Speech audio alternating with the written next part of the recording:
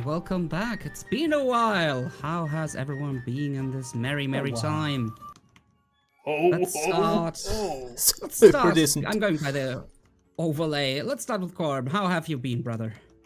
A lot of work, a lot of stuff happening. Luckily, everything is kind of okay. We're surviving. We're warriors. We're strong, and I can't wait to celebrate with you guys together. Nice. So, then let's move on to Dino, who's doing something. Yeah, been very busy. Haven't done a lot lately. But, yeah, I guess I'm doing alright. Here. Oh, shit. And, last but certainly not least, how have you been, Matt? I've been, life's been life. I've been pretty busy. Hang on, sorry. I forgot to prepare.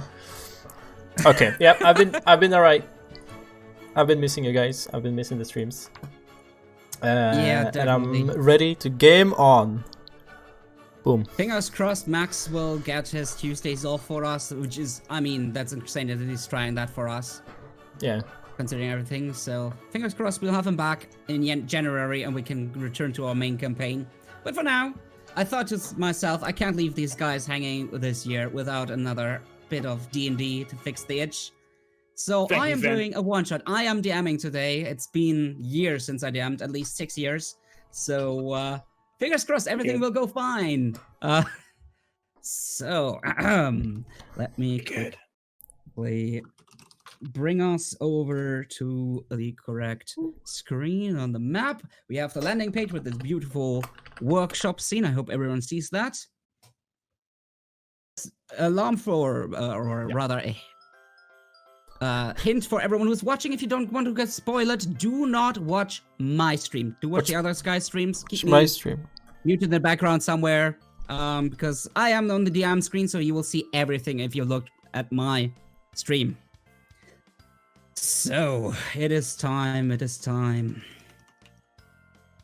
Winter has swept up among the Sword Coast, winds from the north carrying harsh, biting cold to all lands. Not long after, white flakes slowly start drifting down from the pillowy clouds in the sky, covering the ground in a blanket of soft snow.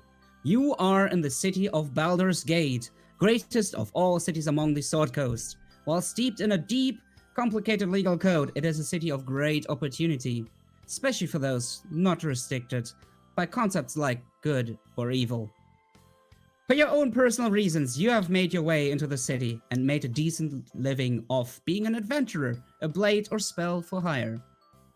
A contact of yours has recently told you that a rich manufacturer is looking for adventurers with a certain level of creativity in their approach to situations, offering great rewards for their help with a bit of old-fashioned corporate sabotage. Walking through the snow that has turned into a grey mush of snow and rain in the streets of Baldur's Gate, you make your way to a corner of the lower city near the docks, to a large brick building spewing black smoke out of a large chimneys. A large sign hangs next to the entry portal. Let me show you what it says. Show to players, please. Can you see it? No. No. Not at the moment. Okay. Can I drag it in? Is it in handouts? Or there's no handout for it? I have... Okay. So that's the first thing I don't know, so I'll just do it in players' journals. All players, you should now be able to see a handout called GR Inch sign. Yes. So that is the sign you see. Nice pun. Yep. I like it. GR Inch Toys and Armaments Inc. As you pass the threshold, you enter an ostentatious foyer with marble floors and dark mahogany wall paneling combined with deep green wallpaper. Behind a grand dark mahogany desk sits a receptionist, a beautiful elven figure, alabaster skin, elegant facial features, crowned by vibrantly green eyes, fiery red hair falling to her shoulders in slightly wavy locks. Dressed in a tight black dress, she barely acknowledges your presence as you approach, taking care of her fingernails with a small nail file. Glancing over to you before you even say a thing, she pushes a clipboard over the desk towards you. Quick voice change, give me a sec. Please have a seat and fill out the form. Mr. Inch will receive you soon. As you turn around to the waiting area, you see 3 others already sitting on some of the padded chairs in the corner of the room. Now is the time to describe your characters to each other. Ooh. Hey, I've actually prepared a photograph. Nice. Hang on. Is it actually showing up for you guys? If you open, I'll allow you to enable everyone to see It should be your showing. character sheet. Not Should be showing. added it. Oh yeah, it is in all players. Yep. You can open Captain Ebenezer's character sheet to see his character image. A bit on the small side, but you can zoom in. My character certainly is an old man, as pointed out by chat. That's correct. His name is Ebenezer Scourge. Captain Ebenezer Scourge, of course, because he's a pirate. Pirate. I mean, you can see how he looks. He's a elf, half elf actually. So pretty much just looks like a human. Got big ass sideburns. He's old, got white hair. Pretty badass, of course. He's known from, if you've heard of The Secret of Money Island, or Money Island 2, LeChuck's Revenge. He loves money. Yep, that's my character. Okay. Captain Ebenezer Scourge. Yeah. Yarr! I'll try a pirate. Kind of. I'll try my best. Okay. Who wants to go next?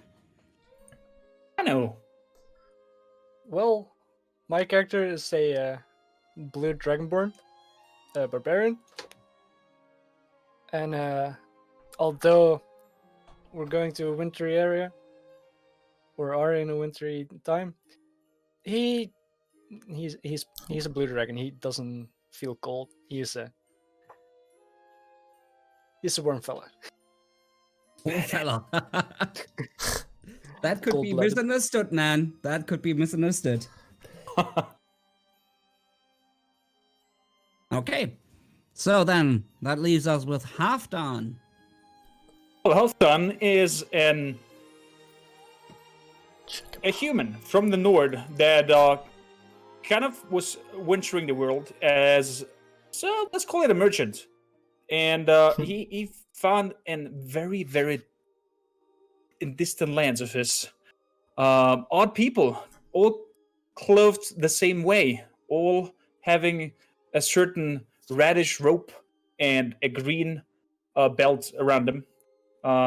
Everyone was shaved, and they all ventured in and out of the same building, and I was very curious and went there to present his wares. And his blonde long hair and blonde long beard, braided mostly. He stood out there, and one of those shaved head 3 persons came over to him and offered him a place to work first. Then work went to meditate. Then meditate went to teachings. Then teachings went to freaking Halfdan becoming a monk. And he did some bad things, not growing up with the other monk children there and having the lusts of his previous life still lingering within. He's now out of that monastery, so to say. Off to adventure. Hey. And in the corner, in the dark corner, someone sees back. You can't really see him because it's so dark in that corner he's sitting. But he seems not to be interested in interacting with you yet. If you want to interact with your characters, now's the time. Otherwise, I would continue, so let me know. If you want to react to each other or something.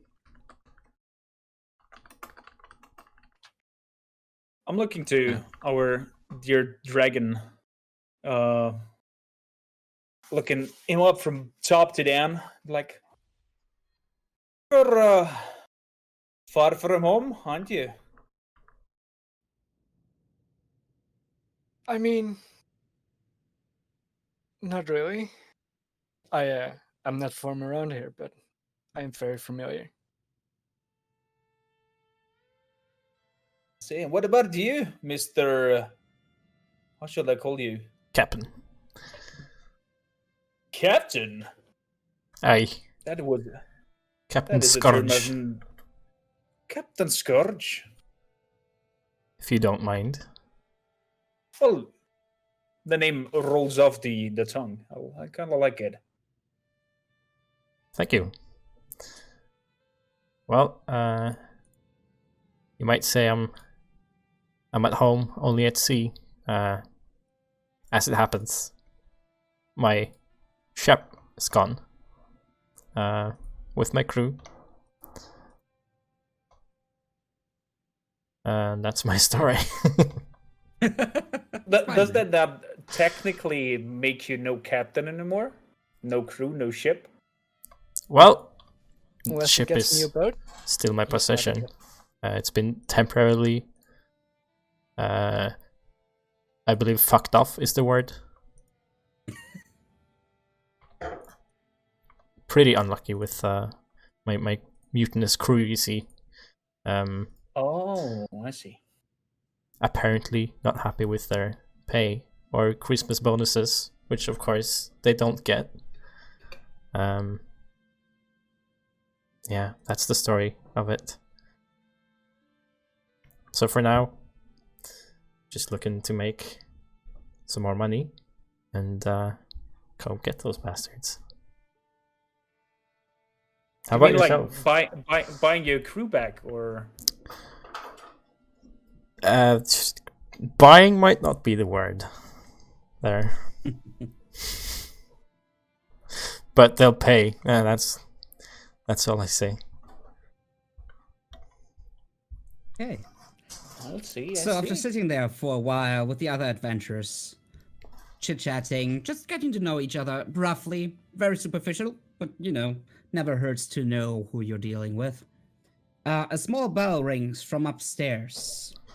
The receptionist rolls her eyes and gets up from her chair. If you would follow me, please. Mr. Inch is ready to receive you. He leads you up grand carpeted stairs through a corridor lined with grand pictures advertising the various products of Inch Inc., including bestsellers like Flaming Fist Officer Barnaby, now with real flaming fists. Or the Sniper-Matic 3000 crossbow with a 4x scope and bipods for unprecedented accuracy. At its end is a set of thick double doors. Opening it and gesturing for you to step inside, the receptionist does manage to look past any of you and vanishes back into the corridor once you're all inside. The office you enter is as ostentatious as the foyer, taken up by a humongous desk, behind which is sitting a tall figure on a gilded chair, facing away from you, towards the fireplace behind. Please step closer and take a seat, gentlemen, the figure says, waiting until you all have taken a seat. Oh, Finally, he turns definitely. around on his swivel chair, facing you all. You are greeted by what can only be a bugbear, but with green skin and green fur. Tall, with ridiculously long arms, Okay. clad in a dark suit, he glances at you all with cold eyes. Let me show you a picture of Mr. Inch. Okay. Mr. G.R. let's put it up. Inch should be now in your journals. I'll try to click show to players again, but I don't know if it does it. It didn't show to players, but it is in the journal. Yeah, you can look at It G.R. did show for Inch. me. Okay, cool. I see him. So there is Mr. G.R. Inch. By the way, Fen, Totally not obvious who I'm being. Yeah. is it maybe an issue because we don't have tokens yet? No, it's fine. You can drag you in. You get like a silhouette thingy. Oh, Then we okay. can mark it with different colors. That's not a problem. So that is Mr. Inch. Lovely fellow. He looks. Thank Well, you as for the- coming. as he turns around and offers us a seat, Halfdan is like pulling out two of the chairs and looking to his two newly won friends and offering them like to sit down. Wow. How kind. Well, thank you, little Okay. one. Thank you for coming. You're probably already aware of what kind of task I have in mind for you, so let me get straight to the point. For a few years, there have been a new cult rising in the cities of the Sword Coast. The cult of Christmas. They came out of nowhere. Of Christmas. Started giving away presents to children. Can you imagine it? Gifting away toys. And he slams his fist on the table. Sounds like humbug. Yes, humbug indeed. Then he Talking that he is like offering toys for free. Yes, the cult is offering toys for free. That's bad for business, as you can understand. I am making toys after all. So he clears his throat and adjusts his collar. It hurts business. So I need you, gentlemen, to infiltrate their secret workshop. Find out how they are able to produce such large quantities of toys, then sabotage their workshop. I cannot have the competition give away product for free.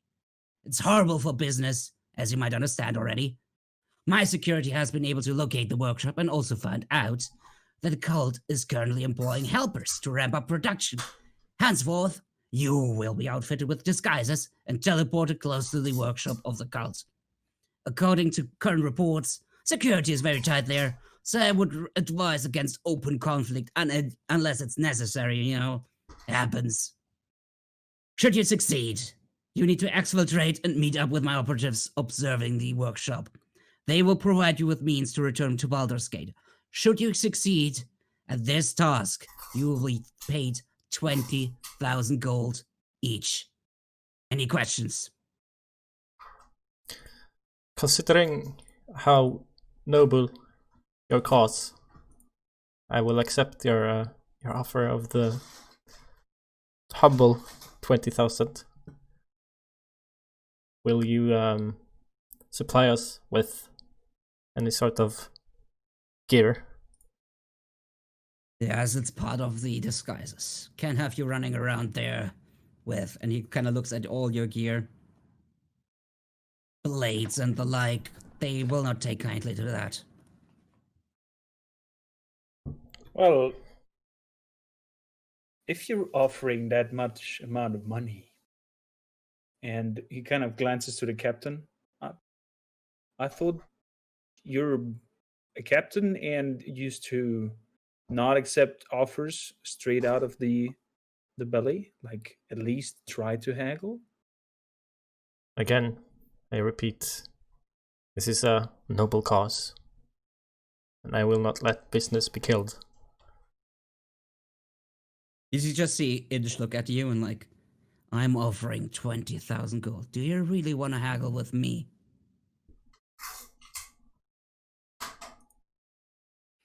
I accept 20,000. Sounds good. He looks at the only one who hasn't given his Yeah, acceptance, I think. Sounds good to me. Good, good. Oh, and straight to once- the point. I like you. And he looks like Any up to the questions dragon. then? When do we Any start? questions? When do you start? You're muted, Fen? You're muted.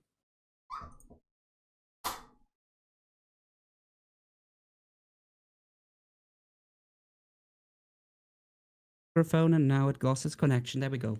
I'm back. Hopefully. You're back. Nope. Yeah. Okay. Cool. Sorry about that. Like new setup, I said it's kind of problematic. I need to find a way to position the cable without me able to being to touch it. So yeah. Once, since you have no questions, then besides when you get to start, right? Well, what kind of equipment are we getting? And you're talking about infiltrating the operation. Do you expect us of destroying the whole place, or making the production bad, or find copies of his production and bring you, or is there anything specifically instead of just sabotaging that you want us to do? You see, the Forbolg, Mr. Inch, just kind of smile and kind of looks at Captain Scourge, who seems to be a businessman, at least of some sort. Would you be so kind to enlighten him what corporate sabotage means? In my view, anything that does the job does the job. Indeed. I don't care about means. If you burn down the place, that's fine by me. If you kill everyone, that's fine by me. If you just sabotage the machinery, that's also fine by me. All that matters through me is that they stop giving away toys for free.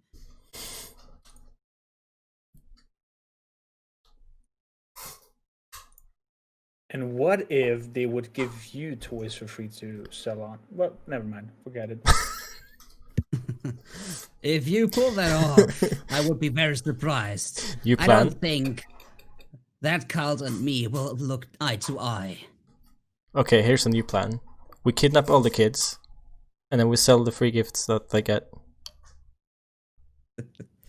That's If you do out of that, character. we have all law against us and will be killed and executed. Or whatever they do with us, I don't know. But it's gonna be brutal. Alright, I suppose let's go burn out a massive factory then. Okay, so I cannot tell you what's in there. We haven't been able to get someone in. We could only observe from the outside. So I hope you're creative and know how to adjust to a situation. We have no clue what's going on. Besides, they're there. They're hiring people. That's all we know.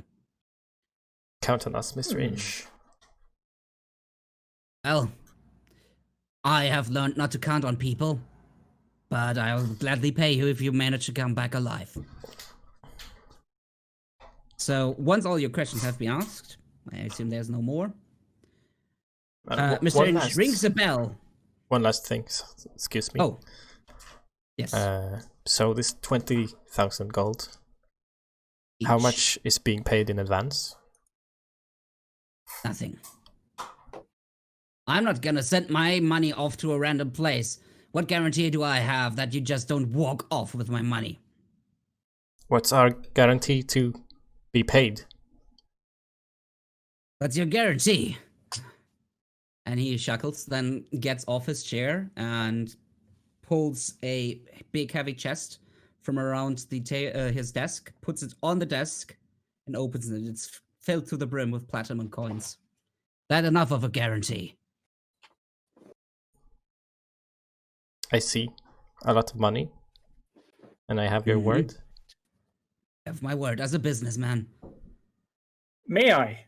As a And he businessman, you would Try, be tries to aware reach that into the chest. a word is only a word. A word is not He payment. He looks at you, and before you can reach in, he gets a coin and reaches it to you over the table. Because imagine this table is massive. You would have to like stretch over the whole table for it with your whole body. Okay. And he has like these Stretch over super it. long arms, so he holds it out to you. Like bite on it. Do I like Platinum, pure platinum.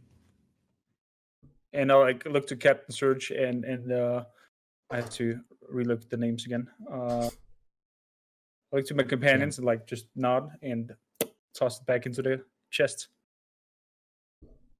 Okay. Well then, any more questions? Once I ring this bell, I don't want to ring this bell several times and confuse my employees. He looks at you. Well, if I have your word, I will pay us. You have my word that I will see to get paid. You have my word. You will be paid if you have done your job. I would not be in this business if I didn't pay my people for their work they did. And I will accept. So, finally, with that final agreement, he takes a bell and rings it. And you hear a door open that you didn't see before. It seems to have been hidden among the wall. And a brown-furred gnoll with floppy ears and a tuxedo is stepping out of that. Let me show you that one. I come prepared. So we have Max the Knoll.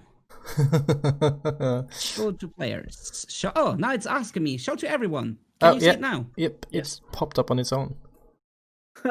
Yeah. So there is Max the Knoll with the floppy ears. He's actually adorable. He is, isn't he? It's kind of funny result that I got there. Max, be so kind and lead these gentlemen to the armory, then send them on their way. Time is business after all. Good day, gentlemen. And should you fail, I never met you. We don't fail. Well, Not to flex or no words anything, back. but my character's level 5, so... Sick. Max doesn't say a word, he just nods his big beastly head and leads you out back into the hallway with the advertisements, and then through another set of doors into the factory proper. Where before it smelled of wood and cigars and was mostly quiet, now you have the penetrative smell of hot metal and coal, as well as the sound of heavy machinery all around you. People of all races, genders, and ages are working at conveyor belts, all dirty and sweaty. None dare to look at you, focus on their work. All manner of products are made.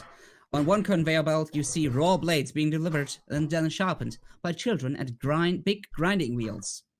On another one, you see an old dwarf is making sure the nutcrackers are working properly with walnuts, which are then put into another conveyor belt for some purpose you can't really see. Hopefully he didn't lose those 3 fingers on his left hand to a nutcracker. Finally, you arrive at a reinforced door that Max the Knoll unlocks with a heavy-duty key and leads you inside. Shelf after shelf is filled with toys and weapons.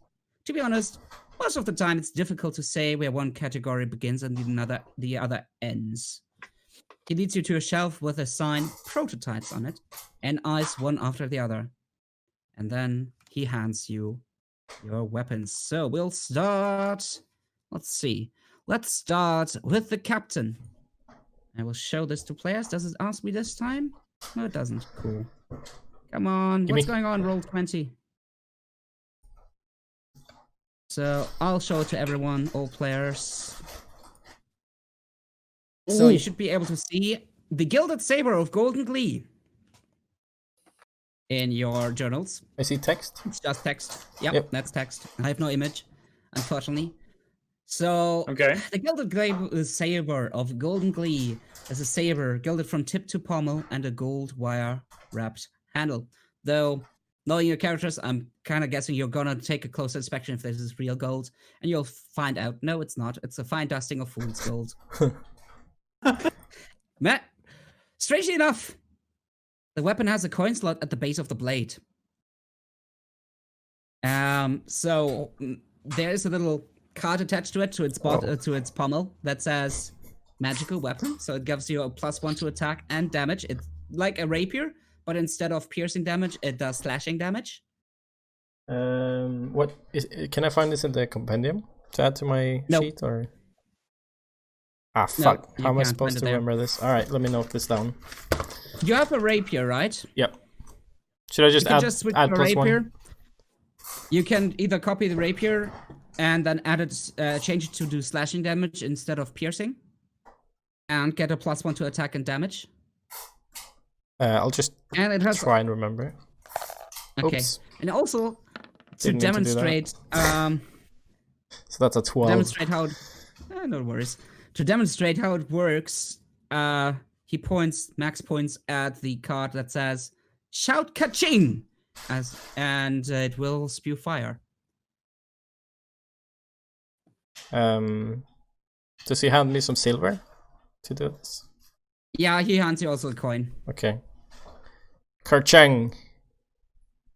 And the And I coin touch- magically disappears out of your hand. You hear like a click as it goes into Oh. the coin slot, and the blade is covered in flames. Wait, there's a coin slot? That's awesome. Yeah, there's a coin slot in the base of the blade. It doesn't lead anywhere. It just magically swallows that coin and it's gone.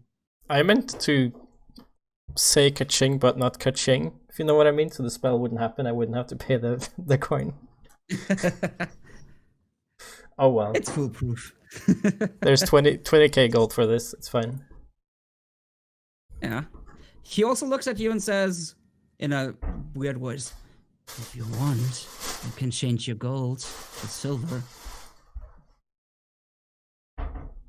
Right. I'll hand him.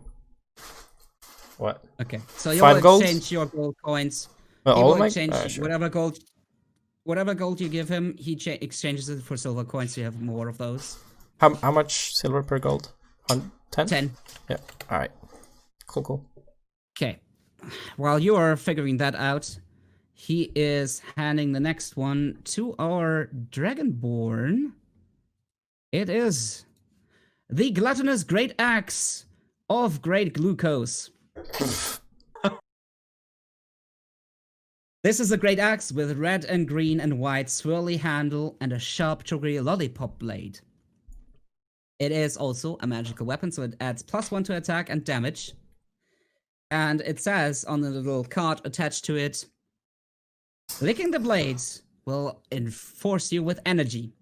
In game terms, that means if you lick the blade, you take some damage because that sugar is fucking sharp. No idea how they did it, but you're gonna take some damage, 1d8 damage. But you benefit from haste for 1 round. However, at the end of the round, you have to pass a DC 14 Constitution save. If you fail, you suffer 1 level of exhaustion. Okay. Sounds like a cocaine staff. Basically, it's just pure sugar rush, and then the sugar down after it fades away.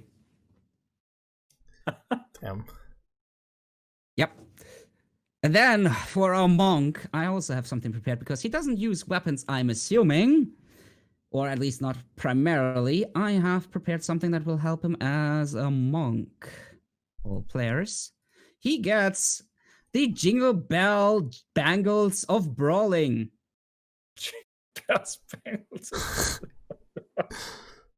Mistletoe bangles with tiny bells that jingle and jangle with every movement. Also a magical weapon. Adds +1 attack and damage to your unarmed attacks. If you recite a verse from the song Last Christmas from the poet Great Wampus, your next attack deals thunder damage. But on the hind side, or the other side, you or one of your allies, randomly determined, suffers 1d3 psychic damage as you're singing that stupid song over and over again. Oh my god. Hey, so get ready for hearing Korm sing Last Christmas today. Okay, so Oh my God. for the audience, okay, we're waiting for a 4th player to join. Eventually, I can just imagine Korb singing the fucking song, and every time it damages the other player who's not here yet, and he dies before he shows up. No, he's not there yet. Oh. Technically, the character will be out of the whole idea. But I hope you like the idea so far. I tried to make it funny. It's freaking hilarious. Please don't do this. Also, I made it sure that it's understood. Please sing us a line from Last Christmas for this one. Because I changed the name, of course, because there's no wham in their world, so it's Great Wampus. The Great Wampus is such an amazing name. It is freaking amazing. Okay, so Jokes on you, fan. So when you do that, you roll a d4 to find out who gets the damage, if it's you or the others. Yeah. If it's 1, it's gonna be Attila. If it's 2, it's gonna be Ebenezer. If it's 3, it's gonna be... Dino, I forgot your character's name already, sorry. Zerth. It's gonna be Zerth. Tough one. And on 4, it's yourself. And it's a 1d3 damage and psychic damage that you suffer yourself. Or one of them. So yeah. Have fun with these items. Oh gosh. Man, I wish I had noise cancelling headphones. As we speak, After I making pull up the sure. lyrics of Last Christmas. No. Yeah, can't hurt. Too bad that Attila is not here. I have something for him as well that's gonna kind of tie into him being a bard. I can carry it. No, he will join you later on, no worries. After making sure you're all equipped, he walks over to a metal band reinforced chest and receives something you can't quite make out. That is, until he returns to you and hands you each a bright red and green Christmas elf costume. Put on, he commands. heard the fella, and Halfdan starts to. Apparently, it doesn't have any issue with nudity. It's magical. It's a magical costume. It will adjust to your body shapes. Oh, okay. But it fits perfectly. It just looks ridiculous.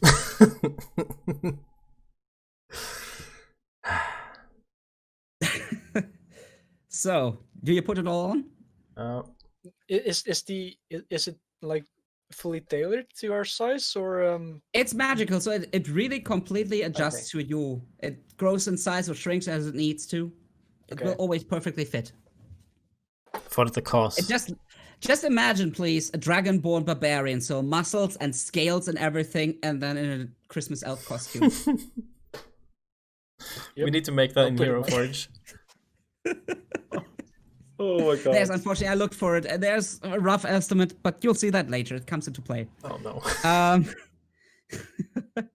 So, as you put on the costumes, they adjust to your body's proportions. Last thing before the world suddenly turns into a rapidly moving swirl of colors is the shackling knoll, then blackness. When you come to, the first thing before you hear or see anything is a biting cold wind. Even the dragonborn will feel that one. Wow. Laying in a heap of bodies because you have been all dropped on the same space, so you're just all over each other. You wake up at the same time, having been teleported to the same spot in a place of ice and snow as far as the eyes reach. There's snowy hills and snowy flats and snowy mountains. However, there's two things that are not all covered in still perfectly white snow. The three strangers approaching you from a hill, and a glowing blue semisphere about a mile away. Do anything? In what order are we stacked on top of each other? Just to make it even worse, I would say Scourge at the bottom, and then Halfdan, then Theric. You mean Seth? Sorry. Yeah, Seth. Yeah. Seth. Ah! The big one on top. Me fucking back! well, I try and push the other guys off. I will push one hand to the side, so I will just like roll off in snow, and I'll start to make snow angel. You make a snow dragon. Yeah. Often is getting up, like grabbing Scourge on his shoulders of his costumes and like pulling him up on the feet, dusting off the snow. Thank you. So, if you don't react to the figures, they will get closer. And as they get closer, you realize those are roughly human-sized and clad in head to toe in white padded clothing. You can imagine, if they just laid down on the snow, they would perfectly melt into the background, unable to be spotted by anyone. These The fellas strike coming. team is here, the leader greets you. Well, let's get straight to business, so we can get out of here before important bits of us start to fall off. See the glowing semisphere over there? Yeah. That's your target. We scouted as much as we could without entering. Here's the map that we drew for you. Good luck. Oh, Better And, drawn a good map. and Yep. and it takes the will map. Switch to the map. It's a horrible map that I drew myself in Roll20, so sorry if it looks horrible. No, it's those other Floating dudes who carbon? drew it. Oh shit. It's Oh. those dudes. So I don't know if you can see it now. I had switched you over to the other. Okay. Yeah. I should have. Yep. Cool. Yep. So it's a rough approximation of the sphere, the semi-sphere, with a few places noted down. You can see the gate at the southern end of the sphere. There's a stable marked, some barracks, a kitchen, some tables, a great Christmas tree, whatever that is, and Santa's workshop. That is your goal.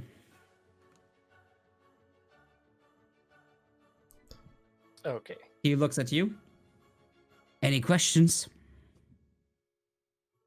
You wanna get out Anything of here, that so we make should it quick. Anything that we should be aware of? Looks terrifying or might, I don't know, end us? Depends on your taste. It might be terrifying, yes. If you're scared of sugar and bright colors and way too jolly people. Are there any guards? Well, we tried to get close once, and we don't know what exactly happened, but he turned back as an icicle. All right. I finally Yeah, barracks. Ignacio. Welcome in. Ignacio, perfect timing. So, let's play catch up for him quickly. Okay. Are you ready? Yeah. I'm Cool. I saw some of the stream, but not all of it. Okay, cool. So, I'll just make a quick summary of what's going on. You've been hired by a Mr. G.R. Inch of G.R. Inch Toys and Armaments, Inc. to sabotage a workshop of a cult of Christmas, whatever that is. And, you've been equipped with special weapons and been sent on your way in magical elven costumes? Question mark? Into a very snowy, cold area we would identify as the North Pole, whatever the equivalent is in Faerun to that. Okay. And you're joining late. Like you saw the other three go first because you had some problems with the forms. There was some shit going on there, but you cleared it, and now you're joining them after them. So before you can even walk over to the sphere, you three, you see someone pop up behind you. The fourth person that can be free to describe themselves now. Okay. I'm just going to make up how he looks on the spot. So No worries. just imagine sort of a troubadour-like look with sort of frills on the arms and sort of a Renaissance sort of fare, with a tightly buttoned vest and narrow hip with sort of puffy pants. And yeah, just with a wide-brimmed cap with a stylish feather in it. Nice. And he introduces himself as Ignacio de Montogia at your service. And you will see on him one last addition to him from also supplied as a weapon that will cause less suspicion in this place.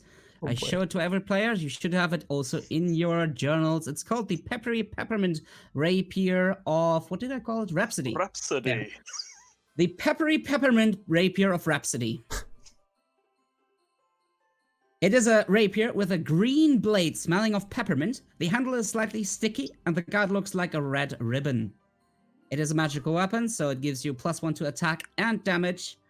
And as a bonus action, you have to speak a rhyme and keep speaking in a rhyme until your next turn to add 1d4 cold damage to your next attack.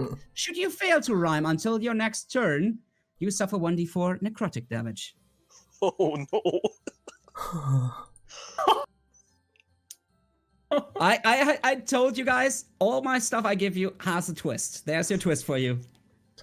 Is it this metagaming? There's I can give you a link to a very helpful website. Yeah, there's make your life easy. There's like rhyme search machines on the internet if you need to. I'm totally fine if you do that. But be aware, if you use the ability of the weapon, you have to keep talking in rhyme until your next turn, or it will strike you as well, basically. I see. So this is gonna be fun. This is That's well prepared. far less worse than the freaking jingle bangle. True. Yeah, that one is horrible. That one is I love it. horrible. So yeah, we were at the point where you had to question. So you told you the one guy who returned as an icicle. So that's all they know about the gods. They didn't dare to get closer than what they could spy from their distance, which is why you just have the outlines of these buildings. That's all they could see through the magical sphere, whatever that is. Could we have one of them go ahead of us again? No, fuck if you. you want to have them turn back as an icicle. I mean, I don't We have give done a our fuck. job. You go. We are once you have no questions, we're gonna get out of here, dude. My toes are made out of ice. I feel half my foot is falling off if I get back not now. So How much make are it you quick. paid for this job? Way too little. About how Definitely not as many much as people- you are probably being paid. If I were to About how offer, many people did you see?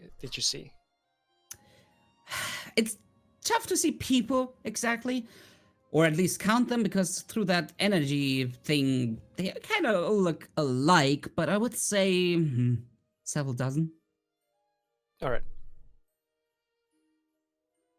if your pay were to increase a little bit, would you be tempted to do a little more work for us? Look, whoever you are, don't tell me your name. I don't even want to know. We want to get out of here with our lives and most of our bodies parts intact. No kind of money is gonna make up for that. Friends, let's not keep those men from going home. Go in peace, and thank you for the map, and we'll figure the rest out. Such Good a luck. poor sense of business. And they gather around and holds like it's a weird odd turn. It looks like an oversized ring, and then there's the poof, and they are gone. Whoa. As No. they gone, I'm like hold up the map and try to like turn it in all the kind of directions until I see it matching to what we see before us. Mhm. What? The closer side of the thing is actually the south side. So Yeah, we're coming from the south. Mhm. Very nice. If I remember correctly, did that man that hired us not say that he's hiring staff?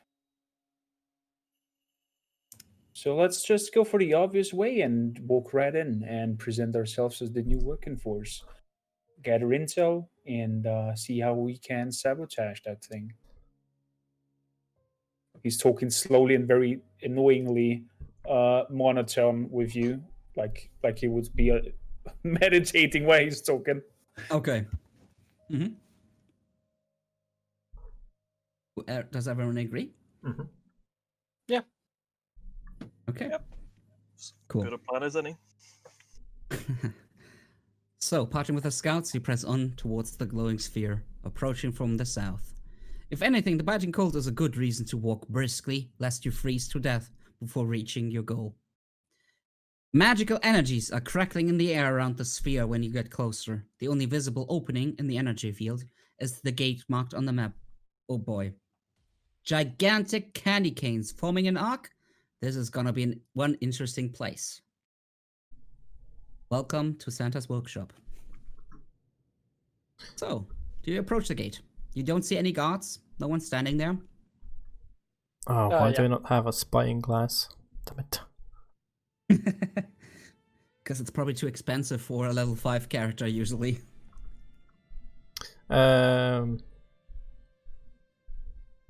I guess the dragon approaches? Yes, I do.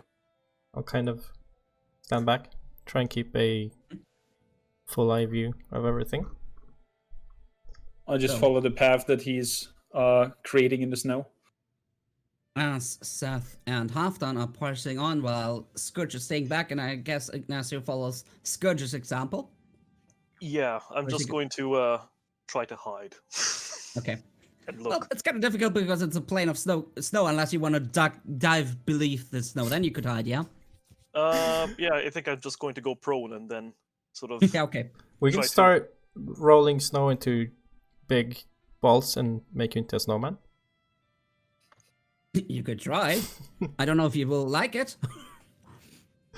So Just as a you get suggestion. closer, the magical crackling in the air intensifies, but nothing really happens besides just you hear like the zzz, zzz, zzz, zzz, zzz of the energy, and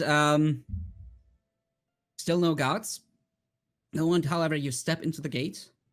Out of the backside of the gate where you couldn't see them, there's some tin soldiers but larger than you, coming out of the behind the gate, kind of blocking your way and looking at you. They don't say anything, they just look at you. Well, I just wave over and say hello. The tin Waiting soldiers for a just reply? keep looking at you. All right, They don't seem to be able to walk- talk. I will walk closer to them and just kind of like look at them. Like they move, right? They just don't talk. Yep. They don't Okay. talk. As I said, they're tin soldiers, so they are not living beings. Oh, okay. Like, they look like more like an automaton, basically. Like Transformers. No. Quite literally, it looks like these old Christmassy tin soldiers, like from what is it called, the Rat King, or whatever that opera is called, or the Is it ballet. a nutcracker or what? Yeah, like Nutcracker, but like made of tin, and they just like they walk very stiffly, but they block your way right now, and they don't say a thing. They just look at you. All right. I'll just look up to them and say like I came here for a job. I Then heard they there was give an a nod. application. And you see some kind of energy field just going, like it's like a plane going up and down, like they are scanning you. It takes a moment, and then they take away their arms and get back into the position behind the gate. They let you pass. All right. So I will walk in and look at Okay, the others so and you- ask if they will come as well. Yeah, I kind of just look at Ignacio and nod towards the gate. Okay. Yep. I'll go and join them. Yep. Cool. Let's drop your characters where you are on the map, just so you have an idea where you are. And since there you go, that's where you are on the map. You're now through the gate. Oh, this is by okay. I think I could shift pin you to it. There you go. So that's where you guys are. Oh, am I on the right layer? Yeah, I'm on the right layer. Okay, cool. Yeah. So, that's where you are. You have the map. And you already hear to your left, you can hear the sounds of some kind of animals in the stable. And the gate is slightly open to your left, and you can see what looks like a sleigh. Very vibrant with gilding and kind of fits the whole place because everything here is kind of red or green and vibrant colors. And to your right, you have a big building that's titled Barracks. You can't really see much right now. The doors are closed. In the middle of the sphere, you see a great Christmas tree. It's about 30 feet across, I think it is. Actually more, 60 feet across at the base. And just goes basically up to the top of the sphere with all the decorations you would expect, with candles and you know, all the glittery stuff and Christmas decorations, everything. Left of it, you see a bunch of tables where some figures are eating. They kind of are dressed like you, but they seem to be majority elven in nature. Though there's also gnomes and a few other humanoids. They are eating, though everything you see is sweet. There's no savory meals. It's gingerbread and cookies and cupcakes and cake. And they are merry, and you even can hear some of them singing the most annoying, repetitive songs you could think of. Oh. Well, Everything is Yark. awesome. Yes. You hear one of them. It kind of sounds familiar. Sing "Last Christmas." Oh god, yeah. Do we take psychic damage? No, it's too far enough away that you don't notice it too much. You just can pick it out of the rest of the chattering. I'm gonna just populate the tables a bit here, so if you wanna have a look how they look, let's see. Does it work finally? Nope. Show the players probably didn't shit. Because Roll20 doesn't like me today. Click show to players. Nothing. Let's see. All players, you now should be able to see in your journals the enemy workshop elf. Oh god, that looked terrible, terrifying, crazy. Look mean, look at crazy, that and I smile. felt like this is perfect. So yeah, they have look at some that smile. outfits like you have. Yep, it is crazy. They are all smiling and always laughing. They don't seem one of them even have a neutral mood. Though you notice one figure that looks different among them, which is this fella here with a hat. That's these are the only ones who have hats on among these people. Let me show that to you as well. Even though it's gonna spoil what they are, but it kind of makes sense as well. You find a supervisor among them who doesn't look that happy at all. If you look at it, it look rather grim, to be honest. Yeah, that's more realistic. So His that's hat what you looks see like a for the most square part. brain. Yeah. This is supposed to be like a Cossack. Oh yeah. hat. So yeah. And then next to them, to the tables, you see a building with a big chimney that is spreading the scent of freshly baked gingerbread. So that's probably the kitchen where they are sitting. And then in the back, you see the big workshop. It's a huge building. It's partly a house on the southeastern corner, and then beyond that, it looks like a proper workshop. So huge doors and stuff like that. And you can hear noise from there as well. So, where do you go first? I turn to the group and be like, well, we are here to sabotage this place. Meaning, I think maybe start with the transport. And he points over to the slate. You said that we can see the slate? You can see the sleigh through a crack. The door of the stable, the big Okay. gate is slightly opened. So we should maybe take care of whatever, transporting all that toys and whatnot as starters, so they cannot. Well, How say they're we good make things. this stable unstable? How about we just check out the place first and then make our plans? Seems to That me your- that probably in the workshop there would be machinery we can either use for breaking the stable or just sabotage in general. Okay. Well, I'm just waiting for what you do. What do you think, Ignacio? So far, no one seems to have noticed you. So far, no one has noticed you. Okay. Should we split up? Is it difficult for us to tell the other players apart from the elves? No. Okay. They're mostly, there's elves, there's a few gnomes, you see a few humans, but none look like, for example, like Halfdan or yourself, Scourge. And of course, the Dragonborn sticks out like a sore thumb. All right. I will Oh no, it's walk just up here and try to push and pull on the door to see if it opens. The if it's locked. door opens easily, and you see a stable with pens on the left and the right. I haven't drawn them in, but just theater of mind.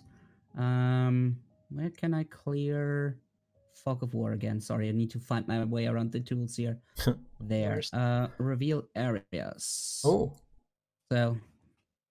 Okay. Yeah, but just imagine, as you're looking into it, Yeah. as it goes diagonally, there's pens on the left and right, all filled with reindeer for some reason. You're not sure why.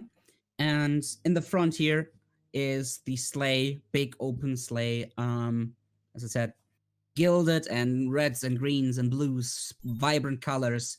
Has a huge bell on the side for some reason.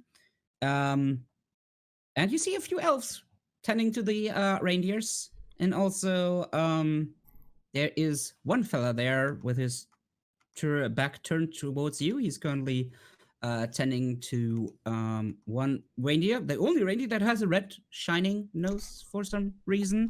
It's not quite clear. It's weird. Never seen a thing like that before. And I will show you his edge. Are they? Do they have like eating troughs or whatever it's called? They are hand-fed. They're being hand-fed by people. Okay. So Can I walk in? you should hopefully see this dude now. What? He is huge. Compared to the Dragonborn, he's still at least 2 feet taller. Right. And huge and muscular, clad in a full plate. Is he eyeing us? No, he has his back towards you. He's tending to Okay. this reindeer with a red, glowing, shining nose. I'm gonna turn to Zerth. Any experience with poison? Not really. I think that could be the solution here. Well, if he uses the reindeers for the stables, better to just make sure they're not there anymore. We could just open the stables and let them escape. Well, if they're dead, they won't be able to be caught and used again, right? True, but that's not our main goal, I think. Well, I would We just could say better shut down the protect. Like, maybe they can just get more reindeers, and then we're still not done with the task. right. Just a suggestion. Yeah, I suppose the main target is the workshop. Either way. I think so too. Well, I think what could cause the most damage is causing a stampede. Good thinking. But what about if we just cancel or annul this magical barrier here and let the cold and snow from outside come in? Because I think if you explain it correctly, once we entered, it's like not yeah, that I forgot to freaking mention, cold but anymore. yes, you, suddenly as you think about it, yeah, the biting cold is gone. It seems it's not super warm, but it's not like I'm gonna freeze to death in here. Does it seem like there's like a Quite a star cool on day. top of the Christmas tree, kind of That is causing one of the main field, sources force besides field? the bluish energy. You see there's a big star on the top of the tree that is shining like very brightly, probably enchanted with a daylight spell or something like that. Okay, but that's Daybright not. It's not even generating the force field, or is it hard to tell? can't tell. Hmm. You don't even know where the energy comes from. It you just see like it cuts perfectly in a circular shape into the snow and seems to penetrate through it and go to the ground wherever that is here. Okay.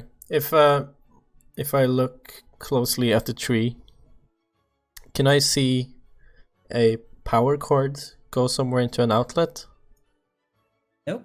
Okay. It's a magic There tree. are like lights in it, but these are quite literally candles that somehow don't seem to burn the tree. Looks like a job for an ice dragon.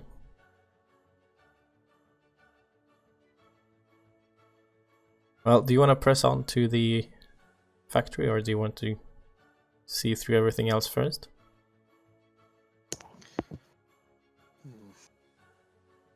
Well, let's check out the barracks to see if we can see in there.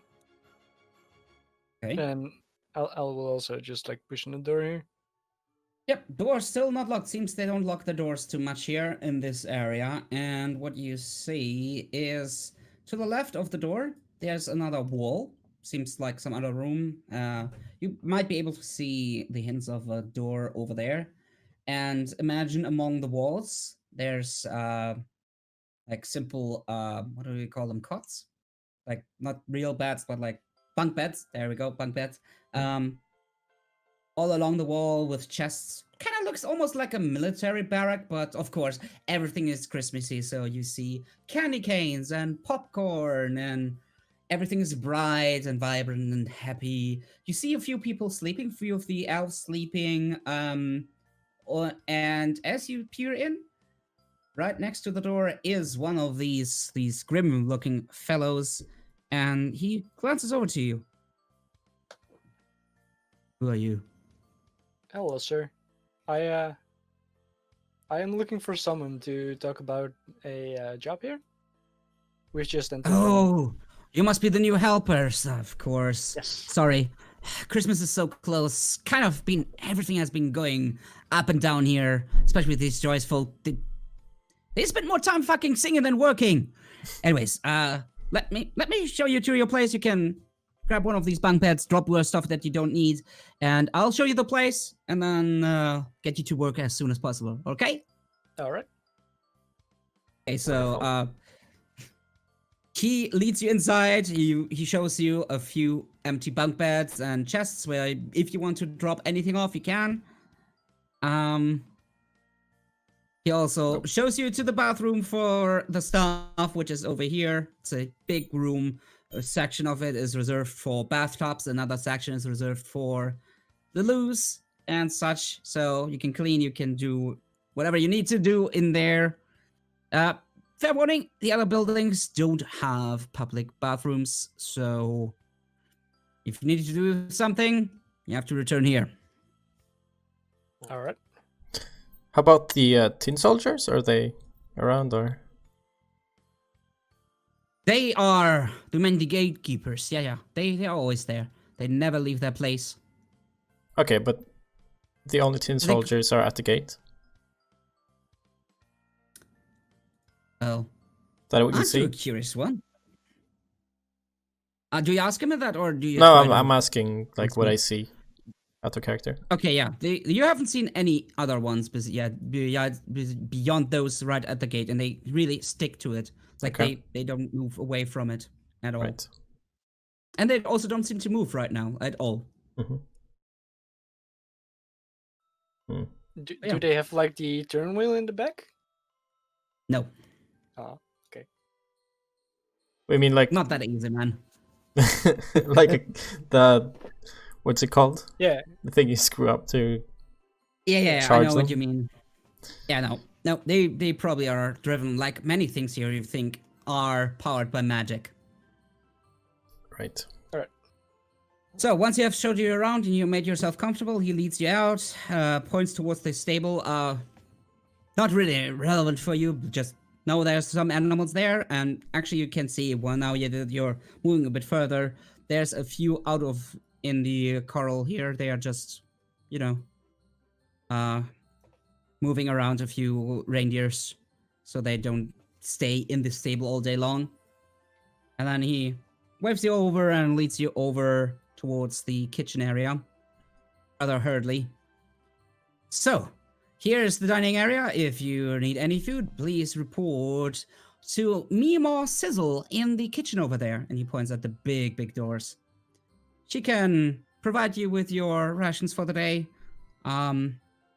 You can have any drink or food she has, with the exception of eggnog. We don't want prepared last year. And you see, like, he's getting paler as he thinks back at last year, and a sweat bead is coming down his side. Never let these jolly people just drink as much eggnog as they want. We had to clear puke for weeks.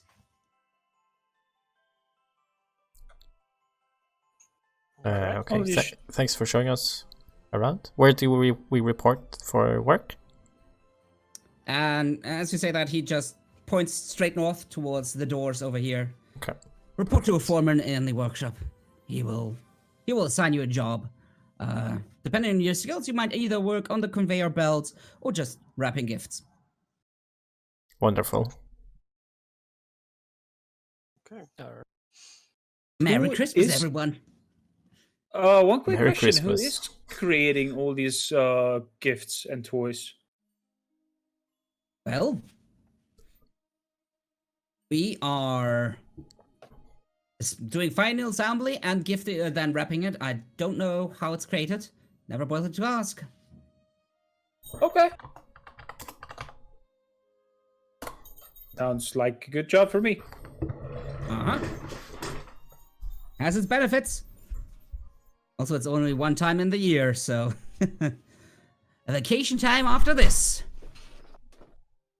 And then he walks off to just scold some of the people who are just singing too loudly and too rambunctiously here, just to keep a bit of a general peace here.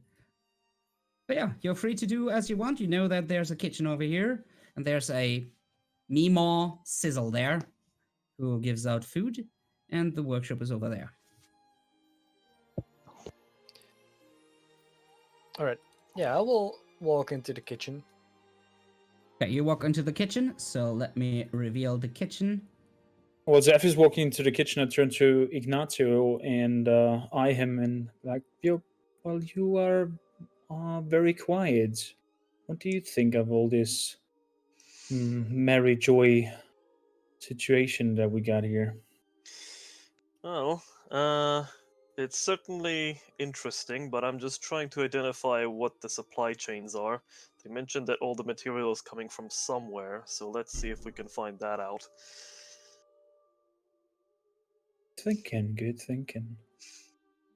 So, He keeps on talking annoyingly monotone. He's going full on monk. He's trying to be mysterious. So, I will show you Meemaw Sizzle, who's standing in the kitchen. She's a gnome, elderly gnome, as you might be able to tell, with quite gaunt features and huge glasses. Like, they are brass metal, but the glasses are so huge. Your eyes look like 3 times the size of normal size. And Chi-Chi is standing right now at the work space here at the table, the kitchen table, and just kneading dough. You see a row of just shelves on the back with ingredients and stuff like that. To the left, you see some barrels. One has a heart on it. One has a sun on it. One has, what else did I have? One has a light, a snowflake on it. One has a tree on it, and one is just a rainbow. No clue what that means. On the right-hand side, there's a big stove with a dome top and then a chimney leading out of it. And then there's a locked room in that corner. And you can see it's locked because there's a big lock hanging from the door handle. Alright. So, I will approach Meemaw and just say, hello, you were called Meemaw, right? Oh, yes, darling. Oh, wow. You're a big fella, aren't you? Average sized for Dragonborns. Dragonborn, that's what they call you. And like she blinks and you see these huge eyes behind the glasses just blink slowly. How can I help you? Well, I was wondering if you have something to eat for a big fella like me. Oh, yes. Well, come along. And She leads you down to these barrels, and like opens the top of the barrels and reaches into them and does this with every single barrel and hands it to you. And she says, "So, sorry, wait." Miss Ginger. So, these are the Christmas trees. Everyone gets one today. I could tell you what they do, but I like the people to explore on their own. So, have fun with those. If you're still hungry, I could give you some gingerbread, but I think you should start with these. All right, thank you very much. She hands you. And- She hands you 4 cookies and a cupcake. And she 4 does cookies. so with everyone who might join you. So, a pink cookie with with some sugary hearts on top, an orange cookie with a marzipan sun, a light blue cookie with a white chocolate snowflake, a green cookie with a marzipan tree, and a rainbow-colored cupcake. You've just made me so hungry. Wait, pink cookie, orange cookie? Pink cookie. Wait, I'll show it to you. I have prepared it as well. Nice. I come super prepared. I just wish I would know a faster way to show it to you. So, you should have the Christmas treats now under items. And you have to find out what they do. If they do anything, you don't know. So, pink cookie with sugary heart. Everyone gets one of each. If you join him. If you don't join him in the kitchen, you don't get any, of course. I really don't want to go near those merry-looking fuckers. Scourge is Again, absolutely not merry-looking. Somewhere in the corner, to the far corner of this table, to hear one singing, "Last Christmas I gave you my heart." I'm looking so unmerry. Okay. Yeah, I'm curious about the cookies, so I'll join them in the kitchen. Okay. Cool. So yeah, you get also some cookies. What about Halfdan? They want to bring me some? You can only get them yourself. Like she's giving Damn one it. to each person. I'm following and joining the cookie session. Cool. So you get also each of these cookies. So I'm not being she's left like alone looking here. at you. Shitty elves. Eyes and And as I get the green cookie with marzipan, I'm taking a bite of it. okay. As you take a bite out of it, and you can see the glee in her eyes as you do taste one of her cookies. It tastes absolutely delicious. It's sugary. It is, but not too sweet. And it has, depending on what you like, it's weird. Like it seems almost they adjust to your taste. So depending if Halfdan prefers his cookies crumbly or chewy, it's either one. And as you look down on your hand as you bite it, you notice that your skin seems to be covered by bark.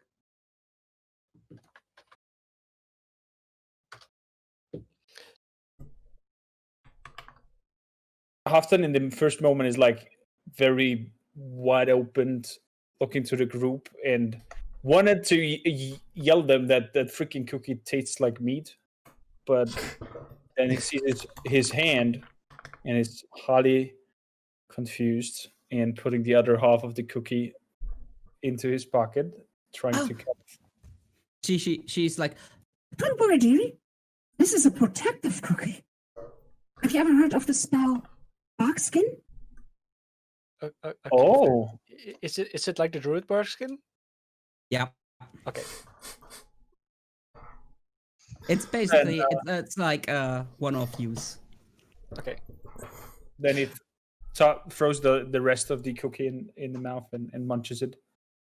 So yeah, as you do that, instead of just your hand, like you can watch as it spreads from your hand further, and your whole body eventually is covered with this bark kind of skin. And if you touch yourself, you notice that the sense of touching is slightly dampened. And I don't know how Halfdan is, how experimentative he is, but if he tries to pinch himself or hit himself, he will notice it is definitely more difficult to cause harm to himself. I will leave You them. just see him as it tries to pinch and tip, and then starts to punch it. Barely feel anything. Yeah, I'm going to lean in and smell him. See if he smells of pine. Yes, he does. He smells of pine. And a bit of maple syrup for some reason. Okay. Is he leaking? Oh, No, there's no. a marked improvement in your smell, sir. This interesting Grim all of a sudden becomes very like, he just stares at you. Well, I hope you wonder like if he's the got cookie. pine cones now. You know what I mean? The cookie tasted delicious. It has Oh, an thank you, dearie. interesting effect, but You know, I'm not just a cook. I used to be a wizard a long time ago, and I felt like, why not combine both my passions, cooking and magic? so what do the? Oh, you said that you will have to experiment the others. I see. I will not tell you anything that will spell the surprise. Okay. Mima, do you maybe also have something to drink for us? Yes, we have milk, we have water, we have lemonade. Anything else? Do you maybe have some special brew like these cookies? Or Well, I do dabble in brewing, but after the incident last year, I've been forbidden to hand it out just willy-nilly. we won't tell on you. What about after the Christmas festivities? Do you do Ah, eggnog after that? After we're not no longer on duty. After, you wouldn't believe how crazy these guys can. They can go super crazy with their celebrations. You wouldn't believe it. And half of it you don't want to see either. She blinks. Hmm. Well, maybe another time then. But between us, if you want to have a little taste, but just this once, okay? Alright. And she leads you over to the door with the heavy lock, and you see she produces from underneath her apron a big key, and she goes over there and unlocks it, and you see a room filled with barrels. More barrels, but these ones are not standing, but like laying, and have... there. Probably have liquid in them. And she gets a mug for each of you and pours a bit of eggnog in each. Well, she's not So- looking. Can I try and sneak some extra cookies? Give me a sleight of hand. Oh yeah, I fucking will, baby. Let's go. Yeah, she doesn't notice. However, you will find that something is about these barrels. You can grab one of each more, but the second time you try to grab into, or like if you try to go into a barrel a second time, a magical force field will keep you from doing so. Okay. So she's like, she knows some people like to get their treats a bit more, and she allows it, but she limits how much. Very cheeky. Hang on. Mm-hmm. Of course the green one was the tree, or the bark. The tree was the bark. Also, I will give you guys control over that treat, so you can write in which one does.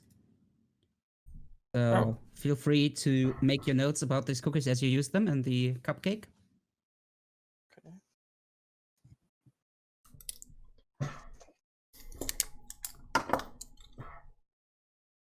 Can I Okay. also put in what exactly it does? Yeah, you have control over this. You can take right into there now. For example, for the green cookie, bulk skin spell, for example, if you want to, or something, whatever you want to feel like. You have control over that. Okay. For those who don't know, Bark Skin gives you AC 16 minimum. Mm-hmm. So might be an upgrade for some people if things get dicey. And it's definitely more convenient than having a potion than that empty flask.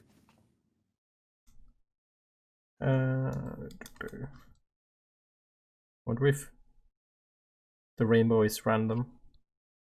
Be fucking awesome.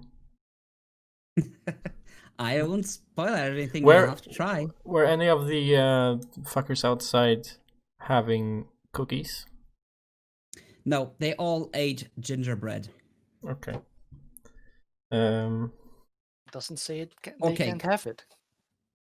They probably everyone has one of those, unless they have already eaten their potion for this day. It's not morning anymore, so I'm Like- just gonna go over to this one and ask if he's tried the majestic cookies.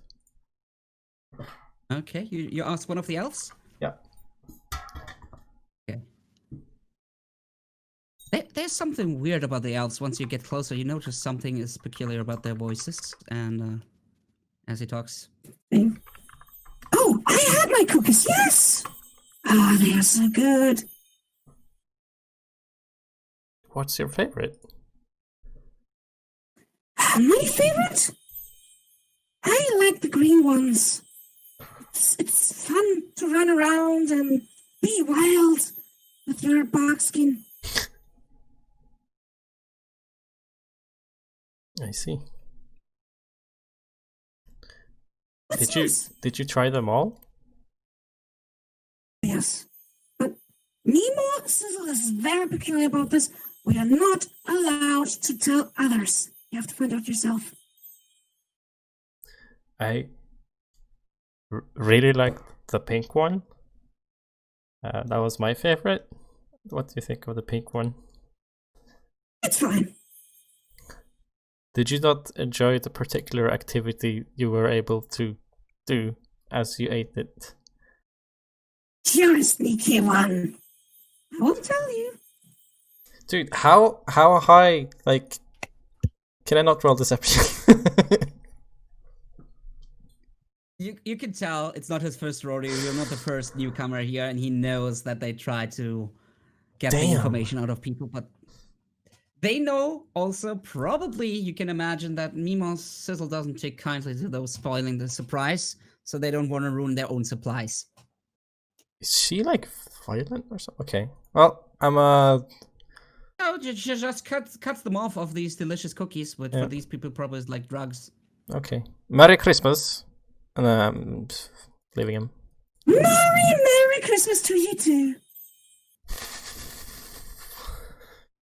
Gosh. Yeah, I'm not interacting in this, guys. Okay, I want to see if I can get some drinks from Mima. Yeah, so where we stop there is she's getting a mug for each of you and gives you like a tiny portion of the eggnog. Mm-hmm. So if you try it, it is for eggnog. It's absolutely delicious, and you already feel tipsy just from the tiny bit you have. Oh, Wow. Is the eggnog enchanted too? Do you ask that out loud? Yeah. I just asked her. Well, I think you might notice something weird about it. It's very potent, isn't it? wink. Yeah, but you wouldn't. For something this potent, you'd normally get a sting, which I don't really detect right here. So there must be something else going on. Yeah, I dabble with magic, as I said, so I gave it the fun parts without the nasty after effects for the most part. I mean, eventually, if you consume enough of that, no liver will hold out. Oh, I see.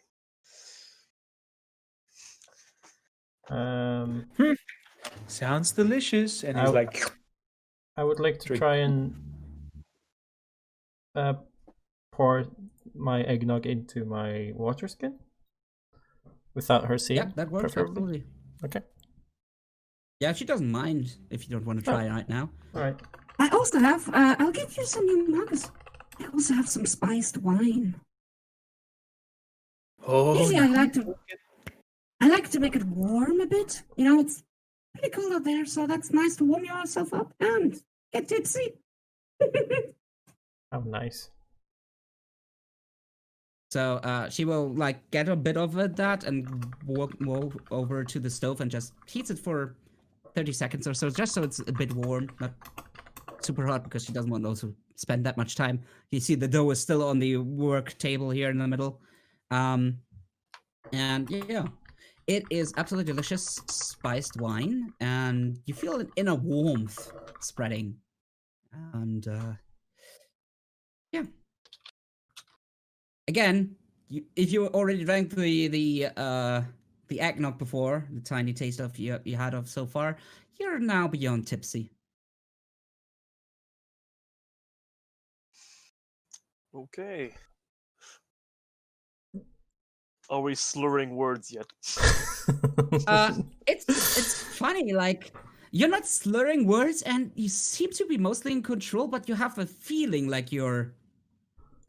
Oh my god. If you're if you're drunk, like you feel a lot of your usual like reservations or just the inhibitions go away and you feel merry and good. But it has none of the negative parts so far. Like wanting to join in and sing Last Christmas. It could happen if you drink more of this, yes. Okay. That could happen. With like slurry fucking language, but apparently not. Eventually, she said, if you drink enough of this is still gonna go like a normal drunkenness. But she has lessened that effect quite considerably, while she ramped up everything positive about it. I'm not fucking getting merry. Not yet. No, this is humbug. Yeah. Right. Better be Okay. careful. Not enjoying this. Okay. I'm not saying this. This is out of character. But please, do not tell the foreman or Santa himself. Doesn't like me giving that away. But you know, We will not we tell all want to be merry once in a while. We will not tell anyone. Oh, we can kill it. We can keep a secret.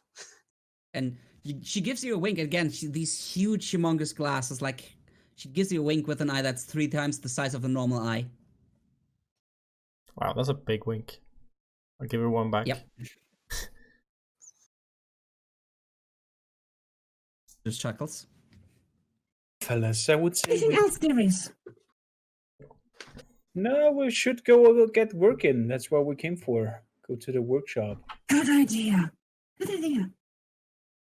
I have a good feeling about you guys. Think you're on the nice list. Think you might get some presents from Santa this year. That would be very nice. Well, let's cut it and let's go. Yeah, I'll walk to the door and go to the workshop. And Mimo Sizzle returns to the table, kneading the dough with a strength you wouldn't expect of a woman of her size and age. So you walk over to Santa's workshop.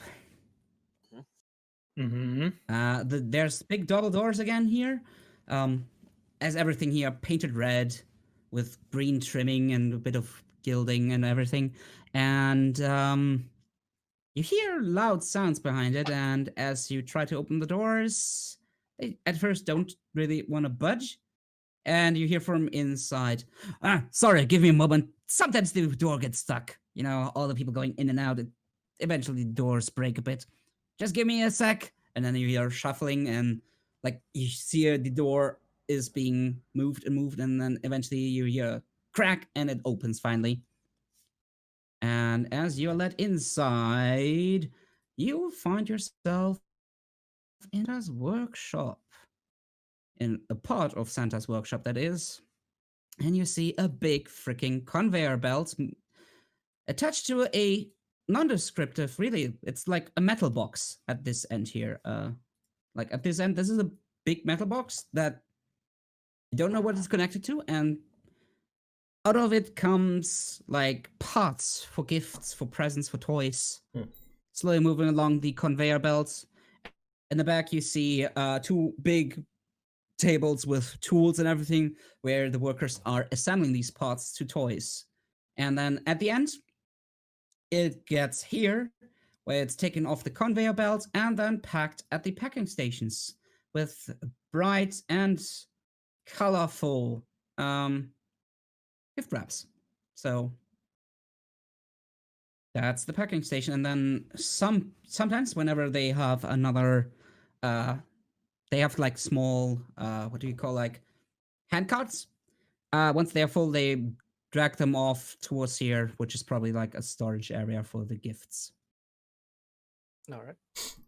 To this door. I needed to still reveal it, but it's not that easy actually. Polygon reveal. Do we see the foreman? Yeah, give me a sec. So that's where you see like these boxes are doors. I really did this roughly here. Don't worry So about yeah, it. you see a few elves. You see a few supervisors. So I'll just draw some in. And yeah, next to the door is one of the supervisors who just opened the door for yourself. yourselves. And yeah, there's elves all over the place. See also, like, not every elf is an elf. There's some gnomes, as I said. There's some humans. There's even 1 or 2 dwarves among them.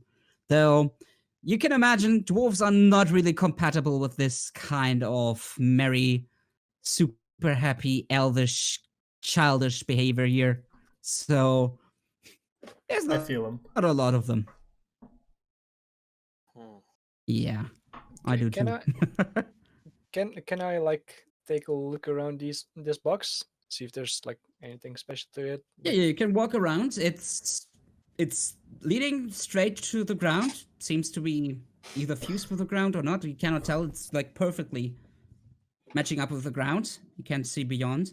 And even if you like peer over the conveyor belts and look into it, if you try that, you see just a bright light. That's all you see. And then out of the bright light come the parts. Okay.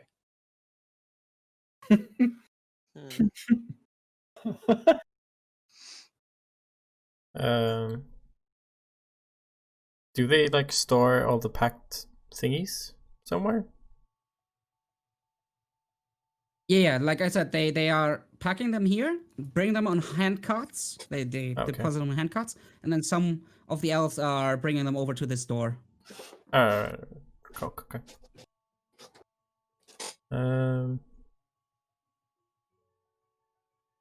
I'm kind of looking at the others.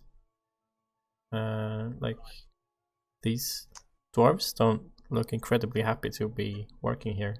Do you maybe think they could switch teams? Whispering, of course.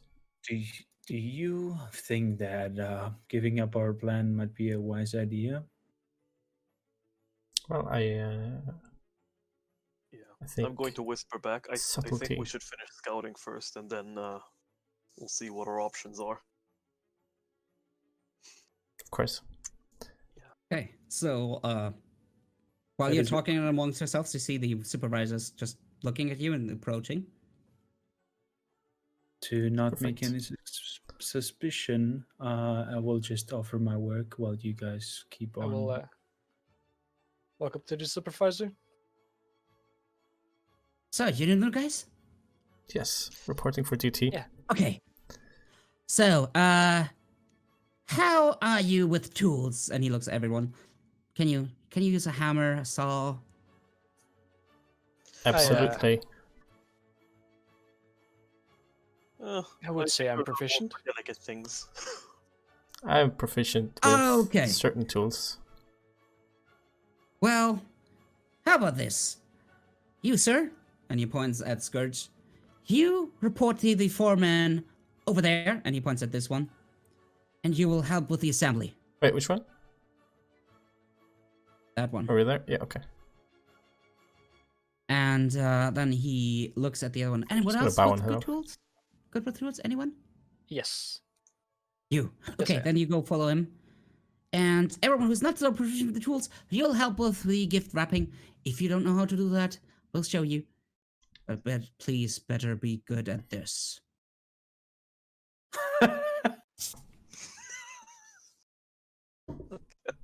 It was like he went from like this cheery and nice to like better be good at this, like with this death stare. Why else would you be here? Good. Then let's get to it. And quite literally, he doesn't give you time to do anything. Like they put you right to work. So, Scourge and Zerth, they show you which parts are put together. Like you're assembling like basically like ponies, wooden ponies, and nutcrackers and that kind of deal. So they show you which parts put together, which tools, and they expect you to jump in pretty quickly. I see.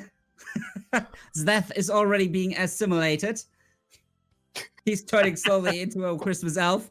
And then, of course, with both Ignacio and Halfdan, they show you how to wrap gifts most efficiently. So it will probably take you a lot of tries to get the technique down properly, unless you have done this before. But they let you do it again and again and again until it is at the standard that they want it to be at. So there you put your work, and eventually, once they are confident in your skill level, let's find out how good you're doing at these jobs. So I would say, Scourge and Zerth, give me what are your tool sets that your tools you're good with? Thieves' tools, Hammer. navigators' tools, and water vehicles. I'm like Hammer vehicles. I'm folding the paper boats. Okay, so Zerth, give me a let's say, because it's the numbers will be correct then probably for you, a strength save, and Scourge, give me a dex save. Uh-huh. This was yeah. terrible. Ooh. Okay, yeah. You're both kinda struggling to really get there. He's not like, they're not shouting you into the ground, but it takes you quite a while to grasp what they want from you. So it will take like probably an hour or two before you have everything nailed down. And for you guys down there at the packing station, what would be the fitting skill test to wrap a gift? I think Sleight it of should be hand? dex-based. Sleight of hand? Yeah, give me either a dex check or a sleight of hand. Okay. Whatever you're better with. Okay. Middling. Ignacio? Yeah, I think I'll do the same thing. I'll just do a strength dexterity. Dexterity save. Okay. Let's see if we have one who's... Yeah, Hey, 50 is look at pretty that. good. So, while Halfdan takes also like hour or two to really get a hang of it, and they will never be super content with it. Fingers are twinkle. Attila, well, not a perfectly born gift wrapper, Ignacio, not being a perfectly born, natural born gift wrapper, he's getting the hang pretty quickly, and they even praise you once or twice, and they leave you out of their eyes the soonest. Everyone else, like, takes at least 2 hours before they leave you alone enough that you could do anything without causing suspicion. As I see that Ignatius is not really paying attention because he's doing a good job, he's like giving him this stare of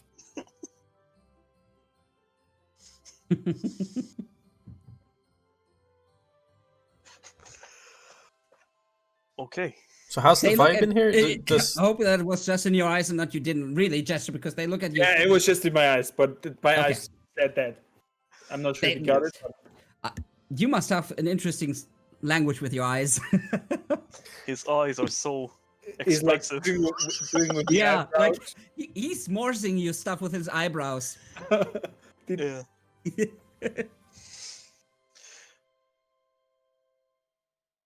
Yeah, so the first one that is free to do whatever they want is Ignacio. Okay. I think what I'm going to start doing is I'm going to try, and while I'm gift wrapping, can I try to ritually cast Unseen Servant? Just with How does- interruptions here and there.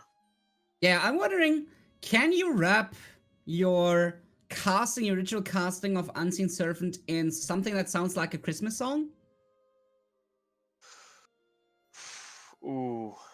Casting Unseen Servant. Let's put it like this: if you can, either you can give me a good example of the verses, or if you do succeed at a performance check, I'll give you that. Okay. Yeah, basically I will just do my gift wrapping in rhythm with hiding casting of the Unseen Servant to the tune of Rudolph the Red-Nosed Reindeer. Perfect. Perfect. So, funny thing is, as you do that, like usually you can't see your Unseen Servant, but for some reason you get a quick glimpse of him. Seems no one else has seen it. Looks like a red-nosed reindeer for some reason. Weird, isn't it?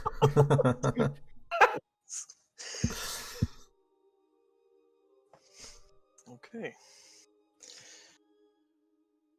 And you feel like it's moving up towards you and nuzzles you with its nose. Cute. Are you gonna pet it? I don't think I can pet it without rousing suspicion. Yeah. But it's like acknowledging like it's there to help you to do your ready. bidding. It's ready. Yes. Is everyone working? You have an unseen Like, servant now. are they all super kind of focused on their work and nobody's They singing are or talking pretty or? focused, though. You notice that like some of the elves, though it's difficult to really gauge how old they are, but you notice those that are probably veterans around here, they seem to be confident enough in their work that they are singing, they're joking, they're talking with each other. Okay, can I just, in case I detect anything, try and like, cause I got thieves' cant. If anybody happens to be planning something or discussing something secret, I want to see if I can catch anything. Doesn't seem like it. Okay. They are just living the good life right now. They are happy, they are merry. They like to sing songs, as I said, so we will hear all kinds of Christmas songs, either hummed or sung at different volumes. Also, for some reason, there seems to be music playing in the background. It's weird. Don't know where it comes from. I'm curious to see how you get out of this situation to keep scouting without causing suspicion. You will notice, especially also, I should mention during this time, the huge fella in the plate armor that you saw earlier seems to have finished his work in the stable and is just patrolling through the workshop for a bit before he vanishes through this door over here. Alright. Question. What tools am I exactly using? Hammers, wrenches, something like a screwdriver, even though I'm not sure if that's time period accurate, but so are not conveyor belts. Also, by the way, I should mention, if anyone checks how the conveyor belts are working, if you're like looking underneath it, you know how they work, how they're being driven? Hamster wheels. Oh wow. Hamsters in them. And the hamsters are wearing, for some reason, are wearing Christmas hats. I need Christmas Nice. hats. Can I just like take like carefully like take off a scale of my skin? A scale of your skin, yeah, if you want to. All right, then I'll do that. Talk to the supervisor and say I like was working with a screwdriver, but it shut off, and that I need to go to, need medical attention. He looks at you, and kind of peers at your purses and what you have. Says, "Do you have one of the pink cookies?" Yes, I do. Eat it. Should have said no. All right, I'll eat a pink cookie. Yeah, you heal for 7 hit points. All right. So your scale, as you do that, you see your scale that you just took off is regrowing. Disappointing. You're welcome. Okay. Okay. And I'll just go back to work. Did I see this happen? Yeah, I probably. assume. Yeah, nice. Okay, so I know what that thing So does. if anyone wants to make a note of it, the pink cookies are like a potion of healing. Could I break off like a crumb of an orange cookie and feed it to a hamster? The hamster will look at it and happily eat it, yes. Anything happen? And yes, it burps a flame, Whoa, and then keeps running. cool. Okay. All right, flame breath. Hmm? Right? Okay. I mean, I So could 3 down already. if it's fine, I'll like to test the light blue one and the rainbow as well. I think I know Well- what the light blue one is. Probably it's the opposite of the orange one, and probably it's ice breath. I will say that if you keep doing that, you will cause suspicion because you have to duck below the conveyor belt, Okay. and they will notice that. Okay. We'll stick to the one then. Figure out the You other can ones. try, but there's a risk of being discovered, and we don't know what's gonna happen if you cause suspicion. If I just like pretend to drop something, is that gonna You can be try that. sufficient? Give me deception or something like that. Okay. To I'm hide that proficient. you're I'm doing fucking that then. proficient. If I fail this, we'll get a +6. Hey, the dice are dice.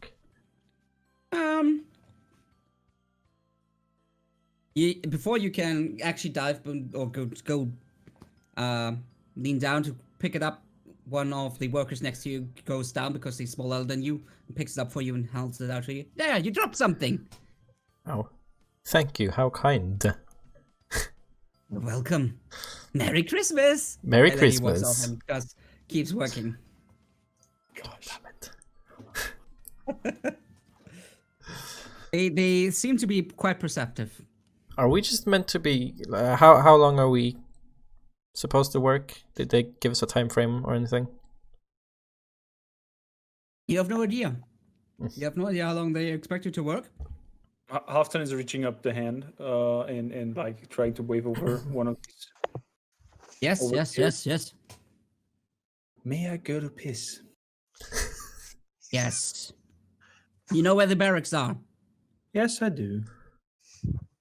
Then go do that. And he turns around and walks off. Okay. Cool. So Halfdan leaves, and some elf takes his place at the packing station immediately.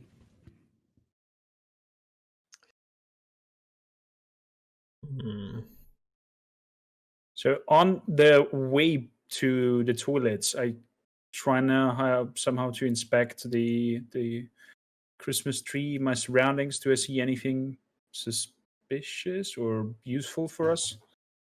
What you notice is on the backside, which you haven't noticed before, is a pretty big snowman. Not moving or anything, it's the normal snowman, from what you can tell. But yeah, besides that, the tree seems to be pretty healthy, not super dry, losing no needles. Seems also he has never been uprooted, like it seems like the tree grow at that very spot. Does the snowman have a carrot as a nose? He does have a carrot as a nose, and he has coals as eyes and belly buttons. I would. Don't steal the How carrot. big is the how big is the snowman? Pretty fucking huge. I mean, it's as upscaled as this Christmas tree, so it's pretty huge. Okay, I would not be able to reach that carrot. Don't steal the carrot. Then it just walks to the barracks. Going into the bathrooms.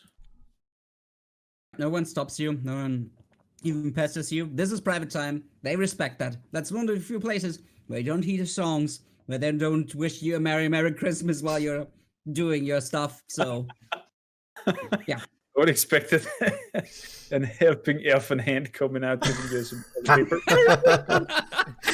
He's coming in to wipe your ass with Christmas wrapping paper. Nice.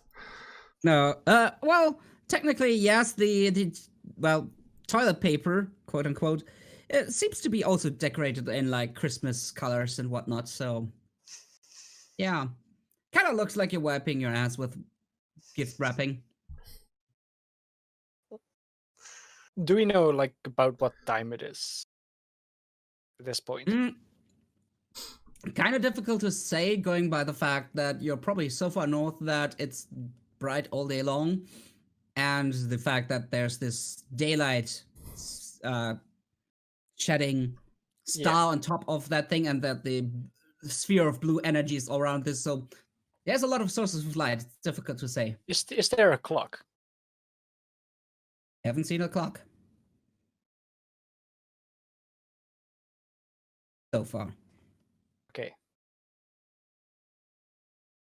Can I walk up to the supervisor and say like, hey, Servant Ruprecht asked me to come to him in like about an hour? Give me a deception. Okay. Prepared with deception. Good roll. So he says, Ooh. "Oh, really? He didn't tell me. Well, seems to be right. So, yeah, go." All right. And yeah, I will. Okay, as if you're going to pass Ignacio, then as you pass him, he's going to give you bardic inspiration. Okay. Ooh. You sing a little ditty for him. Yes, just a little jig, a little motion. Mm-hmm. Cool. Yep. You have bardic inspiration.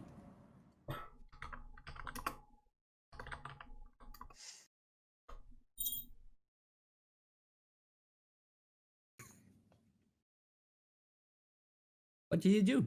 I will actually go into the barracks instead. Okay. And, Try to find Halfdan. yeah. Okay, here's the important question. Are you done with your stuff in the toilet, or is he gonna interrupt you while everyone else finally left you alone?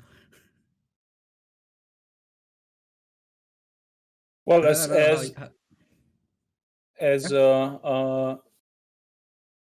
Zerth comes, he kind of like goes door to door with Oh, him, they're like face to Halfdan face just- through the door. Mm. Halfdan just wants to leave and looks at him. What are you doing here? Probably the same thing you're doing. Well, What are we gonna do? I was thinking about going to the slate and unscrew some of the holdings of it, if you know what I mean. Thinking. What if we make sure the elves drink eggnog?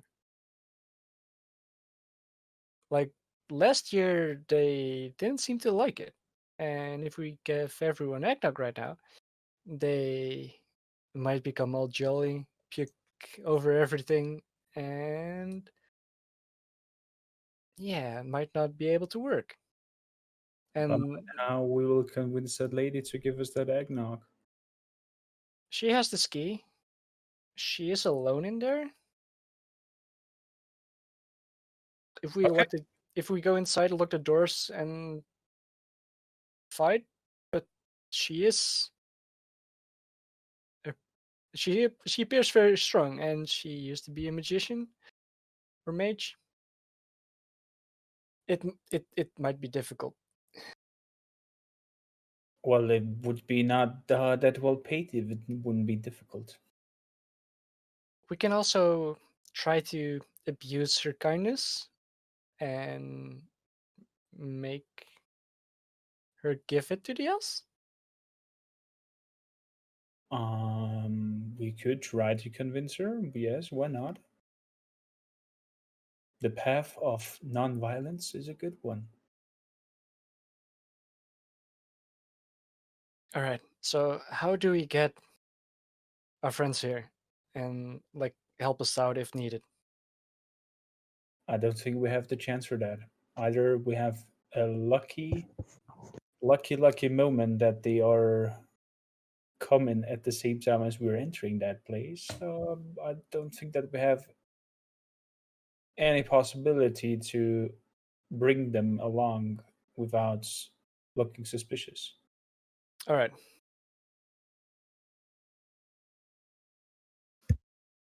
So then just the two of us? Well, I'll leave it to the others if they want to find a way to get out. Yeah, like, you can try to come up with a creative way to get out of there. I would Otherwise, say we'll have to wait for whenever you get a break, probably.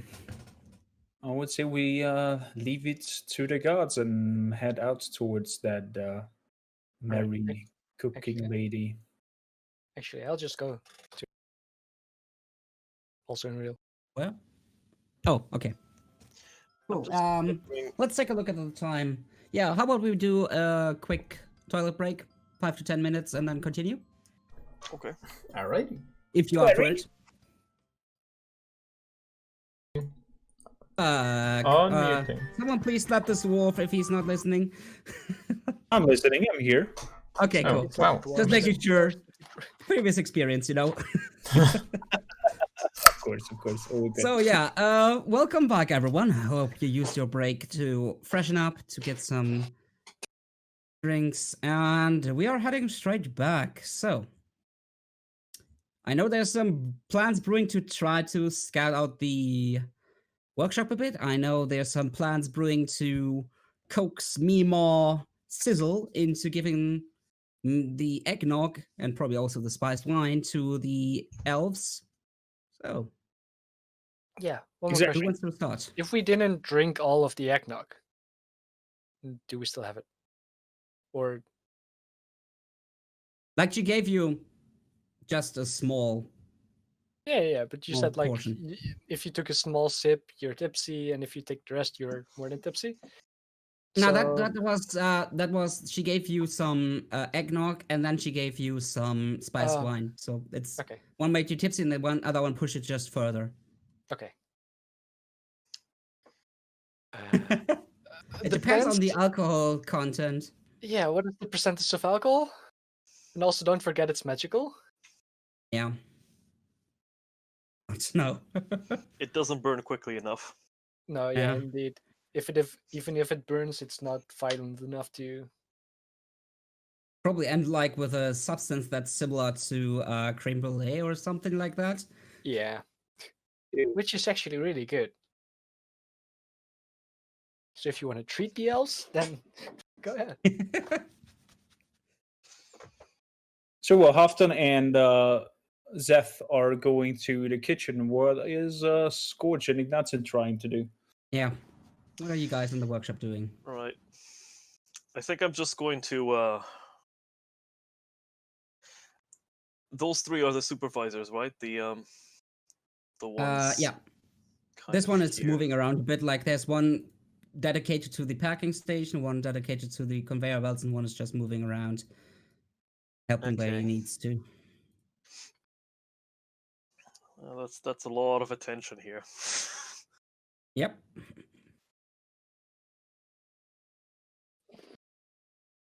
Which direction is this guy facing? I would say he's more or less like looking that Okay, way for the most part. Like he's slightly diagonally looking away from you. And is this just like a normal working elf? That's a normal working elf. Okay. It's probably not Humming paying a much melody, attention. a Christmas melody, of course, because everything is Christmas here. Which, Okay. to remind you guys, like Christmas is not a thing usually in Faerun, in the Forgotten Realms. So this is really weird for you guys. Yes. It's just a case of like mass magically induced lunacy.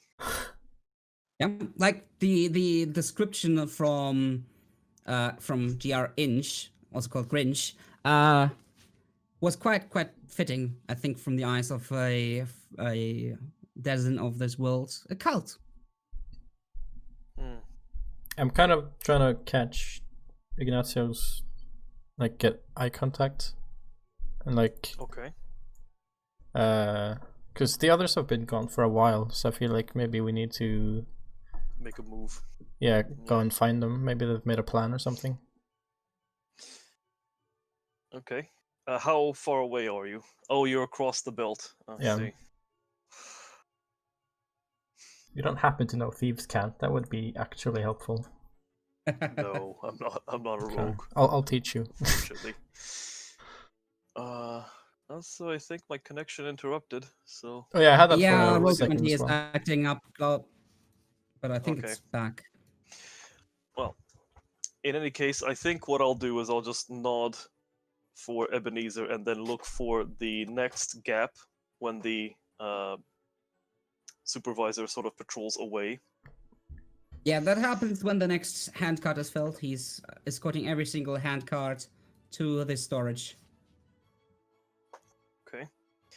So I just wait for the next one to fill up to make my move. So what I'll do is I'll ask the unseen servant to take over wrapping the gifts, and and then cast Minor Illusion, where I was sitting, to basically project myself still making the motions of gift wrapping. And I'll begin sneaking towards the machine where the conveyor belt is coming from. Because you waited for the moment when the cart is being loaded, and you notice like everyone looks at the cart like they are probably counting in their heads how many carts they still need to do. I'll give you advantage on your stealth check. Okay. Right, let's roll the dice. My end, I'm still trying to boot up Roll20. Yeah, no worries. It had like connection error, so it might be taking a while, or you need to refresh. Let me know if the roll doesn't go through, because I'm doing it now. Okay, let's see. Rolled the exact same thing twice. Oh shit. Okay, but I don't. Ah, there we go. 14. Man. You might notice that like this guy you are clear in his view is like cocking his eyebrow, but doesn't say a thing. He just looks at you like, huh? But doesn't say a thing. Yeah, he's focused on his work again. I can see what he's doing, right? From your position, definitely yes. You see. I'm just gonna ask my supervisor if I may go do my business in the barracks. I've had. Fine, but tell that other one that went earlier to finally come back. It's been a few minutes already. Well, if he's in there, I'll let him know. If not, come back and tell me immediately. Sure. Okay. Can I crawl inside the machine, or like in a way that I'm not in plain sight? That will be difficult because the only opening to this machine is the conveyor belt. So you would have to kind of crawl on the conveyor belt and get into it somehow. Is there any space beneath the conveyor belt? There is space beneath the conveyor belt. Above you will see the hamster wheels, yeah? Is there enough like room for me to fit through between the wheels and the floor? Yeah. Okay. You would be underneath the conveyor belt. Yes. Well, okay, I'll do that then. Okay. You're underneath the conveyor belt. Don't see much more besides the hamster wheel. Okay, I'll just start crawling towards where I remember the light being.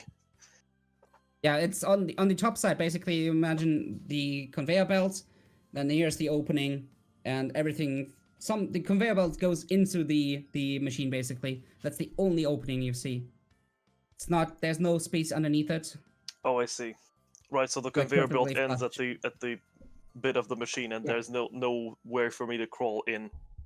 Yeah, basically, Okay. yeah. This is like really a square. The only opening is right where the conveyor belt is, and it's flush with the conveyor belt at the bottom. Okay. Let's see. I need to keep using my action to maintain minor illusion, right? Let me check minor illusion, the exact wording. I'm catching up with the other guys. Just asking what you're planning. We'll just give you a brief summary of the plan that we are either trying to convince the lady to spread the jolly drinks with the elves as much as possible, or we gonna drown her in one of the barrels or see what happens. Oh wow. I have a feeling she's quite powerful. Yeah. Might be difficult So- to get rid of her without making a huge mess. Yeah, so minor illusion lasts 1 minute. So yeah, I think I should be safe as long as I cast it at least once a minute. But I've just left, so I'm further than 30 feet away. Yeah, so I better do whatever I'm doing now. So yeah, I think what I'll do is, just so I don't get recognized, I think I'll just cast Disguise Self to make myself look like one of the other elves that I've seen. This guy's elf. And yes, and make myself shorter as well. And yeah, hopefully that works. And then I'll try to climb in and basically shove the presents away.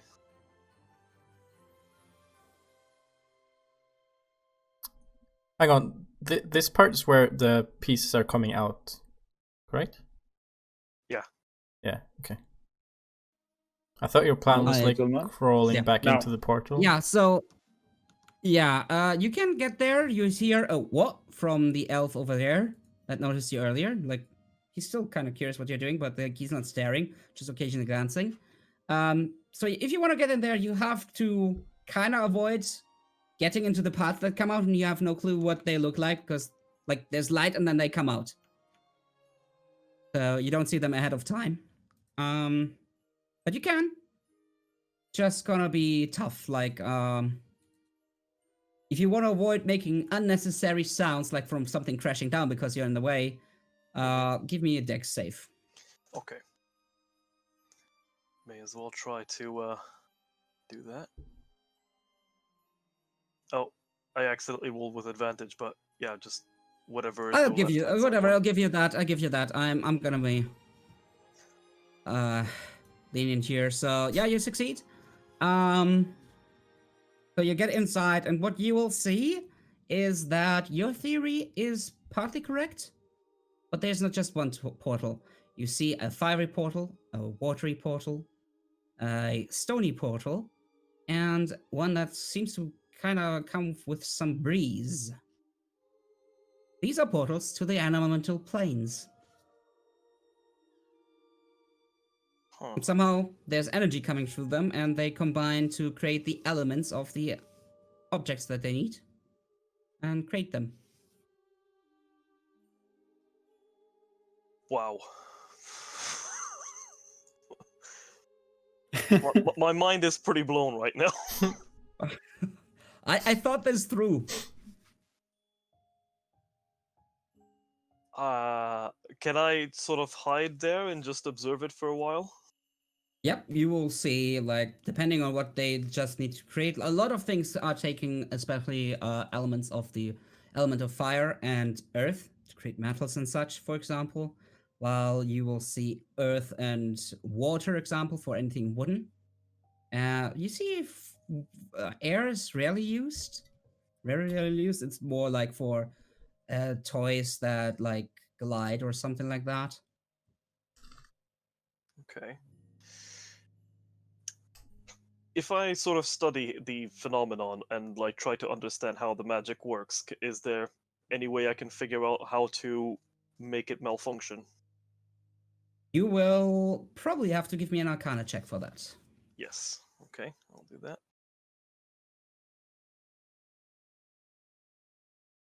From a cursory glance, you're not sure. Could be there's some controlling device here, but you don't see anything really. Could also be there's something on the other end of the portals that directs the energies. It's difficult to say. Okay.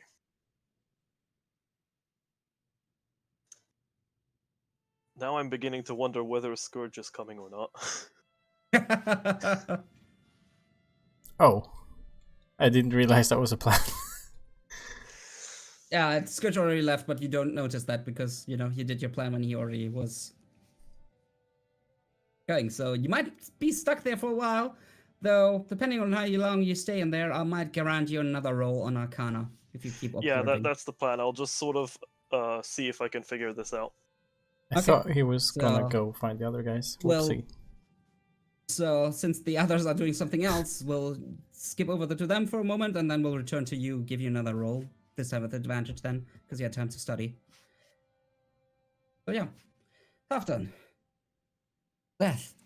Scourge. What do you do? We enter the building, and I'm looking at the captain and at Zerth and asking them, well, who of us would be the most fitting to talk to that merry lady? I would probably say yourself, actually. myself.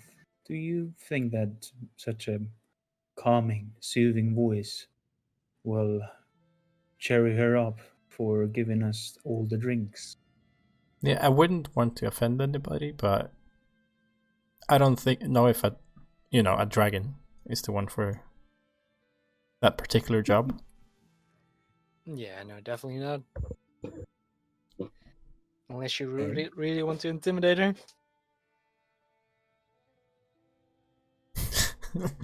You just hear her kneading dough from the inside.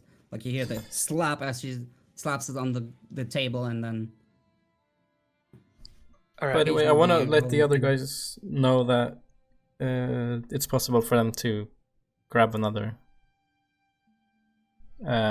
like batch of cookies, so they have double up. I will definitely try. Okay. Well, with that said, I would walk in, open the door, see my greetings, and walk straight to the barrels from the first to the last, and try to grab another fill. And like, oh, I'm just taking another. Oh, dearie, I told you once, but I like you. Yes, go ahead. But no more than one. Promise. And he's like showing his pinky. And she chuckles. She chuckles and like, kind of nods.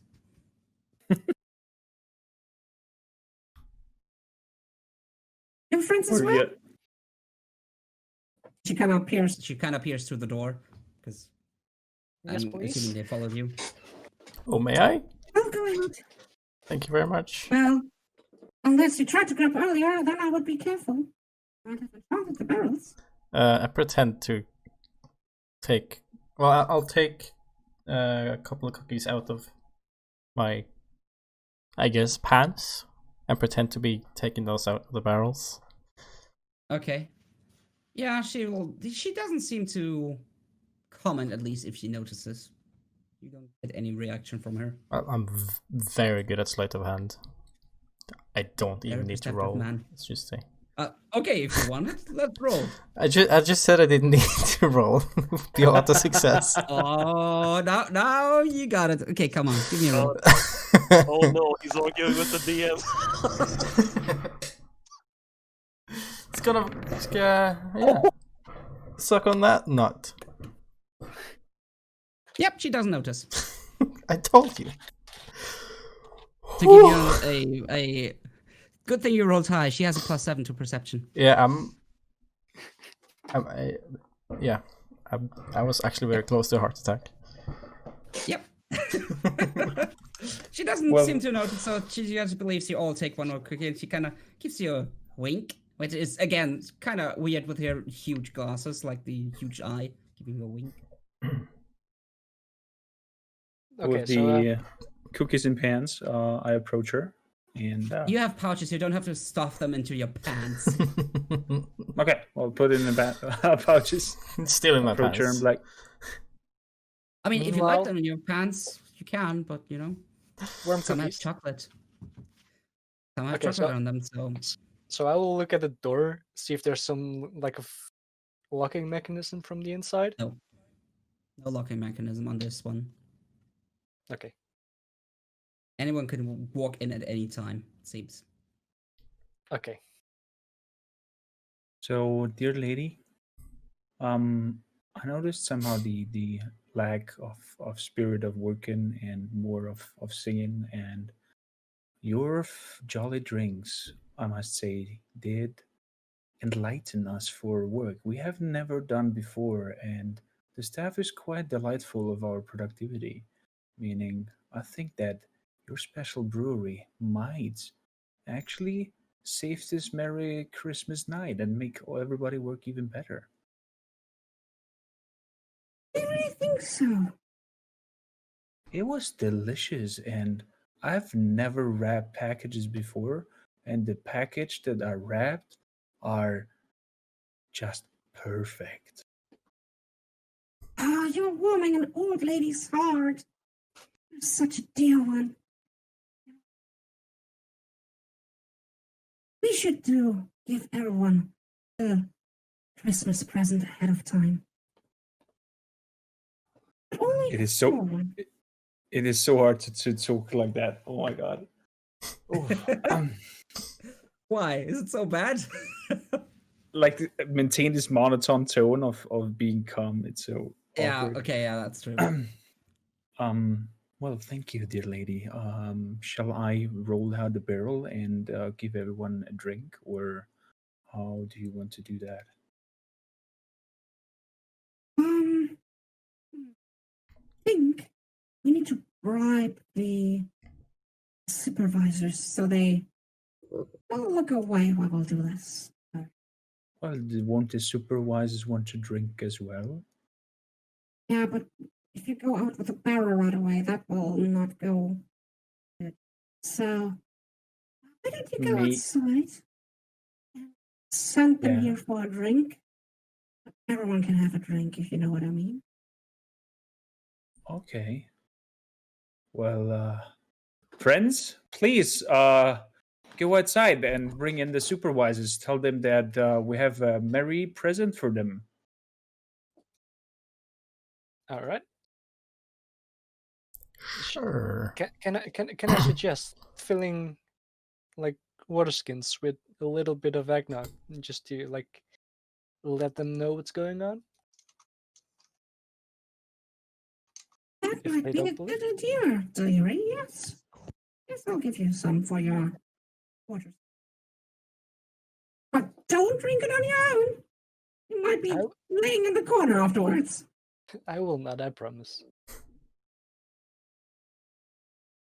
Okay, so yeah, she lets you into the room with the eggnog and fills up your water skin. All right. Then I'll be on my way to look for any supervisors starting. There's one there. With yeah, I'm starting with Santa's workshop. Okay. Okay. So, while you guys were talking, how about Ignacio gives me a roll on Arcana with advantage this time because he had time to study it. In this time, did minor illusion fade if it lasted more than a minute? Well, yes, you would have to recast it at least a few times. Okay. Right. Because I'm wondering if it's not going to rouse suspicion that, like, the image of me packing the presents is there, but there's an invisible thing packing presents. Are you more than 60 feet away? No. Isn't he in a different dimension? No. He is in this thing, so yeah, I would say it's still there, technically. Okay. So it keeps working. It might be looking weird because it's like packing all kinds of shapes with the same motions. Yeah, it looks like a RTS when you're having somebody build a house to just like stand basically like that. Like that, yeah. It kind of looks weird, but they're like, huh. Well, that's enthusiastic. He's using magic to pack the gifts. That's great. It's Christmas magic. Yeah. They're like, huh, well done. Okay. So, let's see, Arcana. With advantage. 14. Well, you're still not 100% sure. You notice there's a small gem in the machine above each portal that corresponds with the colors of the portals. And whenever there's energy drawn from it, it kind of glows slightly. Okay. Can I try to investigate the gems and just see, like, if I can find out what type of gem they are? Just you will go if you go and investigate. It's difficult to get close without going into the portal itself, so you will have to climb around a bit and be careful because you don't want to stick your head into the plane of elemental fire. That's for sure. You will see that the gems, these are really expensive gems, like as pure as if you have ever seen a ruby for the element of fire, as pure as if you have ever seen a sapphire for water, as pure as if you have ever seen a diamond for air, and for the earth element, it's an emerald. And they seem to, glow every time the portal does something. Are they fit into anything like They are in a socket in the machine, in the top of the machine, like right where the portal is.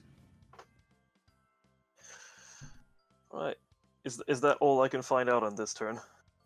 Well, that's as far as you know. If you look into the portals, through the portals, you'll notice no one on the other side seems to directly tap into the elements there. Okay. Because what I would be looking for next is something that sort of tells the portals when to do what. Something that coordinates them. Yeah. Maybe next, like, you got another roll. Yeah. Soon to look maybe somewhere else in the machine. Yeah. Specifically. Cool. But yeah. Zerth went into the workshop to get the supervisors to go to the kitchen to be bribed, basically, in liquid form. And it's they don't believe you when you say something, but the moment you get out your wineskin and they get just a whiff of the eggnog, they are very eager to take your offer. So one by one, they're like, I'll be back in a minute or two, and then just bolts off. So, All right. you managed to get the workshop empty of any supervisors, but the workers are still there. They keep going even without supervision. All right. Can I, meanwhile, go here and see if doors are locked, open? You try to open the door. It's the first door that you have seen so far beyond the kitchen that's locked. All right. Is there any window nearby where I can look through? No, these rooms are like there's no windows on the sides of on the insides of the walls. There are windows in the buildings, but they are all like above ground level, because this is built, even though they have this protective shield, this is built in an area full of snow, so they know snow goes high, and if the shield fails, probably they made sure that the buildings don't get full of snow. So Is there like a lock hole, or is there like a physical lock attached to the door? it's this one has actually, unlike the door over here, this has like a proper lock, so you can try to gaze through the hole, the keyhole. All right. I would like to do that. Okay, so you have dark vision, right? As a dragonborn. Yeah. I don't know. It's weird. Sometimes it says does, sometimes it says doesn't. Okay, but- I'll just say you have for the convenience of Okay. this, so I don't need you to make a perception check. So you see, I'll reveal it. It's just a corridor, really, but it leads to another door, and that one is more ornate than any you've seen so far. Like there's not a bit of metal that's not gilded on it, not one teeny tiny bit. Okay. Is that where the cards go? Nope, that's the other door. Okay. So, also, you don't see Ruprecht there. He's somewhere else. So yeah, empty corridor. There's some lanterns on the walls. All right. And you might hear a faint sound from the end of the corridor if you listen very carefully. Oh, oh, oh. All right. Okay. So you're getting the rest of the supervisors, I take. Yeah. Okay, cool. And we'll also check in the barracks and stable if there's anyone there left. Just to yeah. get them all there. Cool. While he's doing that, what about you guys in the kitchen? Do you anything, or do you just spend time with Mimo Sizzle? I'm actually trying to help her hitting the Tao, whatever, uses my monk fists cool, yeah. to like help her make the gingerbread. She's getting excited seeing you work in this unusual manner, and she's like, That's brilliant! Have you ever thought about a career as a baker? Me, Yes. a baker? I don't Yes. think so. Bring joy into everyone's life, and no one is more important in any community than a baker. Where would we be with our daily bread? Hmm. By the way, did you try to make this gingerbread mixed up with your beautiful spiced wine? I think it might give us a proper. she kind of giggles, and as you say that, I'll let you in on a little trick there. There's more to this gingerbread than you think. It's the main staple of the food here. But, she kind of says something in Gnomish you don't catch, and you see some of the freshly baked gingerbread men get up and look at you and do a little dance before they lay down again. That freaked him out like a lot, but he tries to like not show it. don't worry, they're not alive, but they're enchanted. It's just a little thing, something, you know. It's getting boring sometimes here, being alone here all day. So, I enchanted the gingerbread so dances, and I tried to use my spice wine, but they started to lose their coordination. Wasn't very impressive dance anymore. Oh, I understand. Well, maybe we'll have everybody up for a little bit of bread, better working speed, so we can wrap up the day quicker and start the celebration, the proper one. Well, it's just 2 more days, my dear. 2 more days, then it is finally Christmas, and all the children in the world will be happy. You're so kind. I'm just an old crone, and She chuckles. Check in with Seth how his work is going. Okay, yeah. Seth, give me another Arcana check with advantage as you check the rest of the Oh no, machine. not. Oh, not Zeth, sorry, no. Yeah, I'm Uh, asking Seth. So, Like, are you yeah, getting he's like everybody? working around. He's getting the last couple of few people there. Wait, so everybody's but- left the workshop empty, or? No, there's just the supervisors. Workers. Like, imagine they're not right there. I just don't want to move them back and forth. Yeah. So they're over there. But the workers are still there. But Okay. still, good points those for Ignacio. You can still roll to see if you find on something more. Yes, I will do that. But you're not too much on the sideline too long. Yeah, let's see. All right, let's do the roll. Come Just on, making you sure can it's do it. advantage. Yeah, there we go. Oh. 16, that's what you needed. Bit more though, even. You see there's some very faint lines at the ceiling of the machine. Kind of look like gold that connect in the middle. And every time some elements are being combined to create something, you see a connection in the lines between the portals, like a faint glimmer. Okay, so what is that thing in the middle between them? Yeah, it's just like a web of like, in modern terms I would call it circuitry. Okay. So it's kind of like an, maybe if you could even be like try to get a bit further back, looks like a bit like arcane signs. Okay. Huh. Is it possible to modify the arcane signs? You're pretty sure if you mess with that stuff, it might cause havoc.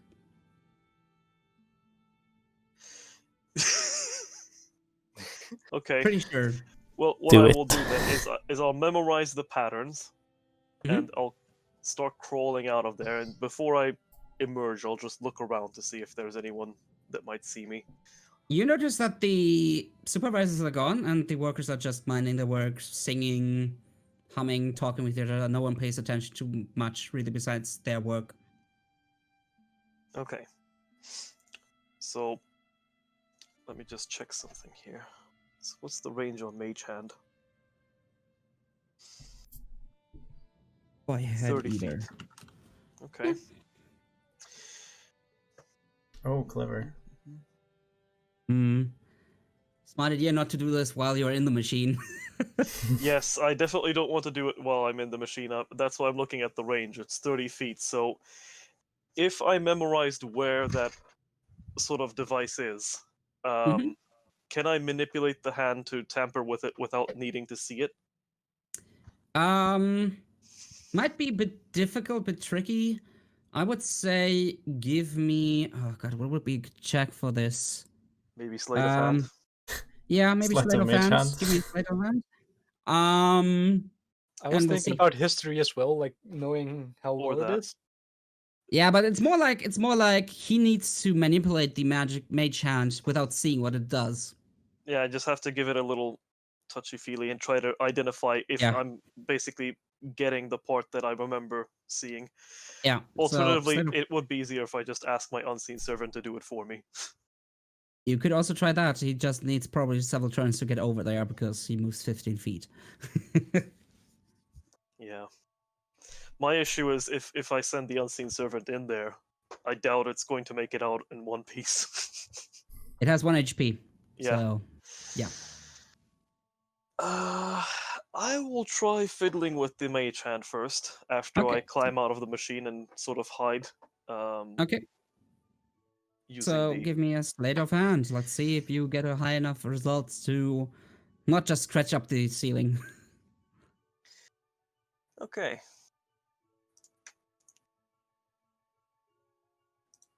No, Oof. you just hear the screech of metal like a bit too much. You're like, oh shit, and it holds. No one seems to have to notice too much, but doesn't seem to do anything.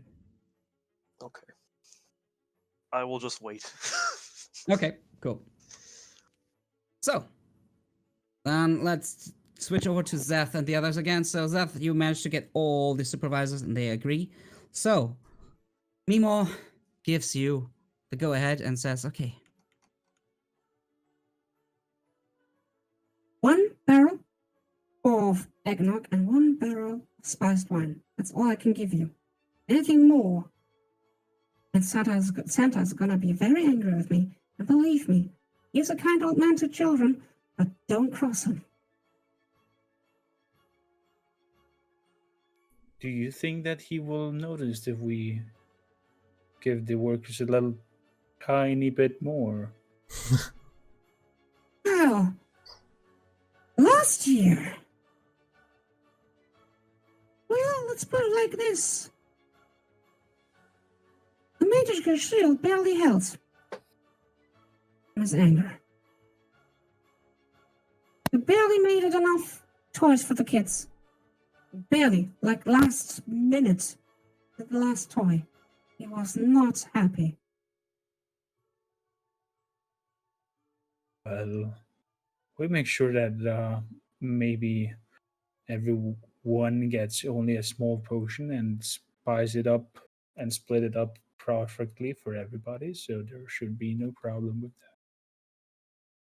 are you lying right now to her? No, I'm like literally saying that we're gonna spread it out. Like it's earnest, not like trying Yeah. to deceive her. Okay, so you mean it like that? Then she's eyeing you like a bit suspiciously for a moment, and then I don't know what is it about you guys. I trust you. So yes, go ahead. Does that Right. mean 2 barrels of each?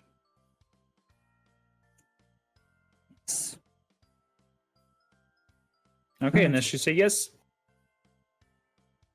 Halfdan is walking jollyful into the room and starting to roll out the barrels, looking at the Zeth to help him with his physically strongly form. Should I go I'm get the still workers? outside, and I was just about to whisper to Captain Indeed, like, "Hey, Cap, how about you run into Santa's workshop? That's my Run plan. by all the elves, Should we go? and just like softly whisper that there's a party in the kitchen." Softly whisper? Okay. yeah, like you don't want to make it too public, but like just get them all out of there. Like a Right. careless whisper. Yeah. Yeah. And I'm There's a party. getting my sax out. You're getting your stacks out. Yeah, I'm playing Careless Whisper. Okay. Meanwhile, I will look if there's a way to lock the kitchen from the outside by like putting either tables to it or anything, or that They there's a lock they from the seem to outside. have to attach the tables to the ground quite suddenly after something happened last year, probably. Okay. So I will take almost all of the elves, like just like a couple, probably like these 4 over here Okay. on these tables, and bring them into the kitchen. The moment you get in, Mimo is like, Jerry, why are you bringing them here? It's gonna cause a suspicion. Bring the barrels outside. Well, okay. And I'll just let them walk outside again. okay. So she just doesn't want too many people in her kitchen, because that's her domain. Yeah, and when they are outside, I'll just walk back in and say to Mima, like, isn't safer to like give it to them here and not like consume them outside where Santa might be able to see it? Santa doesn't get out before Christmas really much. It's more. I'm worried if you give them too much, they might act very loudly, and that will get Santa's attention. But he doesn't look outside, and Ruprecht, he doesn't mind. All right. And I will kind of like sneakily walk up to the stables, Okay. because I still have the water skin with eggnog, so I will just like walk up to the reindeer water thing and just like dump it all out in there. Okay. Nice. Yeah. The reindeers are slightly tipsy now.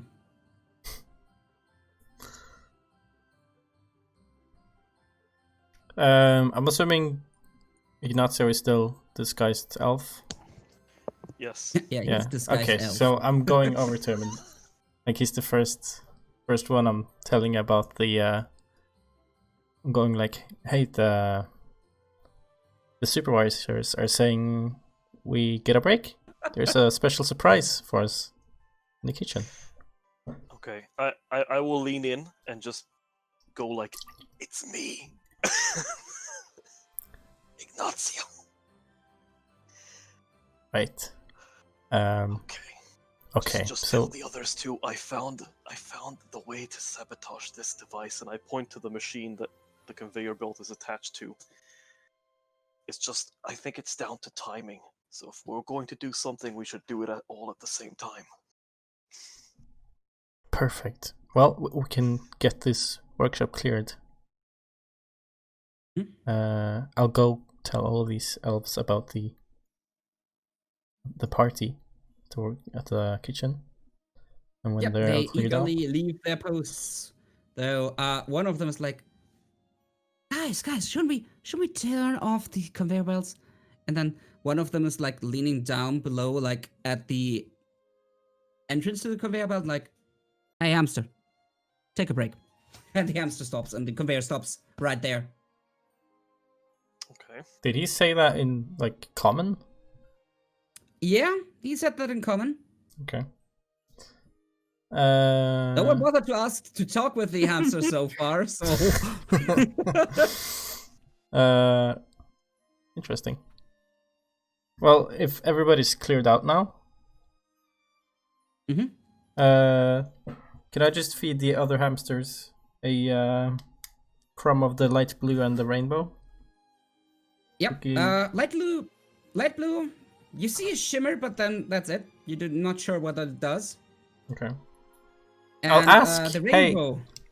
How are you feeling there, hamster buddy? You just hear squeaking. Like, they probably understand common, but they don't speak common.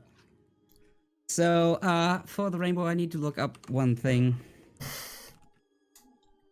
Is it like roll a d6 or something for the colors? It's roll Wild me magic? a d100. Nice.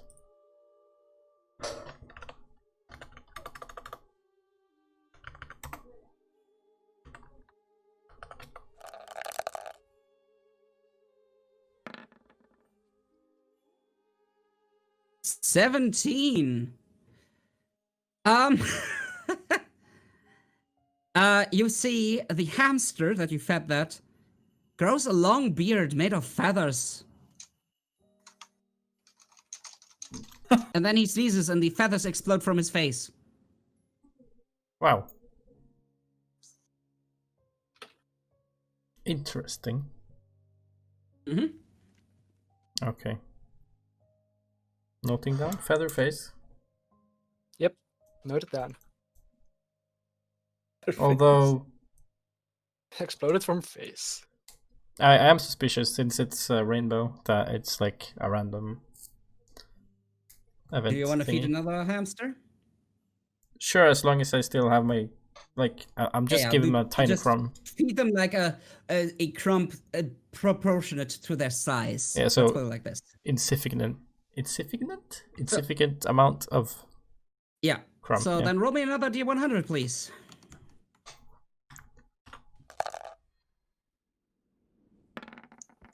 Oh. 92. That's high.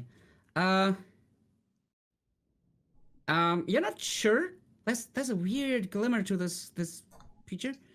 To the hamster, but there's no visible effect beyond that. Okay. No change. Nothing. Not sure. I'm just gonna ask if the hamsters want to reverse the Jesus, what's it called? The track? The conveyor belt? Yeah, conveyor belt. Can I get them to do that? You ask that, and one of them, like the one that you ask, just turns around and tries to move the wheel, and it doesn't budge the other way. It only moves one way.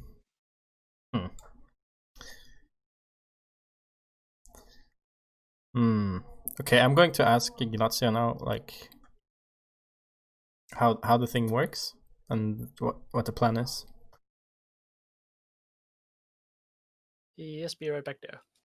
Oh. Yeah, he's getting his hamburger. He's just standing there loading. He's like thinking hard. Yes, brain freeze. Yeah. I'm kind of like poking him, like, you okay? In the meantime, we start to give out them drinks to all the workers and supervisors, and so what you will notice very quickly is they come back for the first drink, they come back for the second drink, they come back for the third drink. At that point, they are starting to sway a bit, and at the fourth, you hear them laughing manically. Partially they are getting angry, partially they are just barely able to walk. The singing gets rougher and a lot more unmelodic and a lot more loud. All right, so Nice. I walk up to this one, give him like a quarter of an orange cookie, and throw him into the tree. You take him. He's Just like, chuck him. What? Is like, he yeah. literally like a grenade? I'll just It's like a Molotov hold him by his cocktail. shoulder and be like, "Hey, I got something for you," and just like feed him with like bottoms, like upside down the cookie, so he doesn't see it's the orange sun cookie. Okay. So yeah, he's like, whoa, and then he goes like, and then see like a puff of fire coming out of the tree, but nothing else happens. Okay. I'm just imagining an elf Molotov cocktail. Holy shit. But Nice try, though. seems that was not too much enough, not enough fire or something. I don't know. Doesn't seem to catch anything. All right, I'll walk up to this one and do the same thing, but Yeah, then again. more of the cookie. Okay. Like I'll Again, just you hear. give him like 1.5 cookies. Okay. Well, you again hear a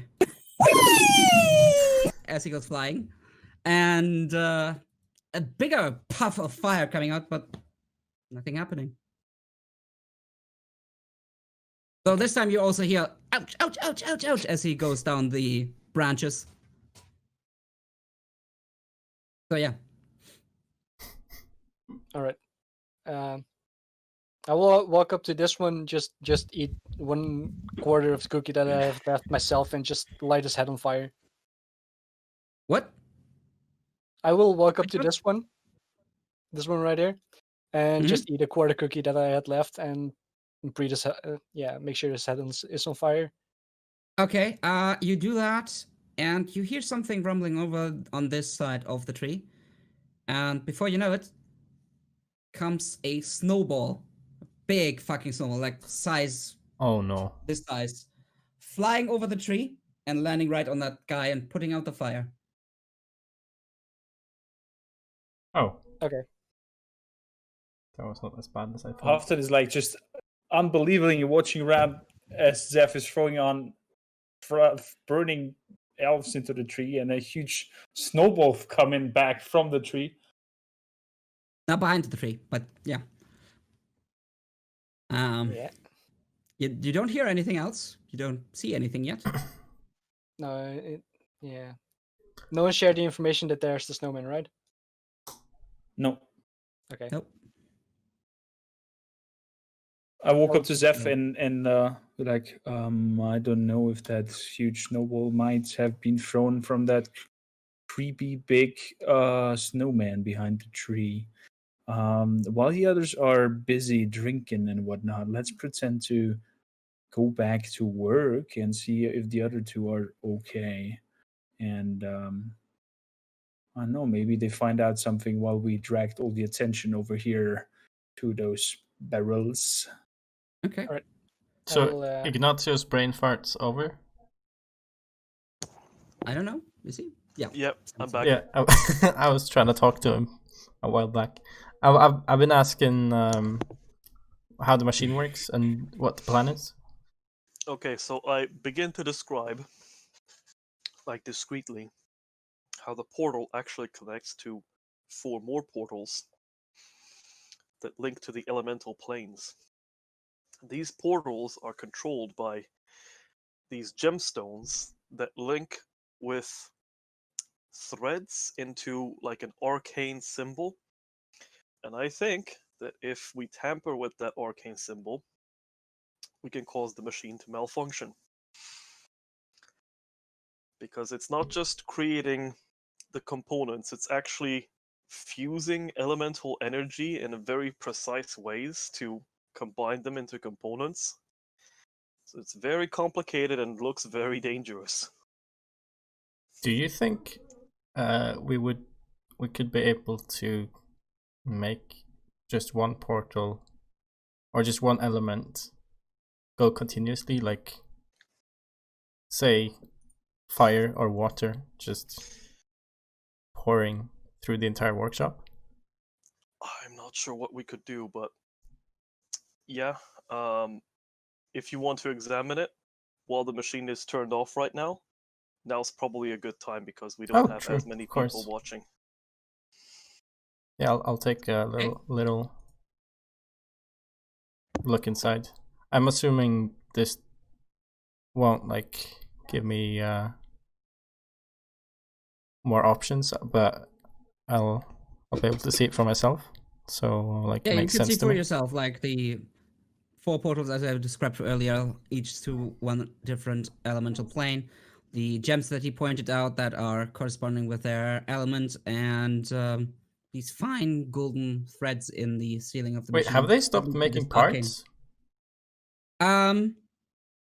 You see that nothing is happening right now because there's still the last part standing right there in the middle.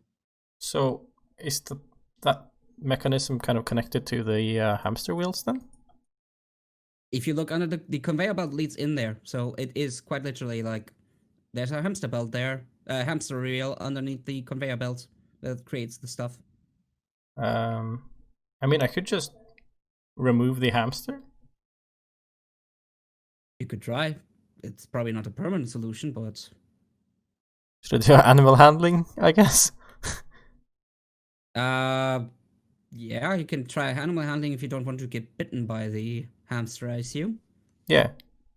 I'll handle it carefully. It's not super difficult. It's a freaking hamster, so Yeah, it's unless pretty you easy. fail horribly. Yeah, no. The hamster's like just looking at you, squeaking, like, what?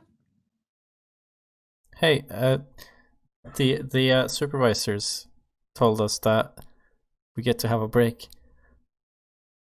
Would you like to go to the kitchen and get some eggnog? The hamster's kind of tilting its head. Doesn't answer, just like, Okay. You're not interested? Could I maybe Tell them there's gingerbread. maybe you could get some cookies from the nice old lady? then you see like a small change in his eyes, like the eyes get bigger for a moment. There's so many flavors, and there's this wonderful cupcake. I'm gonna like hand the cupcake for it to smell. Yeah, if you are not careful, it will try to take a bite. No, I'm just like Okay. Yeah, Right. cool. Yeah, Smelling yeah. range. It seems eager. It seems eager to go, but you're holding it right now, so Oh yeah, okay. I will, I'll put it down. Meanwhile, Okay. I will walk up to Mima and ask for some gingerbread. Oh, I will also give you some couple of gingerbread. cookies. Yeah, telling it to bring its friends. cookies. Like she says, not more than 2 per day, absolute per type, and you had your second fill already. But yeah, the gingerbread you can get as much as you want. All right, so I just grab like both hands full and say that I'll share it between the elves to have something to eat with the drinks, and I'll bring it up to Captain and Ignacio, and I will say like, what if we feed the hamsters that they cannot walk anymore? Yeah, just get them pissed drunk on eggnog. No. Just like feed them so many cookies Oh no. That- they cannot walk anymore. They're just like sleeping because they eat so much food coma. Yeah. And then Yeah, you can try. since there's nobody here as well, we could probably disable the mechanisms for the machines. Sounds like You an can idea. so feeding the hamsters doesn't take any work. They eagerly eat the gingerbread, and you'll notice that they eat their fill until they can't eat anymore, and then they're just laying lazily in their wheels. Mhm. And I've got a crowbar, yeah, so I feel like advertising- I can probably like jam and fuck up some exposed mechanisms. At Well, least for yeah. the portal machine. well, you can certainly sabotage the conveyor belt there. But beyond that, Wait. it's really just the magical stuff that's using. Do we get the information shared with what you found, Ignacio and Scourge? Yep. I mean, if you Alright, gather, yeah, spread it I to would YouTube. assume you all share your information. All right. So Then can I will. I suggest? Also, Halfdan, while you're walking over there, give me a perception check. Okay. You have a high wisdom, so it should be good. Perception 14. You're not sure, but you think the snowman used to be faced a different direction than before? But you're not sure. Might be just an illusion. So you just shake it off like, huh, maybe not. So do I technically know their abilities? Which abilities, For example, that Ignacio has mage hand. if they told you? Up to them. I don't know how much your characters are willing to share with each other. You didn't know each other before this day. Okay. Well, So, yeah, guys, what can we do? Like, it seems too dangerous to like fiddle with, like staying in the machine and jamming something up there. But Captain has a crowbar. Like, can we somehow remotely, from distance, like jam it up there and spinning the wheels below the belt and trigger the machine? yep, I could try it. I could use my mage hand to poke it in there. Sounds good. So, Cap, What I'm just- about if we just try to make it work that maybe only the fire part is getting activated and a wheel of fire or maybe lava or whatever might come out there is just pouring out here? Just thinking the same what I thing. was thinking, yeah, what I was thinking was like maybe the crowbar can like make some errors in the machine, making it activate multiple at once while it isn't supposed to.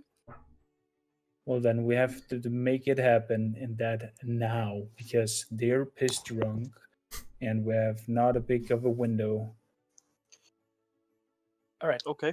I'll cast mage hand and basically have the palm out so that you can put the crowbar in there. Yep. Okay. And then I'll just float it inside the machine. And Okay. I will start turning one of the wheels behind the belt to make it start moving. Where do you do that? Right there, if I can. And about this section of the conveyor belt will move. Like Is it's it like enough to like trigger it to make a there's new item? hamster wheels all over under this conveyor belt, so I get the feeling that Okay. there's individual parts that are being turned by them.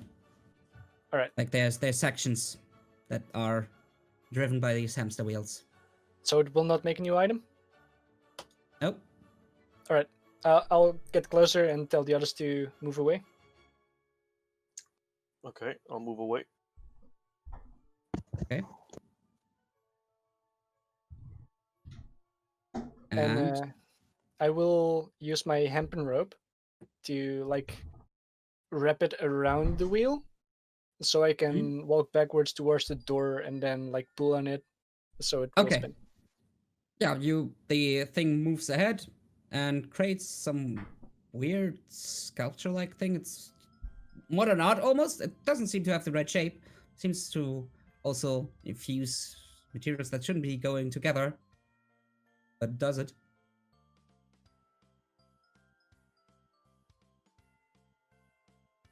Okay.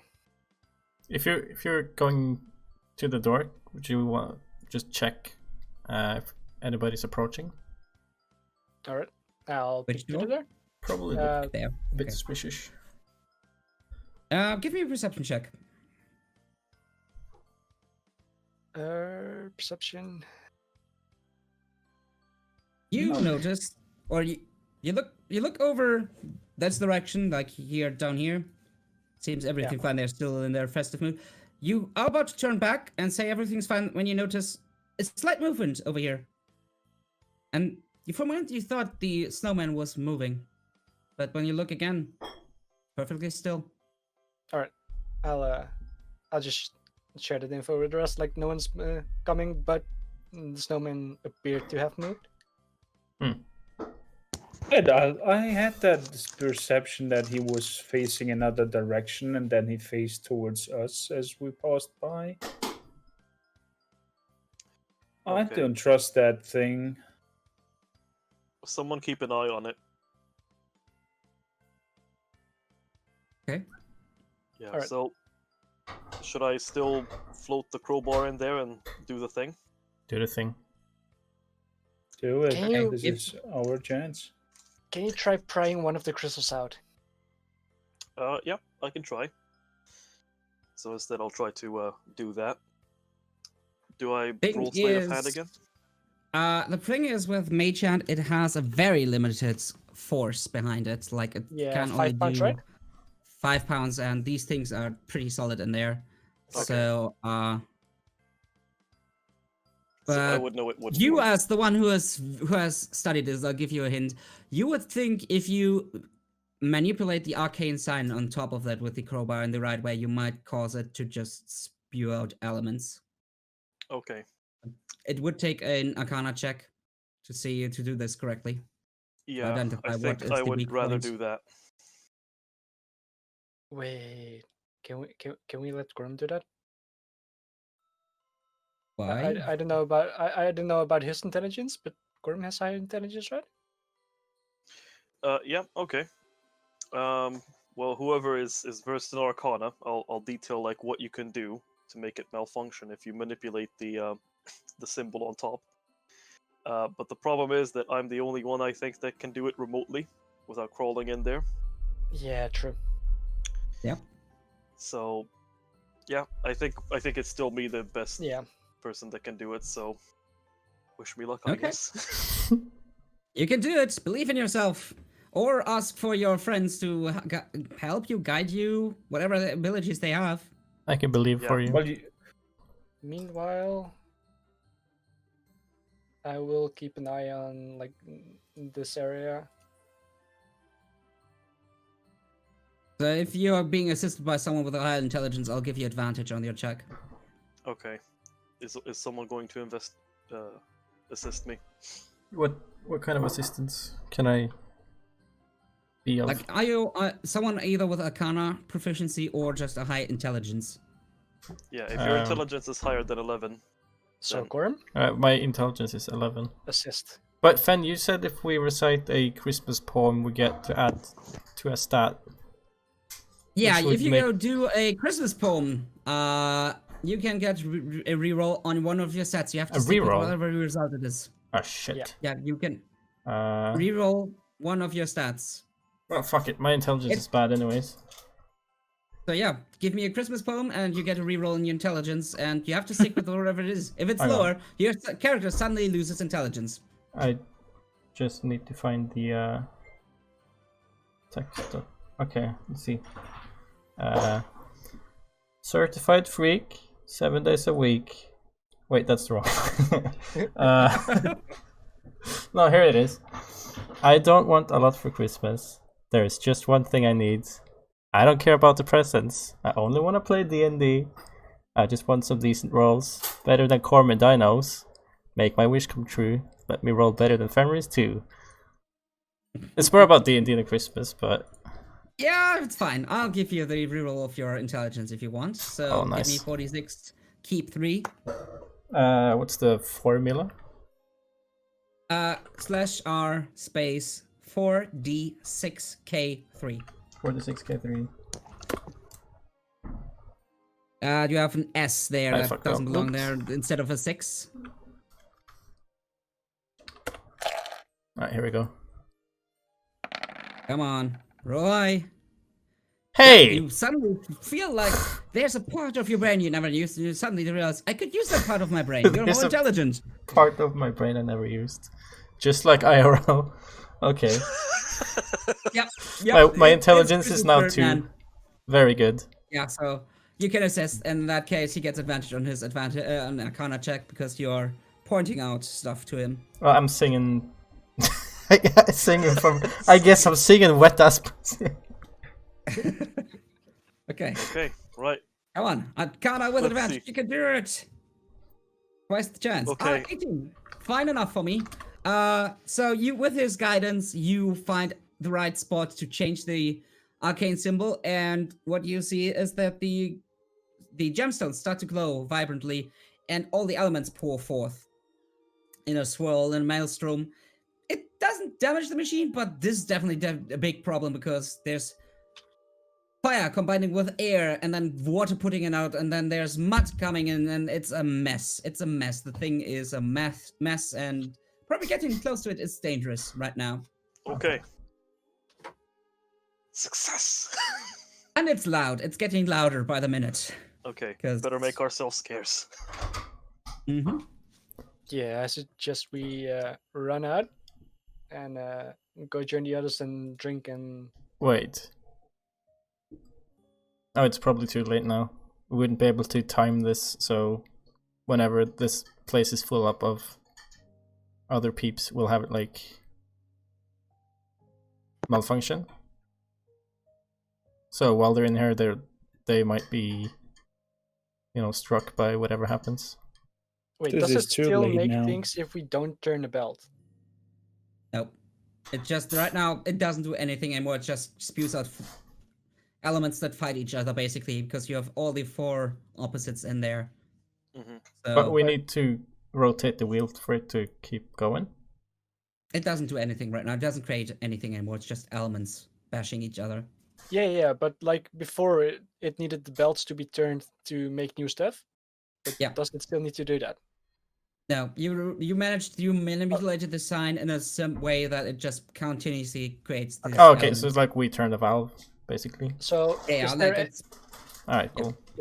is there anyone like that I can see like in the field of view of the triangle? give me a perception with advantage because you're actively watching. Also, I give you your crowbar back. Yeah, no, it seems everything is fine. Okay, so I'll tell the guys like let's go down and run like behind the kitchen and then meet up with the rest of the elves so we don't raise suspicion. Yeah. I We could also follow set your the lead. reindeers loose. Okay. Sorry. I think maybe before I leave, I wanna put some ball bearings on the floor. Stop. The moment Zerth Oh, boy. takes a step out of the workshop, you realize, no fuck, that snowman actually really moved. And before you can do anything, a giant snowball comes shooting your way. I will duck. So you get attacked with advantage, but thing is, this thing is really bad at ranged attacks. So we'll see. Can I It Wow! absolutely miffs. It miffs its throw. So it just hits the wall behind you. Thanks. I will yell snowball fight and just like Roll have for the other initiative, elf- please. Hmm? Let me bring up the tracker. How do I bring up the tracker up? I never checked. How do I bring the tracker up? No idea. Yeah, me neither. That's my problem. Where's that thing? I'll be gone for 2 seconds while we figure that out. Okay. Yeah. I'll figure that out. Give me a second to find out how to get the initiative tracker out. Take your time, Fun. Take your time. There's a turn tracker button in the toolbox. Thank That you. works. So, I will bring out the snowman. All right. Pick the right layer. Yeah. Oh, come on, roll 20. Let me resize it. There we go. So, The abdominal we snowman. have giant snowman, if you're interested how it looks, because now that it's been spotted, it loses its nice snowman look. I'm gonna see. Can you see that now? I pressed show to players. Is anything popping up? Nope. Yeah. Wait, it is? Not me. I Yeah, I try can see the again. token. Nothing. Okay. Well, you can also zoom in on it if you want to. This is Yeah. how it looks. And let's roll its initiative, which is probably crummy. 'Cause- Why are we Yeah, it getting has. decimals on initiative? It looks that like a is snow mimic. the dexterity tiebreaker, so it adds your dexterity point score after it. So I, as a DM, see right away if we have a double, who's winning the. Oh, I see. Clever. So yeah, still, despite having a shitty initiative, it's going faster than Zeth. I kid you not, it has a negative to his dex. Are we all going initiative? Yeah. Hey, Okay. all of you. You use, like, you didn't see where it come from, but you heard this woof as something hit the wall. next to Zeth. Oops, I didn't click on my token. Yeah, no worries. You And can click it. change the numbers. Roll again. And then manipulate the number. Yeah, make it an 8. So yeah, so far, the snowman goes first. There we go. Someone else is going faster than it. Well, I actually get to add 3 because I've got Isn't it the already blah, blah, blah, rakish audacity. Huh? What I is think up? there's a rogue. Oh, yeah. Copy. Yeah. No, the 3.16 is already added. Is it? Is it? Oh yeah. If you hover over it. Oh yeah, it is. That's Okay, weird because cool. it says I may do that, but okay, Yeah, maybe it adds I'm it forced. automatically. that's fine. But it doesn't I'll matter. take it. Ebenezer goes first, then we have Ignacio, then we have the snowman, then we have Halfdan, and then we have Zeth. Technically, So we're isn't, kind of finally.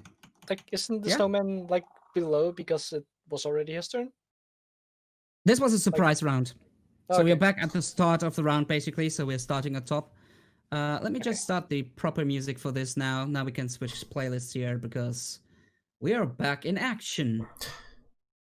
So do I know what's going on, or do you have to run and check? You didn't. You just heard the woof of something. You don't know what's going on, but you see that Zeth is very alarmed.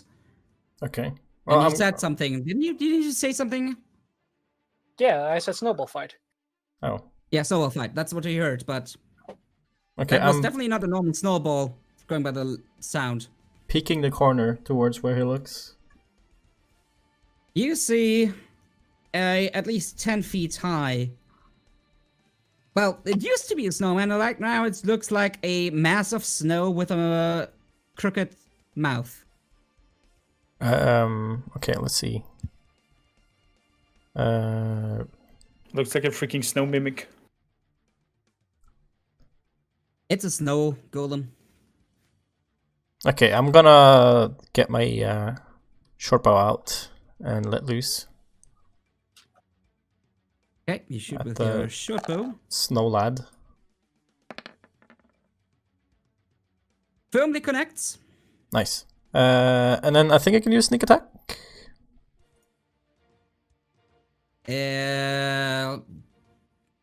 It's not surprised because it knows there's enemies. Does it need to be There's no ally in surprised? near it. Needs to be surprised, or an ally needs to be within 5 feet of it, as far as I Yeah, know. I've got fancy footwork. Looks like that. Wait, okay, I'm just gonna read this real quick.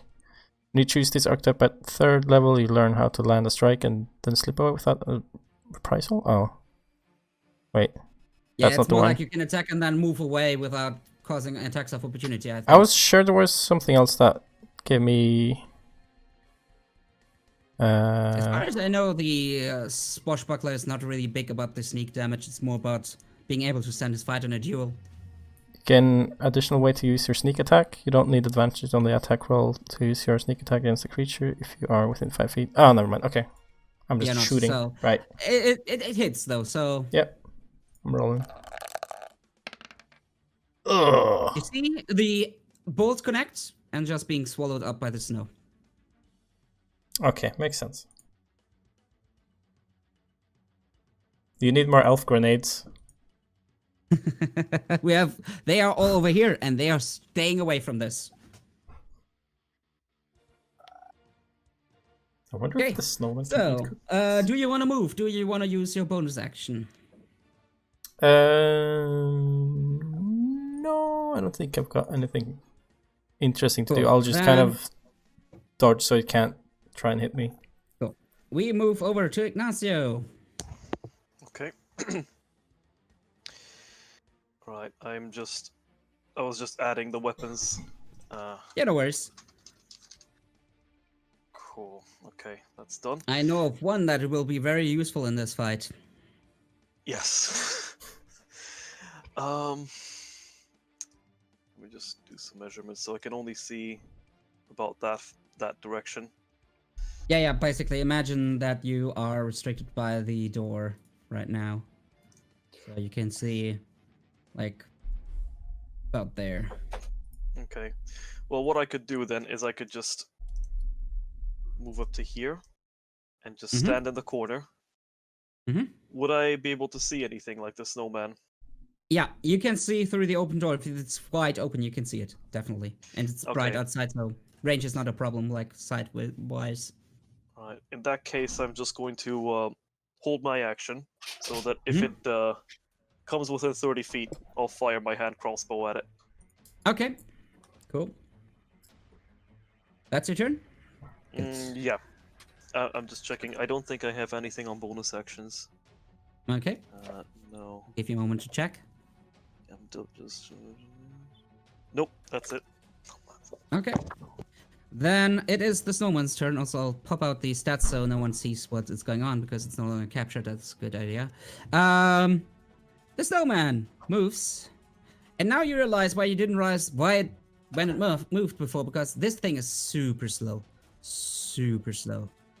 So it moves 15 feet and comes to a stop, and then reaches into itself with a hand and throws another ball at I think it realizes something about Zerth there, so it throws it at the only one it can see clearly, which is unfortunately Ignacio. Does it decrease in So- size when it takes out the snowball? Nope, Oh, magic. that's a 13 hit. Yeah. If I don't get benefit from cover, then it will. Yeah, you're standing in the way, unless you said. Did you say you duck into the cover there?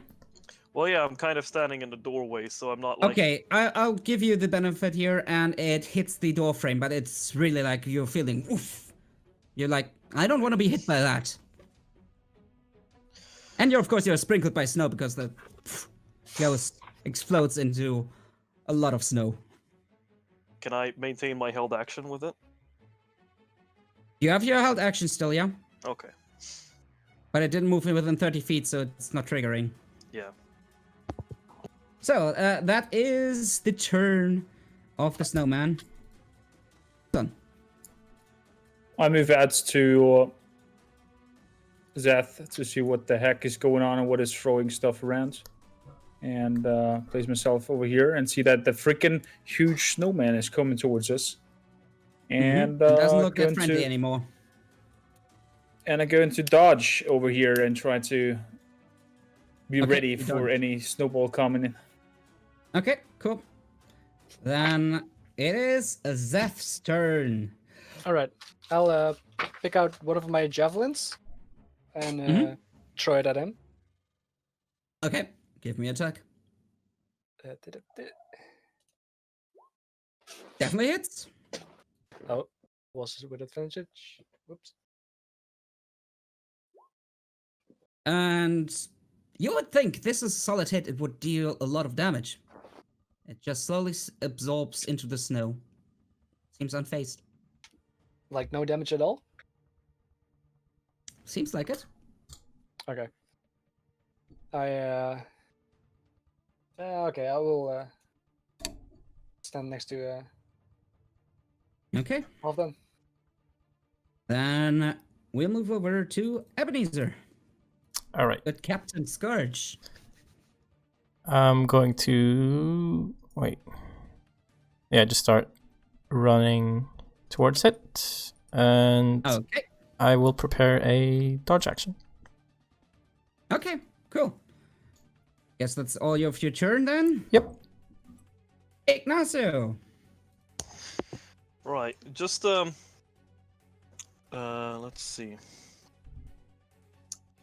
If I fire crossbow bolts, do they have like a metal tip? They have a metal tip, yeah? Okay. Let's see. I'm just trying to think in what order to do this. Up to 1 minute. Okay.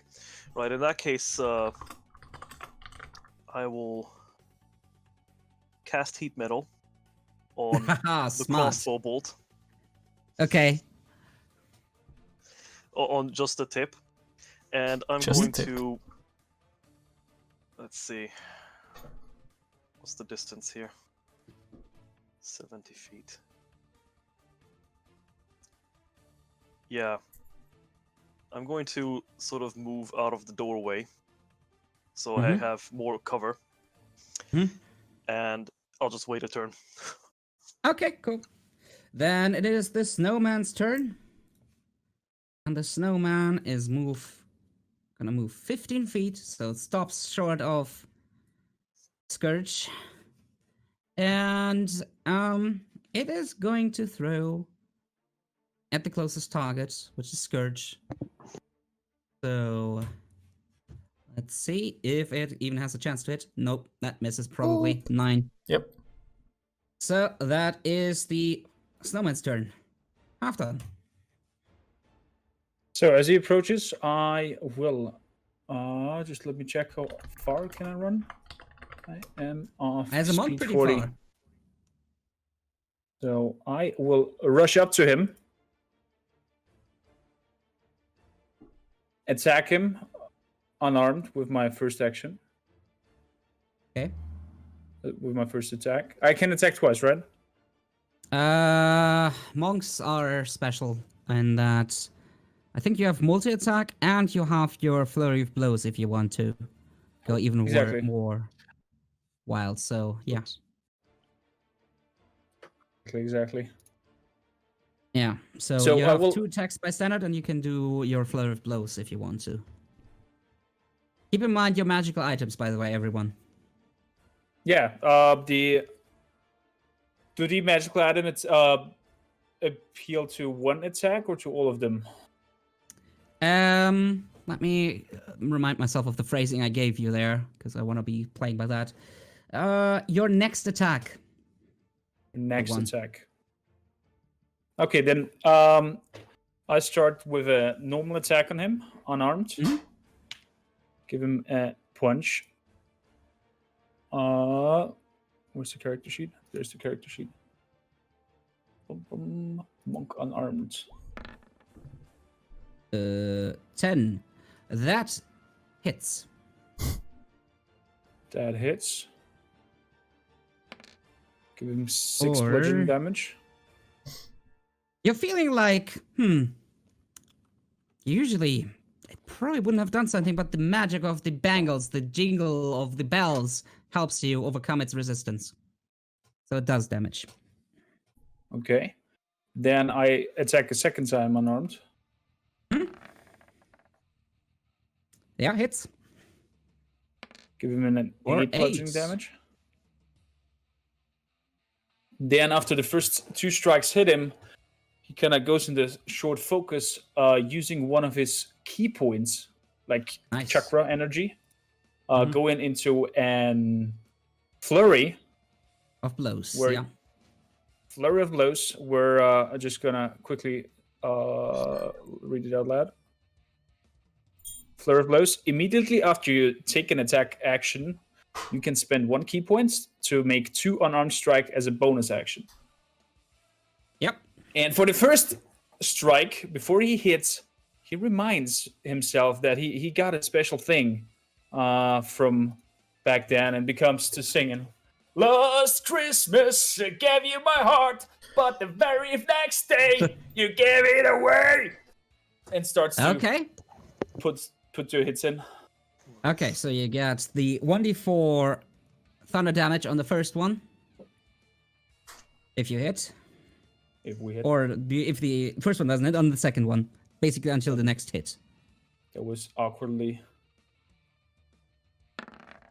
Let's see. Yeah, first one hits, so you do your normal unarmed attack plus 1d4 thunder damage. So So 5 plus 5 plus. And then you need to roll me another 1 d4 D4. and a d3. So 4, nice. Another 4. That Okay, is it hits yourself. You take hit myself. how much psychic damage for singing this horrible song? 1. you feel a sharp pain, like a sudden headache for a moment there. And God, that was so terrible. And then the second blow comes in. Okay. With another And, 10. Yeah, it's Give me another 5. another 5. It looks rough already.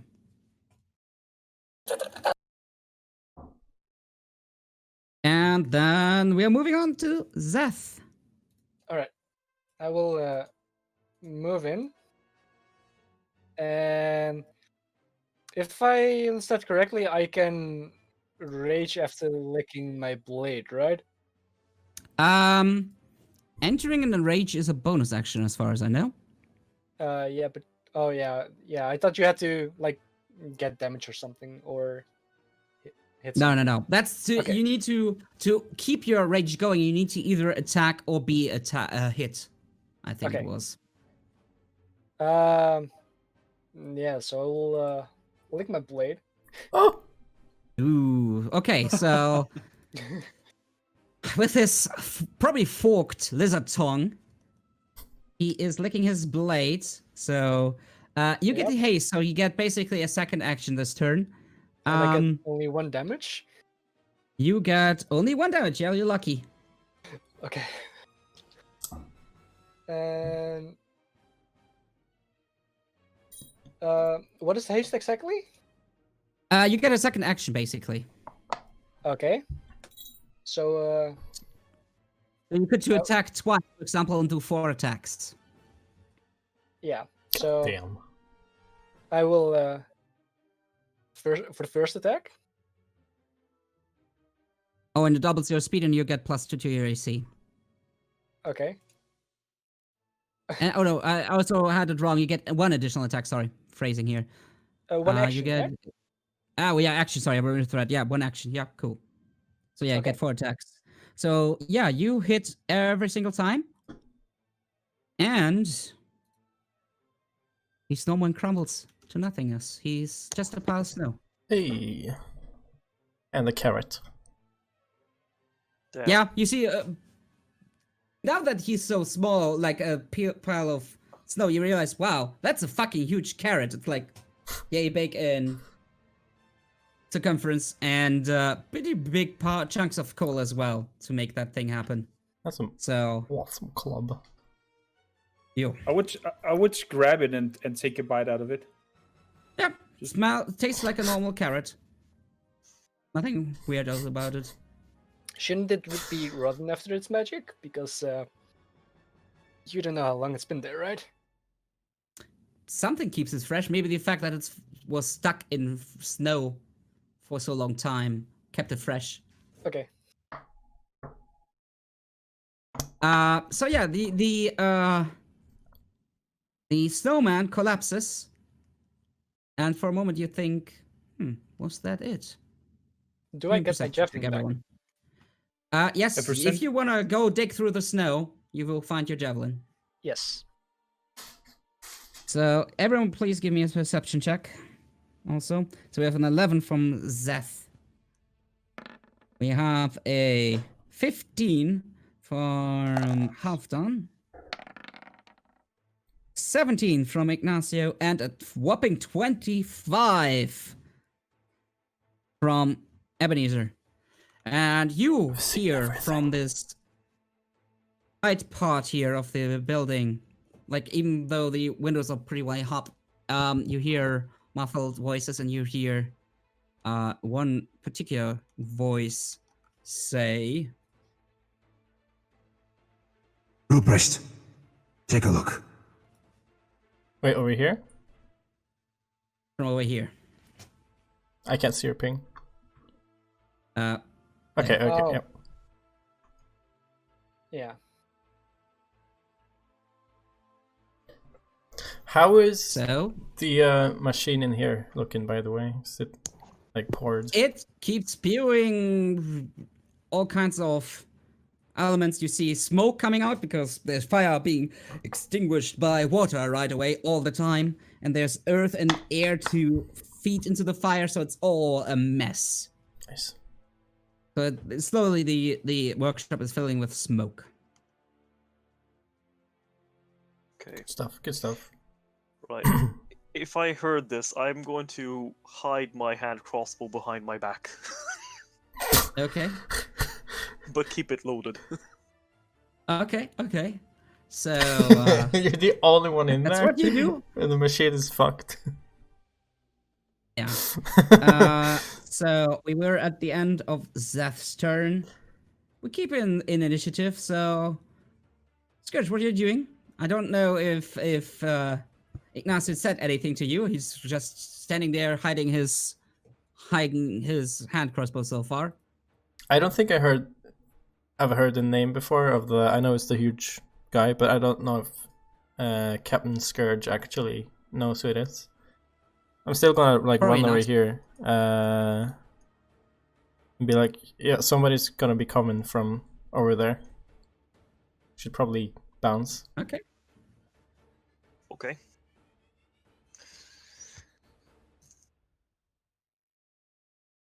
Right, Cool. I'll follow them whenever I can. Okay. Did you say So there's windows that like was- leading in here? To the workshop? They're windows, but they're like not on ground level. They're like upper floor if there was a second floor. Would there be a way to climb up and look in? You could try to climb up on the wall, yes. If I could climb It's not up the- behind here, But you can- possibly. Yeah, you can try, Okay. but do you get that far in one round? No. But you Uh, can try later. there. I've moved keep in mind that 25, distance. so I've got 5. Actually, I can dash, I guess. So Yeah, I've you got can dash and can go. 30 more. We're there? Yeah. Okay, cool. Alright. Then that's your turn. Yep. Ignacio. Okay, I'll follow the sensible one. Let's see. Okay. I'm just checking the. So 10. Oh yeah, what was the thing again? How do I make? Q. Right click. Q. Or right click. Will I what measure around corners and whatnot? Right Like click. you can. Oh. No, he's still on ruler. Yeah, you can also do that on ruler. You can do that on ruler. Yeah, You sure? I'll just move 40 feet, like right there. Right here. Okay. Cool.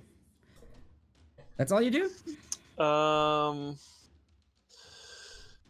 Ready in action? Yeah, and I'll dodge? also sort of like hold my action, so if someone follows me through this door, then I'll shoot the hand crossbow at them. Okay. Yeah, Frosty the Snowman is slowly melting there in this pile. Halfdan. Oh yeah, wait, I wasn't supposed to. Okay. Yeah, no worries. It's fine. I like the music it fits right now. It's... Yeah. So What does we Halfdan do? are. I see the others running away and hearing the voice over there. Look at them and just say quick. This might be risky. And walking right into the doorframe. That's it. Okay. Cool. Then, Zerth, what do you do? I will stow the weapon and follow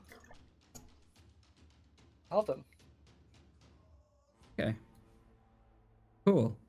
Then, at the end of the turn, I will roll his initiative after this, but that's just basically I'm adding at the end of the turn for this turn.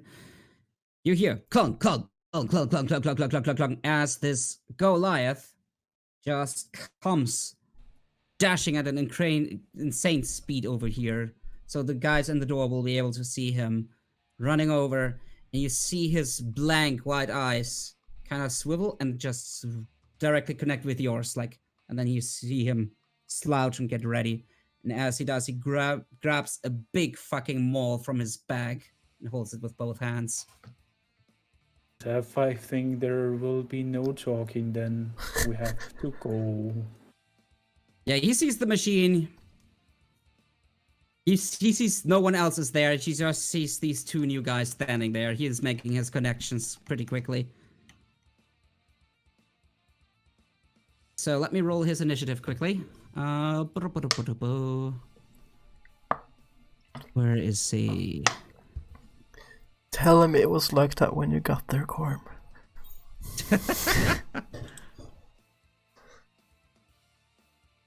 Well, I wanted to try to like put the blame on the kitchen lady, but And like she made everyone drunk. Everything is going crazy. There's no one attacking. Okay, so he is going after Ebenezer. So Ebenezer, your What? turn. Oh, I thought you meant he was going after me. Yeah, he's Can I Like- see him? from where you are. No, you just heard something heavy moving pretty fast. Okay. My plan was to scout, but I've realized that that's probably not needed as much as fighting. So let's see. If I move over here, say, can I now see him? Yes, Okay. you can peek through the. See this guy that is really like he's even a head taller than your dragonborn friend here, and just massive in this shining full suit of plate armor. Oh, it's really huge. Mm-hmm. So that probably means advantage on ranged attack, right? That's bad. Sure, sorry. Well, That's a you no. try to Okay. shoot him. Well, what I happens. will. I'll obviously aim for a weak spot. Okay. See how give this me goes. an attack roll. 17. Damn it. Plunk off the armor. Oh.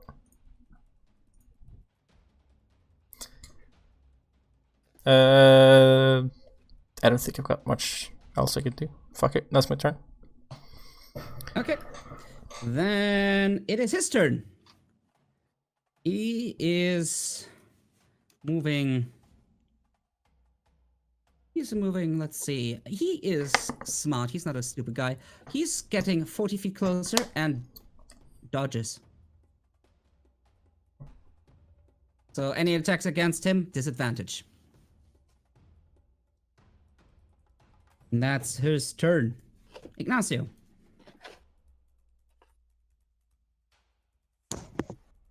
Let's see, I'm just going to measure the distance here. Okay. Yeah, I could try to shoot, but with him dodging and also somebody being in the way, I don't like my odds. Definitely not the worst idea to reconsider there. Yes. Did Ebenezer see me use heat metal earlier? Yeah, I still have heat metal running on my crossbow bolt. Because I'm like looking at your crossbow bolt and looking at that guy with a very, very, very big armor. Yes, Like- very metal armor, huh? Very metal. Mm-hmm. He's super metal. He's a metal I head am dude. considering it. It's a metal body, not a metal head. Just see here. He's out of range.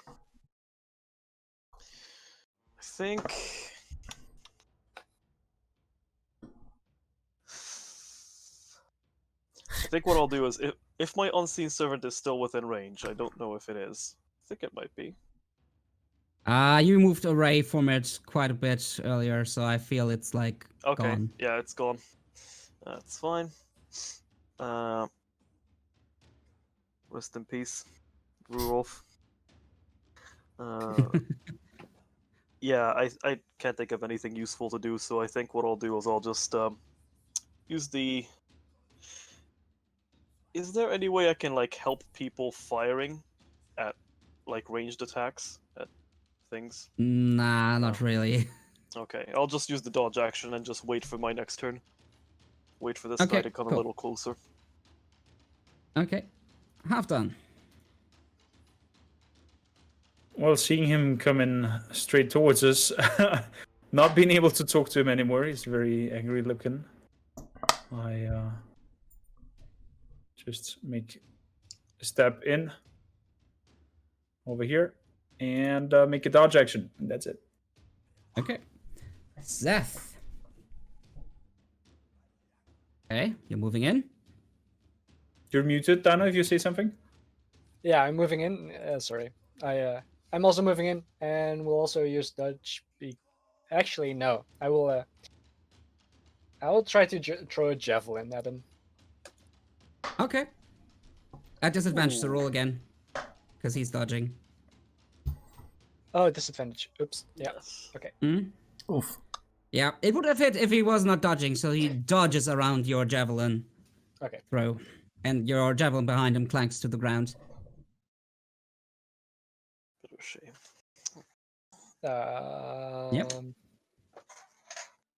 Unless you have a bonus action, I think that's it. I was wondering, like the extra attack thing. If you take you can attack twice, but Oh yeah, that was last turn.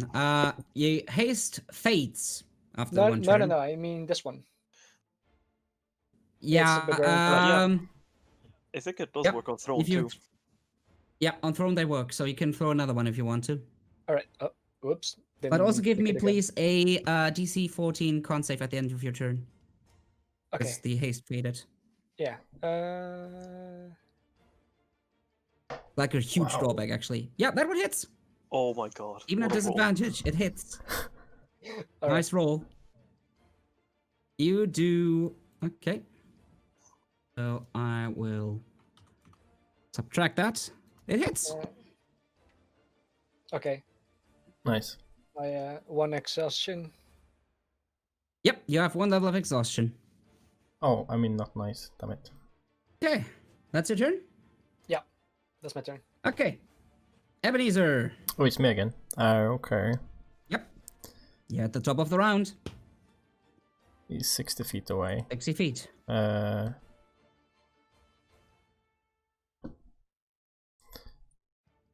Think I'll just try and shortbow him again. Just this time, I'll roll higher. With a disadvantage though, because Oh yeah, true. it wasn't his turn yet, so he's still benefiting from the dodge. Come on. Another So 19. first one would have hit, but does he dodge out of the Oh, way? PP. Yes, he does. God damn it. So arrow goes whizzing by, and you hear clank, clank, clank somewhere behind him as it hits the ground. I just imagine me doing some more Matrix move. Yeah. Though with him, it's probably more like he turns his shoulder so it hits the thickest part of the armor or something. I'm going to use very, very explicit language, but in Thieves' Cant, so nobody gets offended. Okay. Then I guess that's your turn? Yep. Okay. His turn. He is moving up straight towards Zerth because he's the only one he can get into range with. And you just see the... You're not sure if it's a maul or just a freaking huge club at this point, seeing it up so close. Just swings it twice for you. 25 to hit. You're dodging, right? I didn't dodge it. No, you threw your thing. He hits twice with 25. Jesus. Wham, wham. Last Christmas. So you Yeesh. suffer. He mashed in Come your on. head. Roll 20. 16 on the first. And 9 on the second. Wham, wham. The Wow. very next day.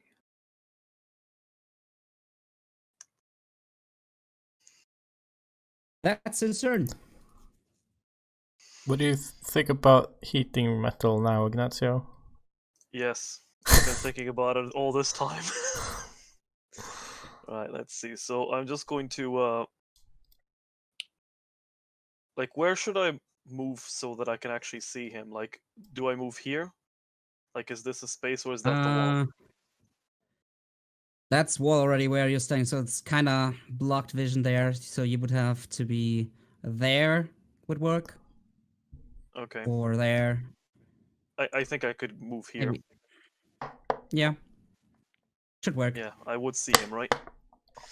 Yep. Okay. Enough of him to heat his metal.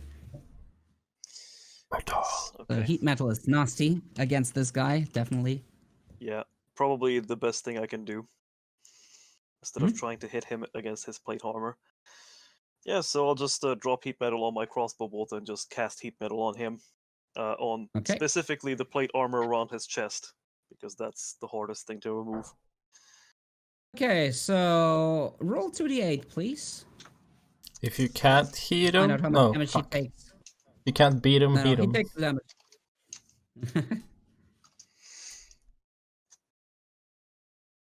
He takes.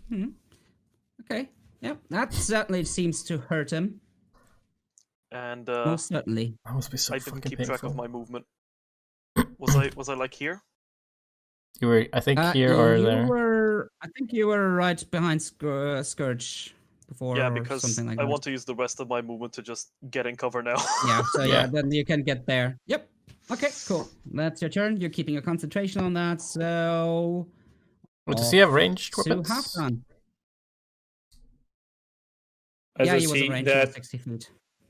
as I see that my companion gets 2 whamps in, I run up to him and just repeat what I've repeated at the snowman and start with 2 unarmed attacks. Okay. The first one and the second one. 11 and 10. Clang, clang, you hit the armor. Luckily your fists are hardened, otherwise this would hurt. Then Yeah, I do you hit the chest one- plate?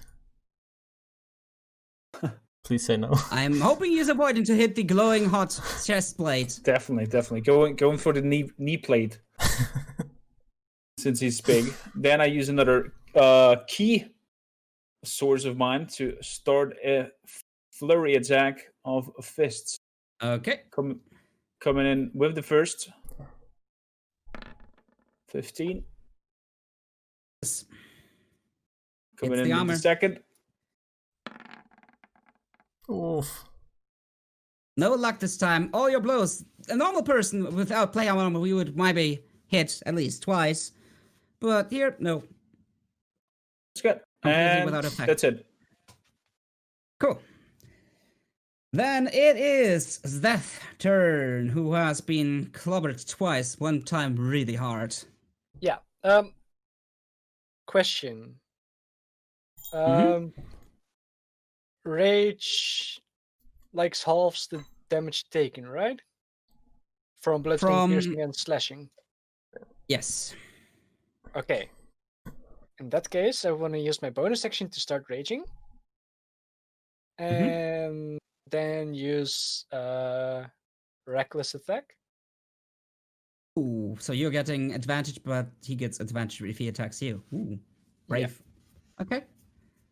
How do So I yeah. do that? You should have an advantage toggle on the top of your character sheet. And then use the great axe to hit him. Yep, hits. 21. Wolf slashing. Nice. Both hit? 24. Oof. Ooh. Even more. 28 damage in total. Though you have this sneaking feeling he doesn't take quite as much, slightly reduced. And also to my companions, you all now have advantage on Advantage against him. melee attack rolls against him. Nice. Nice. Okay. Cool. So, Ebenezer. I'm a roll up, and I'm a melee attack him. So that's Advantage. rapier with advantage. Come on, baby. Using your coin slot? Nope. Not using Somehow he coin slot. manages to slip past the tip of your rapier. Fuck it is shit. Okay. And then I'll take a step back. He can't opportunity attack because I've got fancy feet. Yeah, okay. So I'm just like moonwalking. Okay, cool. Yep. Cool. It's his turn. And he's gonna take the opportunity that Zerth offered there with his reckless attack. He's taking your opening defense to go strike twice at you with advantage. So 26 to hit. And come on.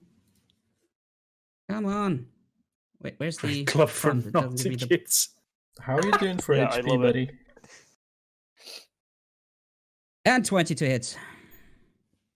Also hits. Also hits. So Ouch. you take from the first attack 10, halved, and from the second, roll 20 is very slow. Sorry, that's 6 halved. I'm gonna round down. So All right. total you take 11 damage from 2 attacks. I hope you're still not bloodied. Actually, yeah. Yeah, I am. Shit, okay. Well, so that's his turn. Ignacio. All right. I think. Do I roll at the beginning or end of my turn for the heat metal damage? Oh yeah, heat metal. What does it actually state itself? Probably usually it says. So did you do that last turn? Yeah. Last turn you cast it, right? Or did you? Yeah. Takes when you cast the spell da-da-da-da-da. until the spell ends.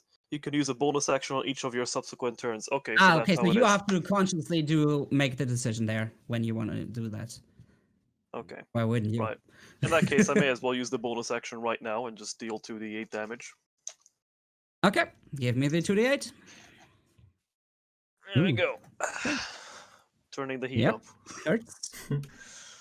He's Huh. grunting and howling under the pain, but he keeps going. Okay. I would like to move up here. Okay. 40 feet of movement. And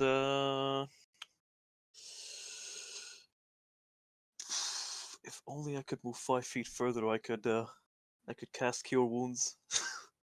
But alas, Okay. it has to wait until next turn, so I'm just going to use the dodge action. Cool. Then Isn't it's Cure Halfdan's Wounds turn. like a ranged thing? No. It's touch. Healing word is the Oh. only one heal that goes above 5 feet. Okay. Well, since we got advantage on attacks, I will just repeat what I've done. Yep. So all your attacks with advantage, thanks to Zeth's First presence. one with 13 doesn't hit. Second one with Nope. 27. Oh, That's a hit as natural a 20. crit, so you will do more damage on this hit, definitely. Okay. So that's 11. Hitting Okay. the kneecap with 11. Times two, right? And then Huh? Times 2, right? That's 2. Yeah, no, that is the damage. Either it's times Yeah. 2 or you get double the amount of dice. That's the thing. Oh, okay. I use another key. And roll 20 opts for two times the dice, basically. for the first attack, he again brings up the lyrics, but this time a little bit of another flow, and he's like, "Once beaten and twice shy, I keep my distance, but still catch my eye. Tell me, baby, do you recognize me? Well, it's been a year, it doesn't surprise me." And gives him a flurry attack with his beautiful jingle bangle. Gosh, this is so awkward. You've been attacked by rap Yep, god. it is. Also, you might hear like from the as you strike, you think for a moment you hear from the bells on your bangles. Ooh. They don't seem like the change of the music. I see. But they still 25? give you the effect. Yep, that hits. So you do your normal damage plus 1d4 thunder. Plus roll 1d4, and then 1d4. Find out who gets hit by the psychic damage. Nice. Takes that. I get And you hit hit yourself again for 1d3 psychic damage. 3. Seems it hurts you the most. Oh, and you take 3 psychic damage there.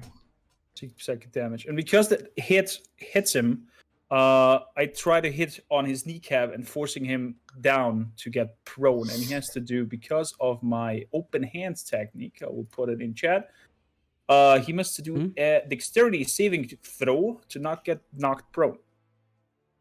Okay. What's the DC?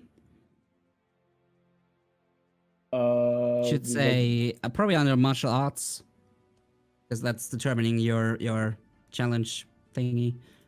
Let's see what he rolls though in the first place, because if it's like low, we know Does an 11 do it? Probably not. Where do I check that? What I had to roll? It should be under. Let me check on my character sheet quickly. As far as I know, your formula is under martial arts. Like the feat, martial arts. Da da da da da da da da. Wait, that doesn't say it. Usually it should give you a formula how to calculate your Maybe it's in the monk DC. itself. Is it the monk itself? Okay. So Just checking too. yeah, thank you. I'll also check on my favorite site to look up rules. So classes. Ah, there it is. Key save DC 8 plus proficiency plus wisdom mod. Okay, so what is 8 plus proficiency is at this point 3, I think, right? Let's see. Talking about dexterity. Yes, plus Dexterity is So 8 plus 3 is 11 plus what's your wisdom modifier? wisdom is 2. So 13. Yeah, he goes prone. He falls And- to his knees.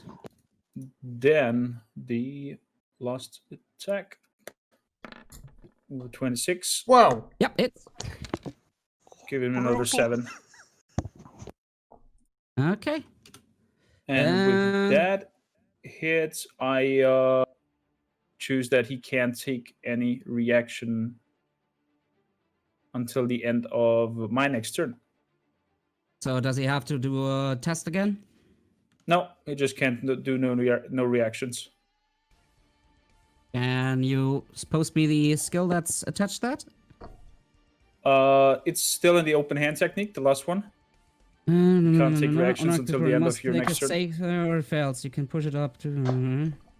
Yeah, there's 3 options. Ah. So it must do another, or No, it just it can either It just can. either has to do a dex save or be knocked prone. Then Yeah. the second option is like strength save, and if it fails that, then push to 15 feet. okay. On the third has And no. three- Okay, yeah. then yeah, he can't do any reactions, so you can move freely away from him if you need to. Exactly. Until- With that, I'll just take a step away in case he decides to attack me when he gets up Okay. and angrily being bashed at the kneecap. And it's Zeth's turn.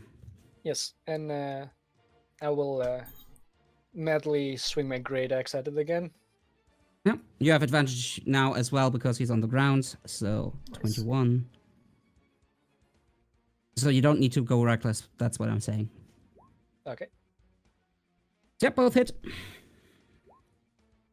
He takes. 32 minus whatever resistance. Okay, let me check. Is he bloodied? Hell yeah, he's bloodied. He looks rough. And is there something else I can do? Well, that was your attacks, your action, so you have a bonus action still. You got healing cookie? Got a healing cookie, you got the Yeah, cupcake, you got okay, the other yeah. cookies. I will eat a pink cookie. Okay, you heal for 1d4 plus 4. So go ahead and roll.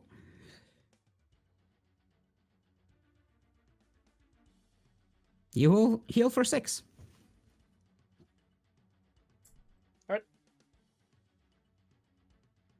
That's my turn. Okay, Ebenezer can move in and try to Moving hit back. with rapier with Yep, yep. advantage. And then Yep, move yep. away, and he can't do a thing about it anyways, with you anyways, so... Yeah. And Oh. that's it. Bloody hell, yeah. He Oh, takes... fuck. Actually, I get +1 to attacks and damage. I forgot this. Okay, Oh, still hits, so... 8 damage? 8 damage then. Rounded, And possibly. sneak attack, I'm assuming. Yep. So that's 3d6 for level 5. Okay. Give me that roll. 10. 10. Okay. Cool. And might as well just step away again. Yep. Because it's his turn. He's gonna stand up. Can I use Then- a bonus action to like just take a look behind and see if anybody's coming towards the workshop? Oh, you're like looking out. Yeah. Like if there's anyone. Nope. No one is coming. Alright, cool. So they're all looking rather panicked in your direction, basically. They don't know what to do. So it's his turn. He gets up, first of all. He's no longer prone. He stands up and snarls in the direction of Halfdan. But he has his target right in front of himself. Actually, no. He is actually using the chance that no one else is blocking him. He's just walking around Zerth to go to the target that causes him constant pain every turn. And he can't do a thing about it. Oh no. So he is swinging twice for the dodging, though. You were dodging last turn, if I remember correctly. Yes. Thank God. For that. Ignacio. So 2 swings at disadvantage. Does the 15 hit? Yeah, the And 15 will hit. A 17 hit. So you get hit twice. That means you need to do 2 concentration save checks as well, based on the damage. So the first one does 12 damage. So first con save is at DC 10. And Okay. second one is 12 also. So 2 con saves DC 10 to keep your concentration on the Okay. heat metal. So that's 24 points of damage. Oof. Okay. Yeah. So that almost took me out. Yep. Right, let's He's roll like these con now saves. just trying to take one of you down. Okay, you saved. Your heat metal goes. You're lucky. Nice. You can. It's a struggle, but you keep your heat metal going. And then it's your turn. Okay. How close is he to collapsing? He's Half bloodied, there? so he's below half health, but how much exactly is difficult to say. Okay. Well, I will do the heat metal now. Use my bonus action. Okay. And He Just- takes it.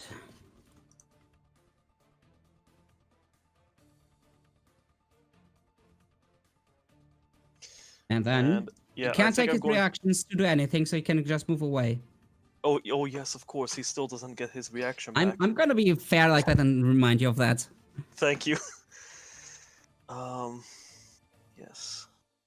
I'm just looking at what flurries I can do.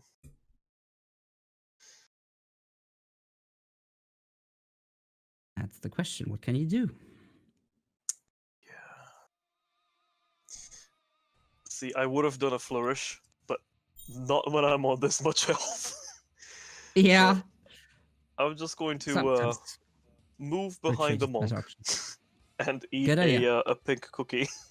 Cool. 1d4 plus 4 healing. Does that take my action, or can I still use my action? Bonus action. It's a bonus action. Oh, then I wouldn't be able to do it because I've already Yeah, that's used heat true. metal. I will Okay. give you can use your action if you want to instead to do that, but I don't know if you want to. Yeah, I'd rather use my action to let's see. I'm just doing some math. Okay. Yeah, I think I'll use Cure Wounds on 3rd level on myself. That's maybe a lot stronger than just 1d4 plus 4, so go ahead.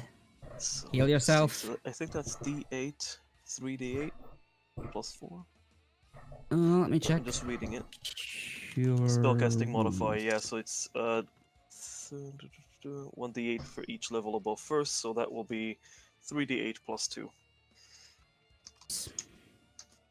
Go ahead. No Mhm. way. Well, that was unlucky. Oof. That is just 2, 1, cruel. 2. That is so unusually cruel. Yeah. The dice giveth and the dice taketh. Then Jesus is not on our side. No, Ah. it really isn't. So far, I would say it is. You got lucky in quite a few instances here. So, let's move on to Halfdan then. It's your turn, monk. Seeing that Ignatius covering up behind me, I charge back into him and start the fun part again. Okay. One quick question. There is a stunning strike, but it kind of reads out that it only would attack a second target as a stunning attack. Starting in fifth level, you can interfere with the flow of the key on important spell. When you hit another... Now, it's just like if you hit another creature, so not yourself. It's phrased Okay. stupid. So you can do that if you want to.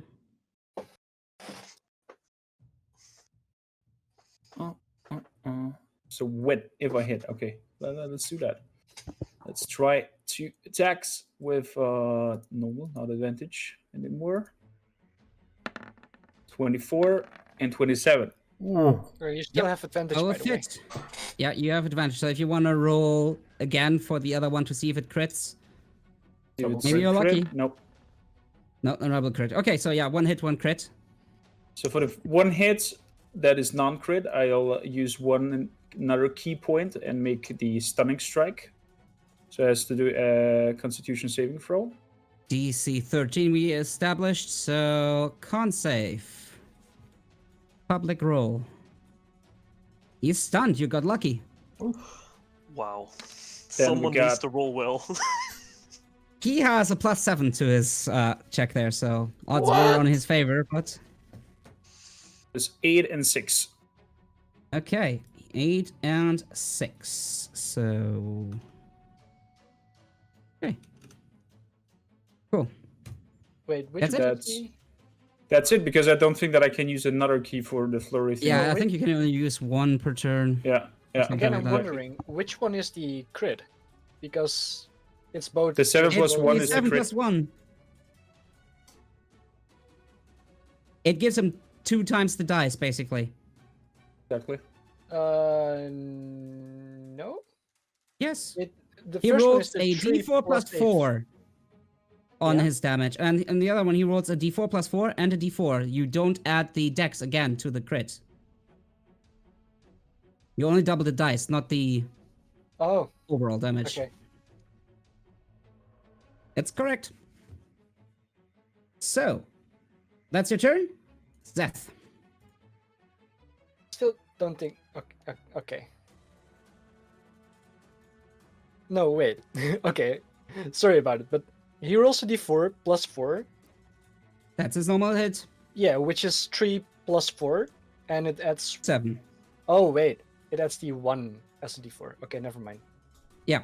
Okay, that was what confused me. All right. Yeah, no worries. I will. Yeah, again use the. Wait, I will use my bonus action to eat a green cookie. Okay, so you go box skin. Yep. So your AC goes up to 16. And I will attack with my great axe. That's a crit. Yep, that hurts. He is gonna use his endurance to reduce that first damage. That was 20 to 4. Can he do that even if he's stunned or knocked out or whatever? Once. It's not tied to an action. It's a innate ability he has. So he can only do that once though. So that's used now. So the first one does 4 instead of 20. And then he has also a bit of resistance on his own. And then the second one does its 9 damage. Okay. So, yeah, he is pretty rough, but still standing. Okay. That was my action. Still standing. Yeah, okay. Then...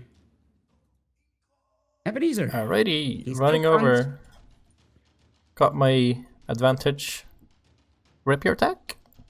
And this time I will scream Kerching, Oh, you're hoping to hit. sacrificing a coin to I know, do extra damage. but I knew I'd hit. Yep, your rapier is covered in flames and it connects. Give me the damage from your rapier and then the fire damage. So that's 5 plus fire damage. Okay. 1d4. Uh-huh. Wait. Oh, and I fucked up the command. Didn't do anything. There. Okay. Yep, he takes it. He is looking real rough, but still standing. Okay, can I use a It's his bonus turn. action? Well, I'm not finished. Oh, yeah. Oh, yeah. Though, I would remind you, I think all the weapons I gave you use a bonus action to activate. Oh, do they? Yeah, Mm-hmm. they do. Oh, they do, yeah. Ah, crappers. In that case, you use the attack action, you use your bonus action, you can still move. Yeah, I'm just moving over here. Cool. Then it is the servant's turn. He is stunned, so that will fade in this turn. So next turn he gets his normal back, unless you stun him again. Welcome to It's a why monk is possibility. I know how bullshit. monks work, man. I know how Yep. monks work. Ignacio. Right, so I'm going to do something really dirty now because I'm too low on my health to fight honorably. I'm going to run up to him Mhm. and stab him with my rapier. Okay. So, also, yeah, I get. I put the Advantage. hand crossbow away because it's Okay. pointless here. Why in the world would So you I fight? get the full benefit of my fighting style. Okay. Dueling. When you're wielding a melee weapon in one hand and no other weapon, gain +2 damage. Okay. You have advantage on the roll because of Zerth, and he's stunned, technically. Yeah, so I'll attack with this thing. So roll again to see if you hit. Nope, doesn't connect. Doesn't Unlucky hit roll. with either. Oh, Wow, that's unfortunate. Well, and I'm just going to use my rest of movement to just move back here. And then I'll just do the same thing next turn. And before I forget, I'll just do the bonus action to Okay. Give Keep him the him- damage. nice and toasty. Oh yeah. He collapses after this.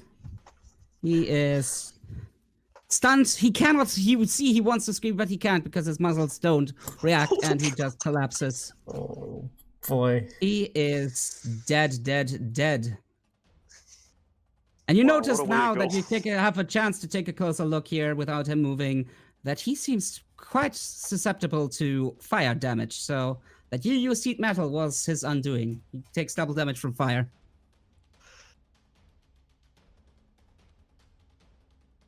High five bonus So action. he falls. He falls. And it's quiet. Besides, of course, the turmoil, right? How many feet away from you? Like, it's not very far, that thing. It's like 15 feet. 15, 20 feet away from you. You hear just all hell break loose constantly, so... It's pretty loud still, I would say. But not as loud as the comet was. And, yeah, silence. You're wondering. Is everything fine? Shaking off the hands What do you after heating the metal caps. Looking to the group. I think Are we in initiative we've still? Let's go out of initiative for now. Nice. Oh, I think yes. we're How do I do we've this? done our job. I think we can leave. The workshop is not working anymore. That Can thing we- is wreaking havoc. Can he be looted real quick? Yeah, you can check him for his stuff. He has a plate armor, as you can quite obviously see. Despite the heat and the hits, it's still in perfectly condition. It's just a bit large for everyone here. I don't know if I'm gonna steal that one. And he has this great club for naughty kids. And you notice a book on his side, on his belt. Interesting. I'm gonna grab that one.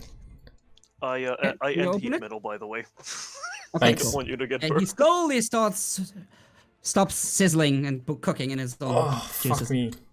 Alright. Guys, So we're- it's- oh no. The stink is penetrating. But I'll, yeah. I'll steal his club. Seth? Okay, you steal his club. It is a mall. It's a mall +1. It's a magical mall. That's all.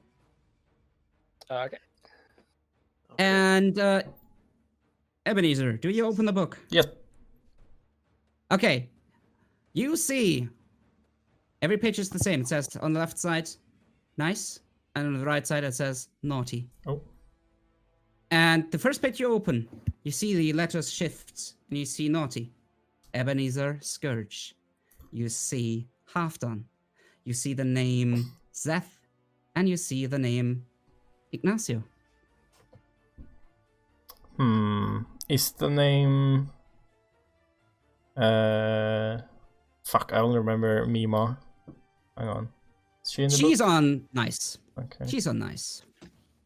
Anybody else I recognize on the naughty? GR Mr. Inch is on naughty. Yep. Max is on nice, surprisingly. And yeah, I guess if you want to look into your personal background, you could check for names, and you would probably find out most of them are on the naughty list, I would assume. What happens if I tear out the page? Tear out the page, Mhm. and a new page appears with the same names again. Wow. But do I have a piece of paper now? No, it turns into snowflakes that drift off and melt in the air. Okay. Let's take the book. Yeah, I'm keeping the book. Okay. Before we leave, though, I want to do one last thing. I have a spell that could cause the reindeers to stampede into the kitchen area. Okay. Alright, we just need to sneak past the tables and maybe go around the kitchen. And then once we're in the stable, I can just cast fear on the reindeer. Okay, let's see if you can get past them all. The Sneaky. drunk reindeer, mind. Yes. Perfect bit of chaos to cause a distraction so that we can make our escape. Would it be possible to Okay. like have a short rest so I can regain HP? Short rest takes an hour. Yeah. Yeah, let's that's just the chill only there for an thing. hour. I mean, you can have my cookies. I've got 2 pink ones. Yeah. I'll eat one of the pink cookies and just get the is it D4 plus 4? Yeah, 1d4 plus 4 per cookie. Okay. That is so sad. It healed me for 1 point less than my 3rd level. Yeah. Yep. Oof. Yep. That was a lucky roll, man. That's the dice, man. That's the dice for you. All right, and I'll only accept one of the cookies from Captain. Honorable. Honorable. That's 1 silver, by the way. 1 silver so far. So, oh. No, it's not free. Well, But it's not free. The cookie. yes, it is. Oh. Oh, you talking about I Zerth? see what you are saying. Supply and demand, fam. As you Pay up. as you heard that it's not free, I'm throwing to Zeph. Also, I my forgot. cookie. Damn it. If you keep searching, you will find a pouch that's filled with pieces of coal for some reason. No, he has no money. Just a pouch Okay. filled with coals. The Well, Krampus. I can. I'll It's hang on to German that. folklore, actually. Just out of curiosity, He's like gonna throughout all Germany. that, did I maintain my disguise self? Like, did he ever actually try to establish I'm not an elf? I think at the moment where he hit you, it was quite clear you're not an elf because Okay. the physicality does not connect really. So Yeah. He's not a goblin. He's not an elf. But the spell still keeps going for the next hour, so yeah, okay. technically, yeah. Yeah, okay. So you're eating cookies. You're making a cookie party. Well, apparently I have to pay for a cookie. No, you Well, got one. Fucking. If he doesn't give you the cookie for free, you know. I mean, I'll you give can you try one to for take free. it from him if you want to. It's only 1 silver though. Yeah, Last Christmas you gave me my cookie. Can I use sleight of hand on him? Well, no. You can try, but he will oppose with I Another guess sleight of if hand. you try to be on the sly. Oh, Well, with an 8, I feel like even his passive perception would catch you. So yeah, It's not like unfortunately, I'm you don't. like looking at my hand holding the cookies. Yeah, like that. Like I would say no. He just Okay. he just notices and quickly pulls away his cookie. No, it's 2 silver. Okay. okay. You do how your about stuff. how about you give me the cookie for free and I'll save your life? I mean, you are the one like bloodied. I'm not even taking damage yet. Okay. You know, I could just heal you. That would be nice as well. Yeah, burn your spell slots. Yeah. Sorry for being a businessman. Just You're really gonna- let's get you healed as we're leaving. Okay. But are you really As gonna... you say that, you hear faint Okay. steps coming from this hallway. Come on, Guys, come on, we let's better go, run. Let's go. Okay. As I'm you- trying to- As you leave, nothing is gonna attack you, but you see Mimo with her huge glasses just looking at you. And I think the thing that hurts most about her is a single tear in her eye Oh. as she realizes the betrayal. Oh, Shrugs. I still have the disguise. My conscience is clean. She doesn't know it's me. You have the feeling she sees through your illusion, actually. Oh, no, don't do that to me.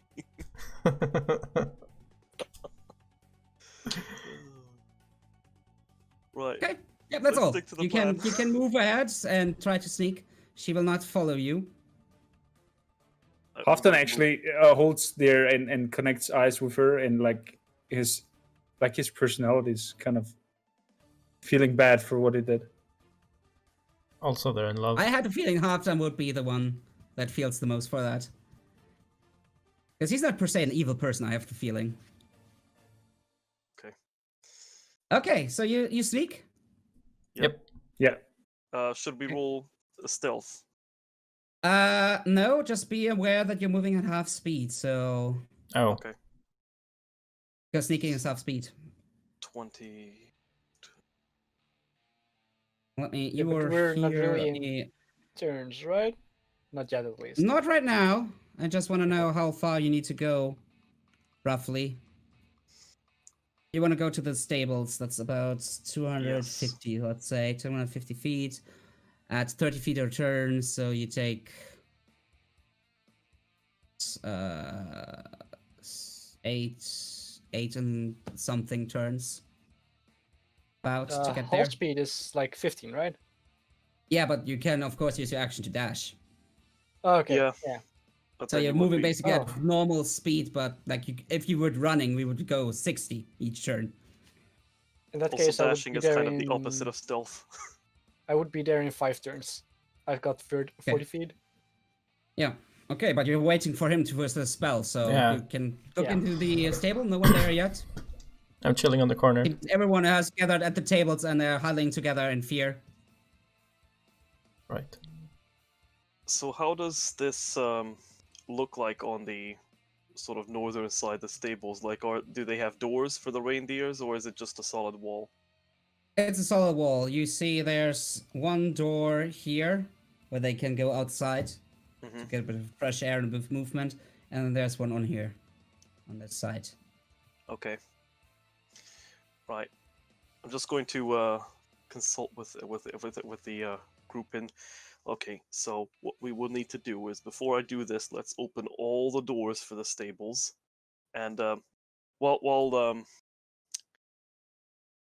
while Zeth is here, I'm just going to use my final second level slot to cast Cure Wounds on him. Okay. Alright. Much And- appreciated. Right, so please don't roll badly. 1-1. 2d8 plus 2.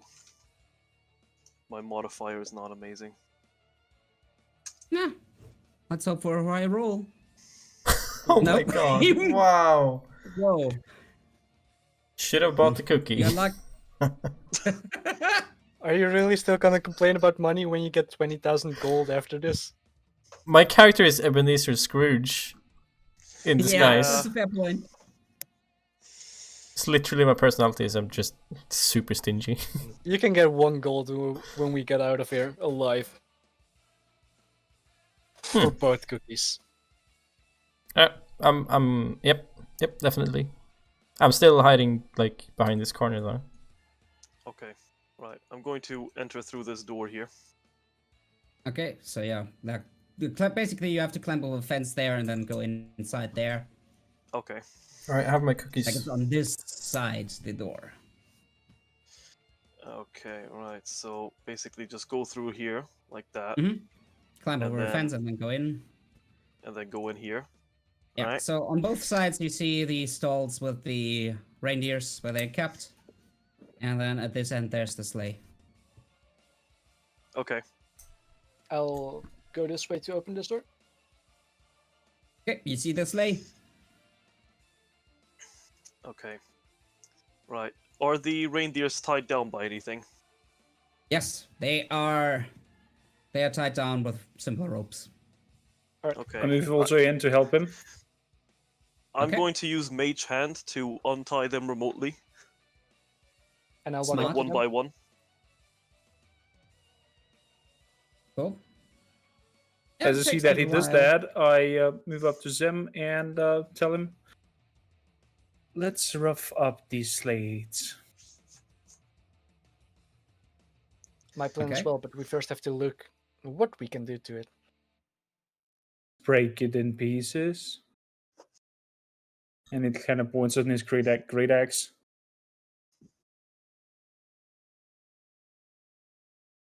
Like, everything is magic here. You don't know if it will even break. We Yes, can try, have to try. but first let's inspect it. Okay. So you're gonna inspect the sleigh? Yeah. It's a pretty sturdy, big built sleigh, and yeah, as I said, it's quite ostentatious. It has gold leaves and whatnot, and bright red, blue, and greens. There's room for several crates or sacks or however they transport the gifts on the back, but it doesn't look like anything specially on that. All right. In that case, I would like to try and use a weapon on it, and like use a Okay. hand axe. You use the hand axe? Yeah. Give We me roll for a damage? d20. Now you will hit. Give me a d20.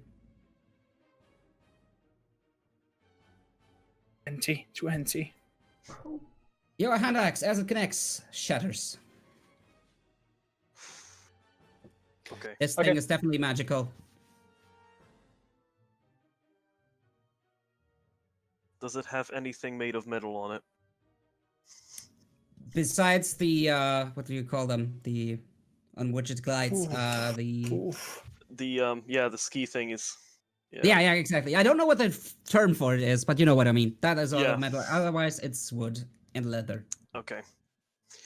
Well, I need my final third level slot, and I don't have second level slots, so that's it. Okay, so once I've finished untying all the reindeer, is there a place I can sort of stand in the stable that I'm kind of like in this direction, but not among the reindeer? Like, so they have to move away from me toward the middle of the tent? It's difficult. I guess the most protected spot you could stand in is I guess yeah, that it's corner? difficult. Yeah, you have to stand There's in that door corner here and door basically. here.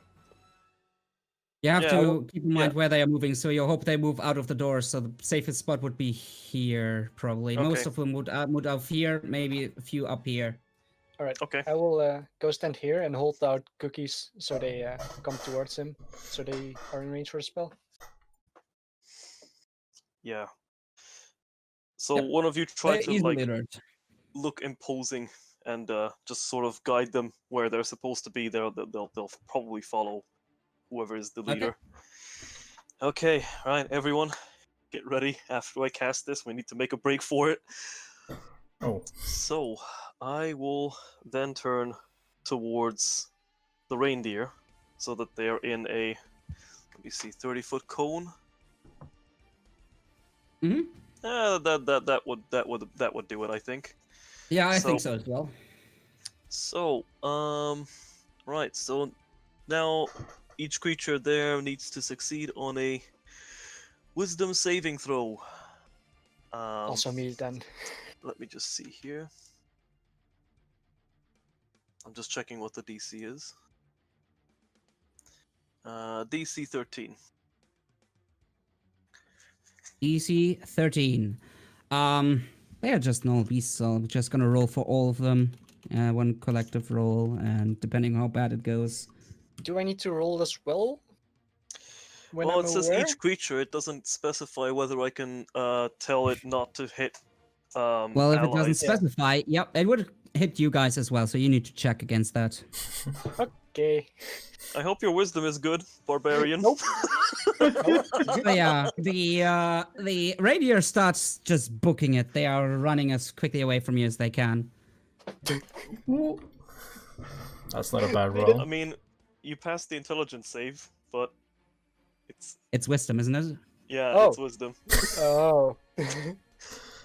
Ooh, you failed. Okay, hang on. That's Is there a the thing where I Mont can end this? saves. There goes my I'm fucking afraid gold coin. it only ends Damn once it. they are out of sight.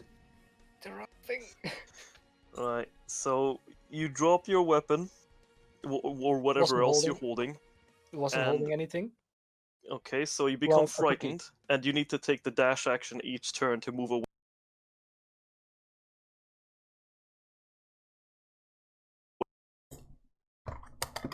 And For the problem is, it opportunity. happens at the same time as the reindeers start running, so give me a Okay. dex Don't be save, trampled. please. Might be you're running into one of them right away and you'll panic. Yeah, that's not, unfortunately, just shy. So... It's not huge, but you get fucking kicked by a running reindeer for, let's say... 7 damage. No, what do I do? I can't end the fear because then the reindeer will stop running. Can I try to run up to him and grapple him or something before he runs off? He's the biggest of the group. Yeah, I have personal my doubts I can't do that so easily with him. Yeah, he will run. He will do anything to run away, so I wouldn't try to stand in his way. This Right. driving instinct right now. I mean, if he doesn't come back, that's another 20k split between us three, no? No, the payment was each. Damn it. For how long do I have to do this? Up to a minute. Until you're out of... doesn't say, like, unless he's out of sight or something? Let me I He see. think doesn't out see of the sight. anymore of the fear? At least in Pathfinder, it's out of sight. Let's see, fear. Safest available rod on each of its turns unless there is nowhere to move. Maybe Creature ends its turn where it doesn't have line of sight on you. They can make another saving throw. Okay. Okay, so you can make another saving throw now. maybe I you would should stop say. disguising as elf, and then he won't be scared of you anymore. Oh no! You're so scared, so you're running another turn. Yeah. Oh wow! Every turn. I mean, he's going to just run an entire circle. though. Okay, It's I'm fine. gonna ask you guys though, while he's running, I'm gonna ask the other ones. Are you waiting for him? Well, what I will do is I What- will go to the very gate and then see what the effect of the reindeer is, because I can just end the spell. It's a concentration spell. So I think Okay. if I'm happy with the amount of havoc the reindeer's caused, I'll just end the spell and let him recover. Okay.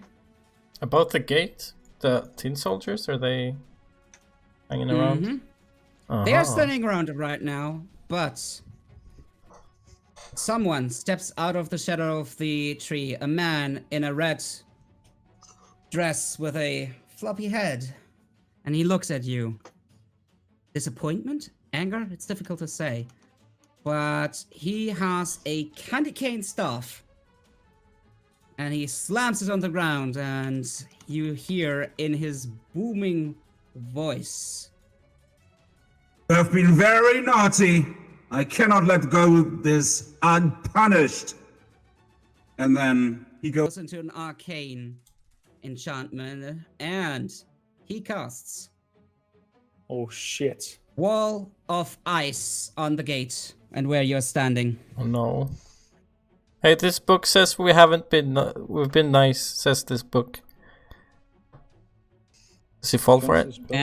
So, no, he has a book itself. Another copy of that book. So, it creates a wall of ice, quite literally, blocking the gate. It is, it is 1 foot thick and lasts for up to 10 minutes. It has Holy moly. Yeah. Where is it? There.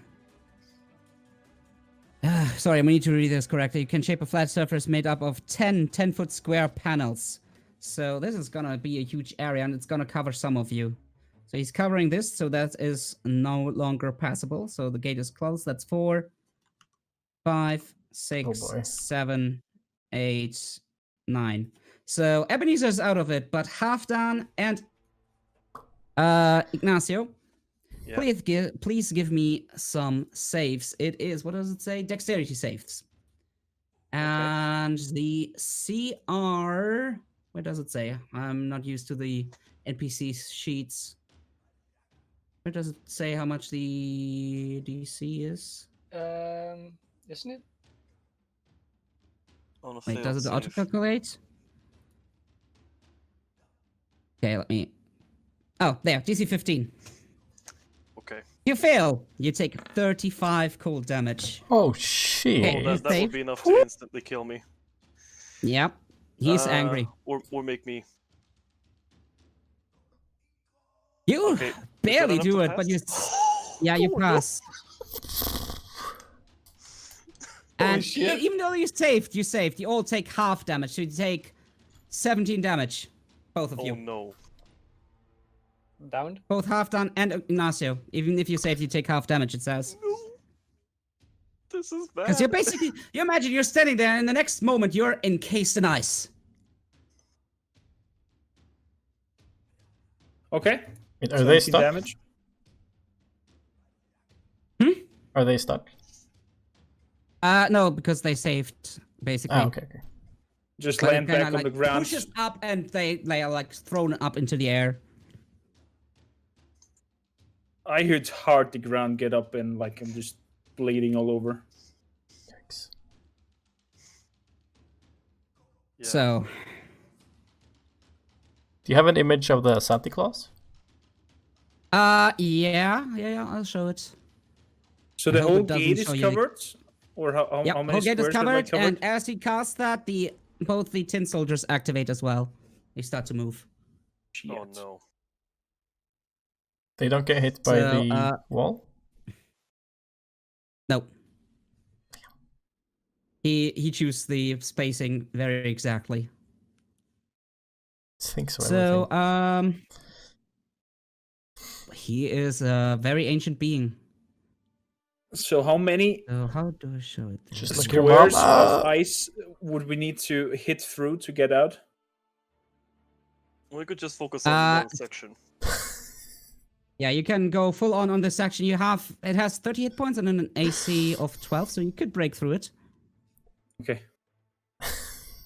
So I have enabled the character sheet for Santa Claus for everyone. I hope you only see the bio and info, nothing else.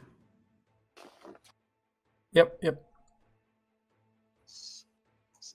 Yes. Man, It's, Hero Forge makes Just funny picture. characters. Yeah. It's like he's like an angry smile right now. It's weird. An angry smile. It's like I got you. Smile. Yeah, basically. Yeah. I got you because let's be honest, he got you. If we turn the mouth upside down, it's probably... Yeah, that makes you look angry. To be honest, I would have given you like, okay, you succeeded to get out if you didn't sneak back to the barn and try to get the animals and then failed the saves and waited for him. Because that gave him time to catch up. He moves only 20 feet per turn. He's old. Ah, Okay. Should we roll initiative again? Yeah, let's roll initiative, sorry. Let me bring up the tracker. I hope everyone still has time. If not, we'll make it short. well, we'll make it short because we're so badass. Don't worry, mate. We'll see. I'm on single-digit hit points. This will be short. And he has rolled really good on his initiative tracker here. So, yeah, Halfdan goes first. Jeez. Then Oh, I forgot to select my token. Damn it. Basically crit fail. Um, Wow. no worries, you can select again, click, and then add it. And then we'll compare. Yeah, you have same. So I'll give it to a player. So actually, he goes third. Okay, quick grabby, well, you roll. Okay. So yeah, just select your token, click initiative again, and Okay. then change it manually. It's only one lower than what you rolled, but yeah, you can adjust it to a 19.14. Then we'll sort sending. If I adjusted to 19.14, I'm same as him. Yeah, but then I would give it to the player. In that case. Oh wait, you meant him. Never mind. Oh, wait. Do we have several 19.14? No. You had an 18.14. Yeah. So, yeah, it is. I'll adjust this. First Halfdan, then Ignacio, then Santa Claus. Then Zerth, and then last Scourge. So, Halfdan, it's your turn. Hi. Could you ping me as where the wall is? I still have it like not in my brain. Yeah. It's like covering the whole gates, right? Oh yeah. Also, I totally underestimated how big it is. It's 10-foot squares, not 5 feet squares. So let me reevaluate. So he covered this area, cross this area, across. That's 2. You. Actually, yeah. I'll have to ask Scourge to give me also a dex save in that case, because he is covering this area like from here to basically there. This is all retroactive ice. rulings. I don't know, man. Yeah. Yeah. I can't see what you drawn. Oh, sorry. I am probably there. What is Okay, so it's like 100 feet area by 10 feet, Fucking completely hell. covered in ice. Is that 10 dex saving? And 10 feet squares. Yeah, dexterity save. DC 15. I'm just trying to. Does cunning action help me at all? Uncanny dodge, I mean. It can. Yeah, if you succeed, you take no damage. I think it is, right? So it's dead. With uncanny dodge, it says when an attacker that you can see hits you with an attack, you can use your reaction to half the attack's damage. So. Oh, okay. So if yeah, I then succeed, you will half. If you succeed, you take half damage. If you fail, you take half damage. I don't know. how about if I you succeed, succeed, I take quarter damage? You take quarter. Yep. Yeah, okay. All right, deal. If you fail, you Wait. take half. I failed. You failed, you take half, so you take 17, I said. Oh, okay, that's just only half my health. Better than 35. Yeah, that's a one hit kill. Yeah. I chose him specifically to be like the biggest bad. You didn't want to fight him, but now you ended there. What in the world? Oh no. Oh no. Guys, this was going so well. So yeah, half done. If I attack the section where I'm standing off, does the whole thing collapse? The 10-foot square that this section is, so it would be... This is one, this is one, so this one would break away. If you attack this one would break away. Okay, then I move over here so that the one in front of the entrance to the gate would break, so we can Okay. get out. Holy shit! So, go ahead. I thought the AC reindeer 12, stampede would 30 cause health. more chaos. The problem is that the moment they got out of range, they started rolling, and they don't run over people because, like horses, I assume they don't like to step on things because they could break their fucking ankles. You assume. So first one is a 23. Yep, hits. That Do your hits. damage. Second one is a 25. Hits as well. Hits as well. Do your damage. So 5, 13. So still 17 to go. And then taking care and the kind of looking out for the group, even though he saw them for the first time, he will use his another chakra point, not for self-defense, but for a fury attack on the wall, and hits two more times with 19 and 25. Hits both. Giving 5 and 6 damage. Okay, so 11 plus 13 is 24. It has still hit 6 points. It's crumbling, but it's still standing. Okay. And with the last breath, I just yell, "Destroy that fucking thing!" And you kind of recognize that he's losing his monkish patience and monotone talk. He's like actually getting angry. Okay. Right. Ignacio. Right, let's see. Yeah, I'm going to attack with the rapier, What are the yeah, okay. Yep, hits. attacking the same section of the wall he's been punching. Okay. And Hits. right, how You do I do 6 hit the damage. damage part? Just click on Peppery Peppermint Rapier of Rhapsody Like again? on the name in the chat. this. Where you rolled. Yep. Okay. 8. Yep. it's 8 That's actually points of breaks damage. away. So there Okay. is a 10 feet wide path that leads through. Okay, Nice. and I'm But just here going to is- immediately use my movement to like run across it. Okay. And Let me yes, check. Is that I think it's difficult terrain, the ice where you are, right? With the it's like an air thing. and it is well, fire damage reducing 10 feet of the 0 Frigid points, air. frigid air. No, it just pushes him wall, to one okay. side of the wall. Doesn't say. Okay. Oh no, that Okay. that could actually kill me. Nah, it pushed you away from the wall, from the energy No, wall. it's It like didn't if, push into it. it leaves behind frigid air in the space the wall occupied, and a creature moving through the sheet of frigid air for the first time on a turn must make a Constitution Ooh. saving throw. Oh yeah. So if you run through it, do it. Do your con save. It might kill you. No, even if I succeed, it will kill me. The thing It's is, 5d6 how much? What is cold your damage, or half as much on a Okay. successful one. what is your HP and what's your max HP especially? My max HP is 30. And my So current HP and your is 2. turn. Yeah, so there's no chance it can insta kill you, but you will probably go down. Yeah, unless Yeah, it rolls I like would 5 go down. ones. Yeah, you would go down. Yep. So you run in, you see him run in, and then he collapses. He collapses right in the passage. I'm hoping somebody picks me up. These are evil, greedy bastards. I'm not so sure. So yeah, Ignacio is out. It is Santa's turn.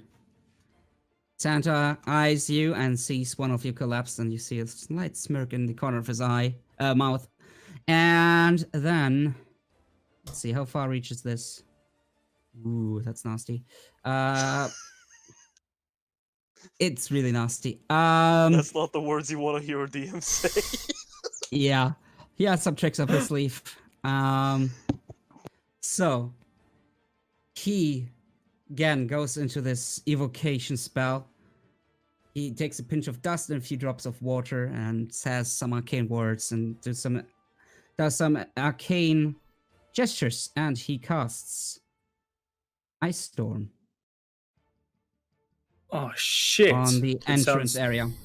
terrible. A hail of rock hard ice pounds to the ground in a 20-foot radius.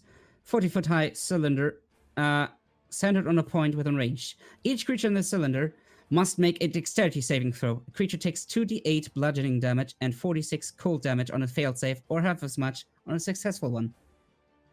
Also, it turns the area into difficult terrain until the next turn.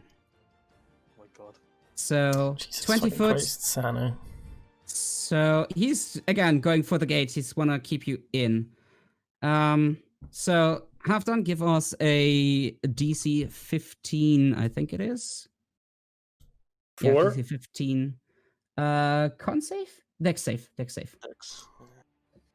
And unfortunately, the unconscious body, you take still half damage though. So you take 2 bludgeoning and 9 cold damage. Halfdan. And unfortunately, that means Ignacio takes 2 death saves because he Oh, gets hit automatically. So they count as 2 different hits. No. If you're down, like it. Oh yeah, I guess so. He's not melee, and melee it So would be that's a crit. So I'll, that's 11 damage in total, right? 2 plus 9, yeah, 11. So yeah, you take 2 death fails, I guess. Death Isn't save it just fails. one attack though? Because yeah, it's 2 points of damage. It's 2 different sources, and I don't know how to rule it. I'll give it you whatever you prefer. If you say it's 1 source, I'll take it as 1 fail. Yeah, because it increases my chance of survival. Okay, I'll give you that. I mean, you still can roll a 1 and you're screwed. Yes, that's true. I'll take what I Okay. can get. And he stays where he is. He stays right there. Not moving closer because he has fucking range. Like this one Holy has crap. a range of 300 feet. That spell. All right. Oh. So, your guy's turn. It's Zerth. I will run here, and I Have will you not- saved yourself from Yes. your fear effect yet? Yes. Yes, I have. Okay. Well, if he hasn't, the fear has already ended. Okay, cool. Oh, because you went And- down. Yeah. I will eat one rainbow cupcake. Okay, give me a D100. Can be good, can be bad, depends. 22. Well, for you, it's kinda meh. Creatures have disadvantage on saving throws against the next spell you cast in the next minute. Okay. So you feel like arcanely empowered, but then you realize I don't have arcane powers. Shit. Fair enough. All right, that was my turn. It's a Hail Mary. I salute you for making that decision. Inspiration. So that was your bonus action. You can still... Did you dash? Yeah, I dashed. Okay, then that's your turn. Scourge. Okay. You don't do too well after that one hit there. Man. I'm thinking. I can run this Just far. so if I you- haven't. If I run here, I haven't reached the difficult terrain yet, right? It's a 20-foot cone around the gate, so... You're staying right in front of it, basically. You can see where the hail is going down. So next turn, that's going to be fine again to dash through. The position where Max is, yes. You can dash there without difficult terrain. Difficult terrain just means you have half your speed, basically. Yeah. However, the section, as far as I know, the section, the first time you enter that breach section, you still will have to do a con save or take 5d6 cold damage. Or half as much if you succeed. Is that for a certain time? Is that what That you is said? for as long as the wall of ice is active, as far as I understand it. Ah, fuck. Which lasts 10 minutes. Alright then. Yeah. That ain't good. Well, bonus action, eat green cookie. Okay, you got the buckskin AC 16. Can I modify that in my character sheet? I can. I think you can just write it in. Yep. Okay, AC 16. I mean, since we have to...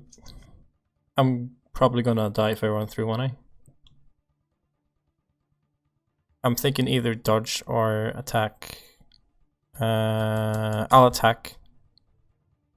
Okay, with So what, I'll, does it have enough range? I'll short bow him. Should be 320 feet. Let's see. If I'm not wrong. Shortbow.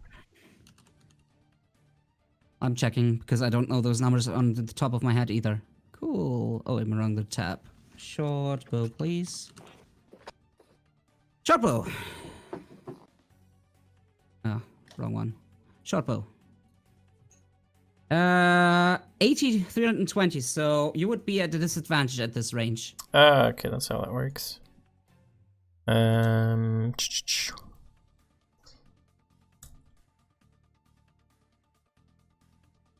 Alright, fuck it, why not? Let's try. Okay, at disadvantage, shoot.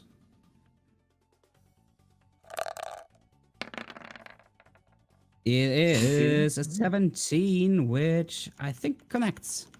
Hey! Yep, it hits. Gorge! So you do your damage, which is 5. Is he bloodied? He's I still only fine. wish. Okay. Just made him more angry. Just checking. Just checking. Okay. You only wish. What did you say? Yeah.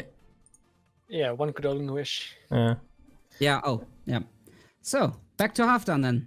Next turn. I think so, yep.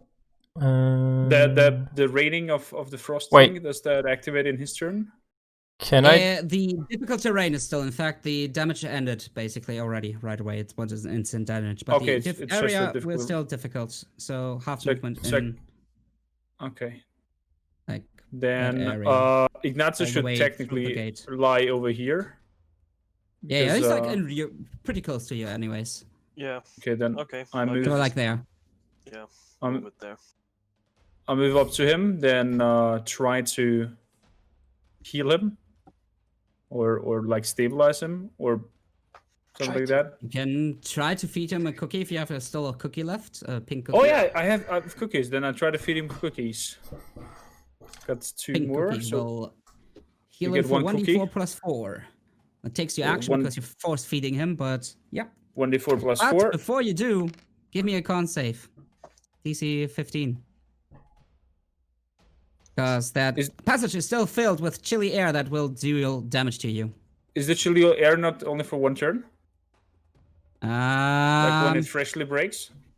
Let's see. Reducing a section to 0 hit points and leaves behind a sheet of frigid air in the space that will a creature moving through the frigid air for the first time on a turn must make a con save. Doesn't say how long. Cool. It keeps going for the Constitution spell. save, 21. Yeah, so you take half of 5d6. Roll 5d6. That's You take 9 ice damage. Lucky. To low run in roll. and try to force feed him, I just Five? fall limp. Wait. Oh, you were low on HP as well? Yeah. Oh, shit. So we have 2 people in that frigid passage now. Wait, after Santa got hit, did he make a concentration saving? Pair points. Is that a concentration spell, though? Yeah, concentration up to Okay. 10 minutes. Cool. I'll give him the con save. Oh, hang on. Maybe Dan is saving me. Maybe Scourge is saving I me. didn't put in his stats correctly, so I'll have to do this by hand. Nope, he saves. Concentration's still going. Okay. Halfdan just falls limp next to Ignacio. sake. Yep. He's like, take a You're hugging each other in death. Wait, so he didn't get to force feed him the cookie, right? No, he Nope. dropped the moment he got into the passage. Fuck, I should have known the exact thing here, because I'm last in the turn order, so I would be able to run in there without taking So, a saving throw. that's it. Halfdan's turn. Ignacio, give me a death save as you're fighting with death itself. Holy shit, Ignacio. You don't do roll it. a 1. Roll 20, come on. Okay. Right. Let's roll. Roll a to 20 see and if keep we running. survive. Ooh, you're just an inch away from death. One more fail and Ignacio is gone. Okay. Okay, Santa's turn. Good thing this 2 is a one targets down. shot. He doesn't see the Dragonborn yet, so his full attention is on the one standing there. What does he have in petto for you?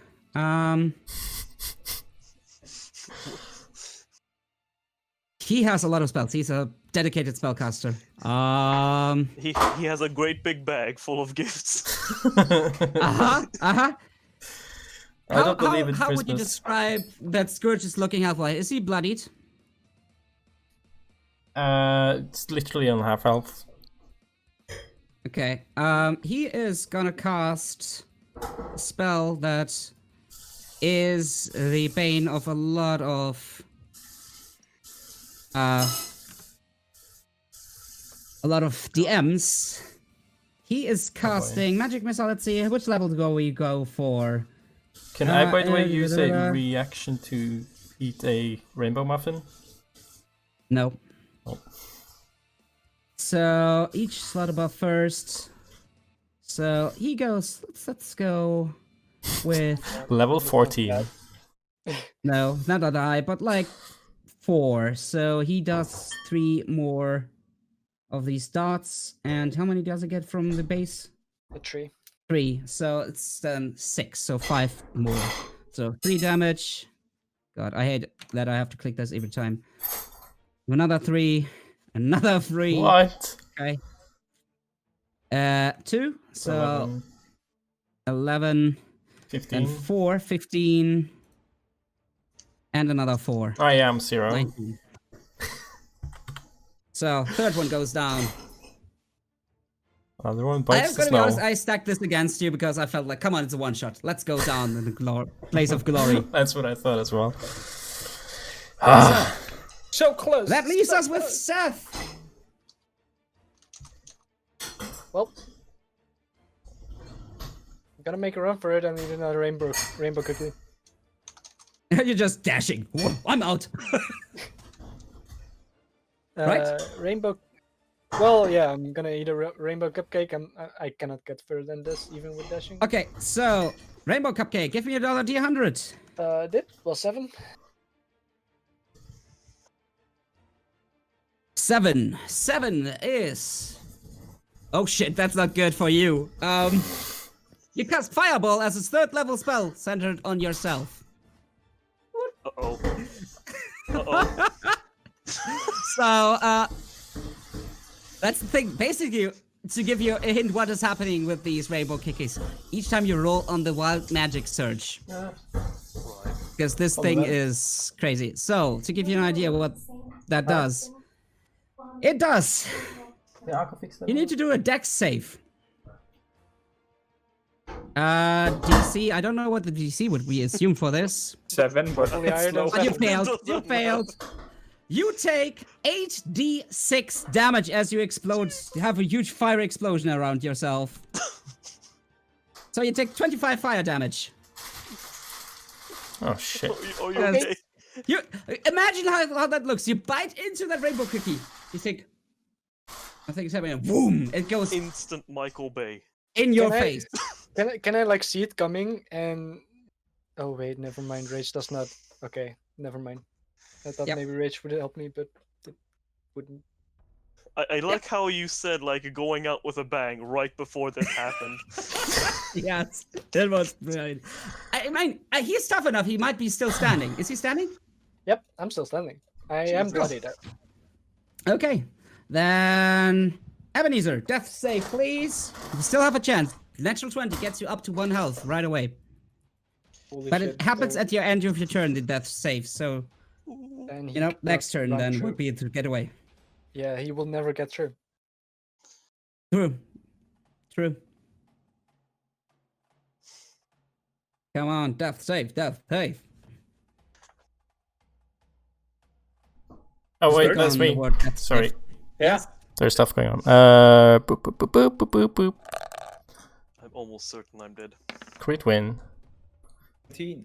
Hey. You have 1 success, 1 save. You might be stabilizing. Amazing. Halfdan, death save, please. Come on, net 20. There we go. Oh! Yes. You, at the end of your turn, you wake up with 1 health, on top of Ignacio. Wait, he Does And he then get what- an action? will he bonus not action? go? Will he not me go check down the- again immediately because of the area? No, you think? first time you enter the Only area. the first time you enter. Yeah, on your turn. On a turn. Oh wait. Oh wait. First time somebody enters on a turn, but he's already in there, right? Yeah. Yeah, he's not the first time he enters. He's still in that. He was never out of it. Death saving throws. Let me check the exact phrasing, just to make sure I'm not doing something wrong. So, yeah, it just says you get one hit point, but as far as I know, the death save. Oh no! Let me just quickly. Okay, I'll give you that because I want to give you a chance to survive. You wake up. You're on the ground. You're prone. You have 1 hit point. It's your turn. Okay, then I use my action to get up. That's movement. Half your movement. Okay, that's half my movement getting up. Then. Could I grab Ignacio and try to tag to. Then you would lose again half of your movement. So basically, you would go down to a quarter of your movement. Takes half your movement to drag someone else. So you can only What, move what is 7 your and a half. movement anyway? My He movement has is 40, 40. so he's high. down to 20, so he would be like 10? Yeah, that would get us out of harm's way. Then I will think? drag him. I think. Oh yeah, there's also the Tin Men probably. No, I decided I will let them out because I want to give you a fighting chance. Otherwise, they would just crush you already. I just So, drag him out then here with my action. Yep. And So you with take my your action to grab him and use all your movement to get out. He's So you're dragged. both in the gate basically right now. and can I use my bonus action? No, the force feeding is an action. Then I It use is. my bonus action to feed myself. Okay, yeah. What do you want to eat? The Pink. crap, pink one. Because I Corn? got Okay. 2 of Wait. them.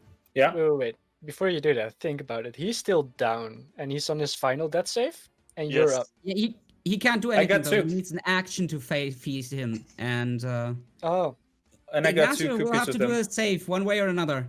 okay. Wait, what did he spend his action on? Because he only spent like Getting three up. Grabbing quarters you, of his movement. like, Oh yes, of course. Grabbing someone is an action to pull him. Ah. Action and a half for your movement.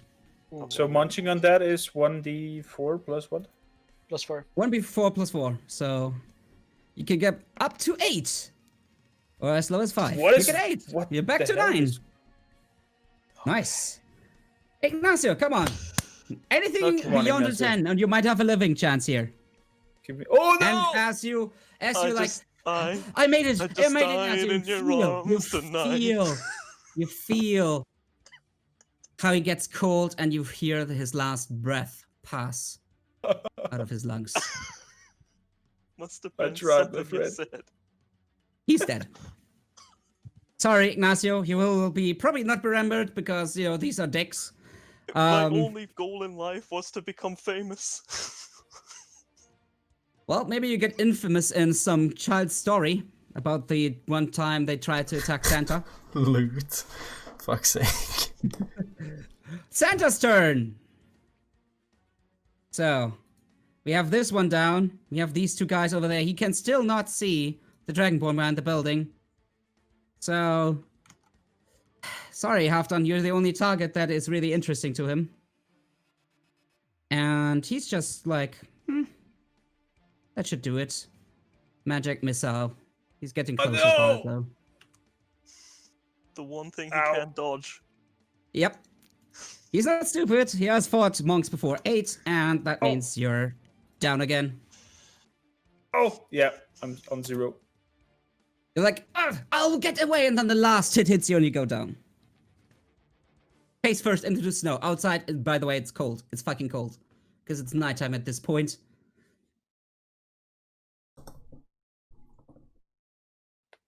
So, Santa's turn is over. Zerth.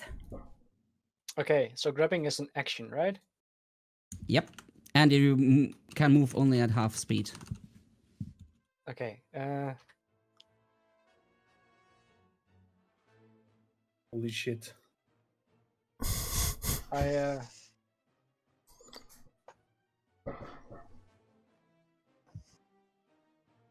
I want to eat a blue cookie. Dude, I swear blue cookie's gonna make him like I immune hope to I have ice. resistance You to feel ice. warmth Yeah. from inside. It feels like even the slight cold that you felt before, gone. You don't feel the cold at all. All right. And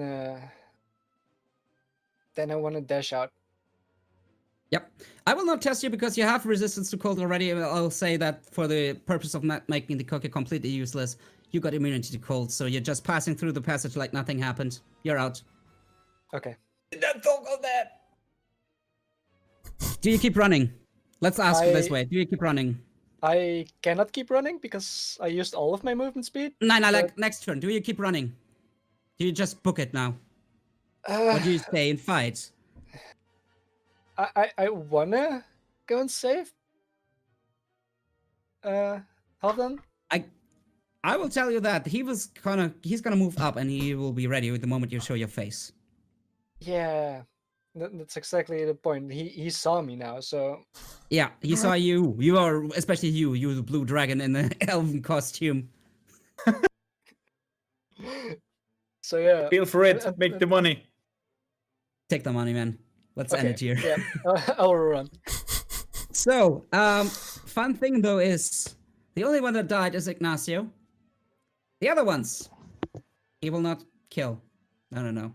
That would be too nice. You will make the acquaintance of a certain Krampus. You will end in fucking hell. Quite Oh. literally. tortured till the end of your days. I got off easy compared to you.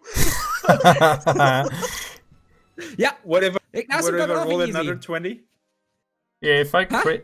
crit this death save, what happens?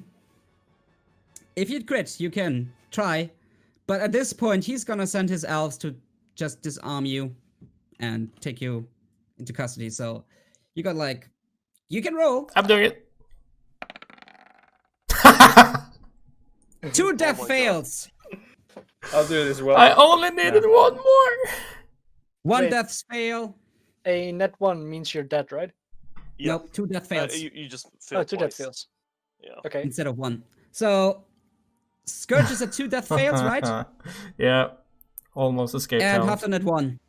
You have another turn before they will probably eventually get Oh, you. hell yeah. A 10? 10, 1 safe, and Do I 1 get... fail. 1 under 10 and you're dead. Ebenezer, go ahead. Please, let me die. Yes! Ebenezer passed. No help from me, He motherfucker! He escapes the fate at Krampus, but mind you, if you were an evil person, you still get to hell, probably. But you have the chance as a demon to work your way up there. So, On my or way devil. to hell, I'll probably have like a change in character, like in the movies. So, Halfdan, you have still a chance. Okay. Give me another Net death 20, save you throw. can run with me. 18. If he rolls, okay, that's 2 saves. Problem is, he's ready. He's very close. He's a ready action once you move. Magic missile. Boom. So And he's coming to town. he's coming to town. Santa's coming to town, man, and this Santa is pissed because you killed his. Killed his friend Ruprecht. So yeah, I think that's where we will end this.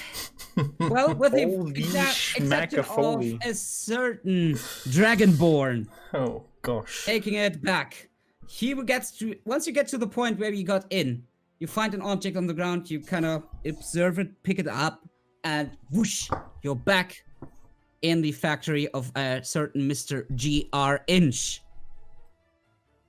So you're being led back by Max to the office, and he kind of looks at you. Still so cocky that you would all make it? I don't think so.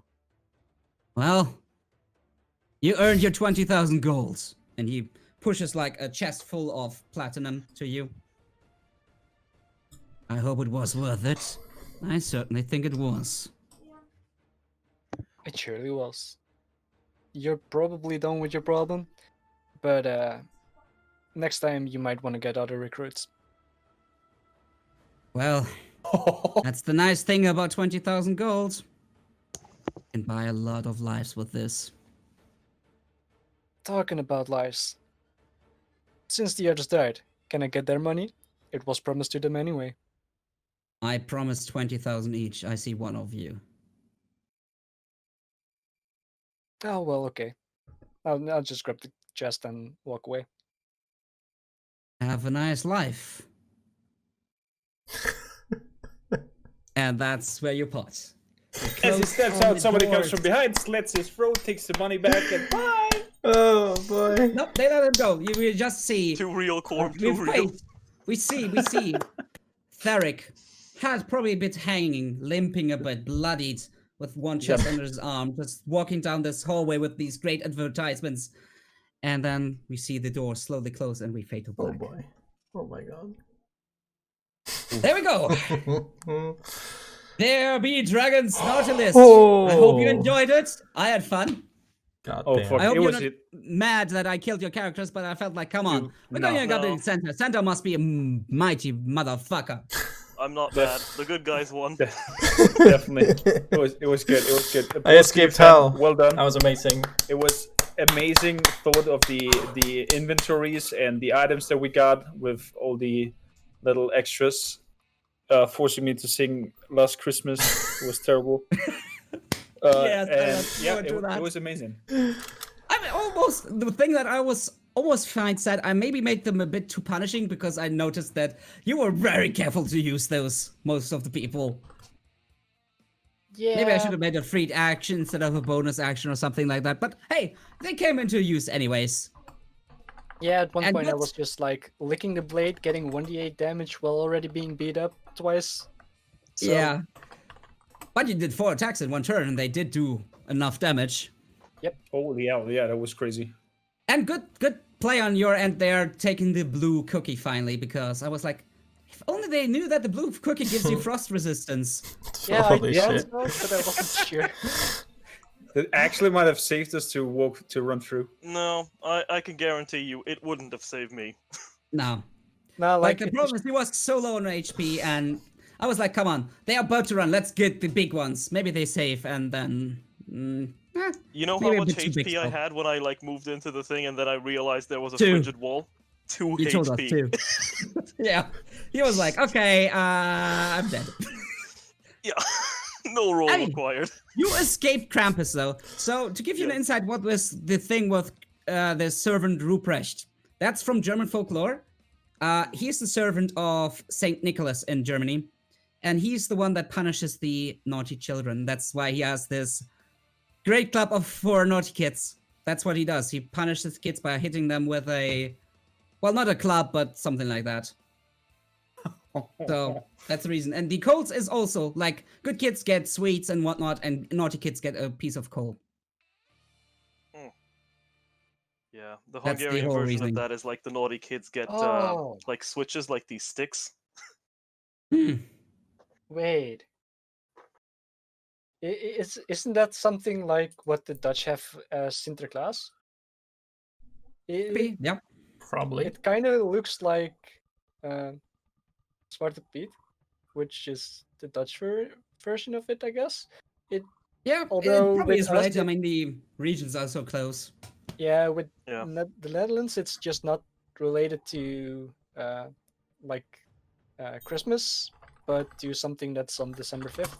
Yep, same here. Yeah, we have that as well, but I felt like Saint Nicholas, Santa Claus, Yeah, they are kind of intermixed. So, yeah, they are. I think it's so I just the just same. thought I throw it together and get everything. I was for a moment considering Krampus, but I felt like, come on, we have all these evil characters. We want them to fight off against good. Yeah. So yeah, I hope you enjoyed. I hope the viewers enjoyed as well. It's been a long time since I did a DMs, so hope it was passable. It was entertaining, Wow. despite my audio cutting out a few times. It happens. It happens. There's What a worry riot, about dude.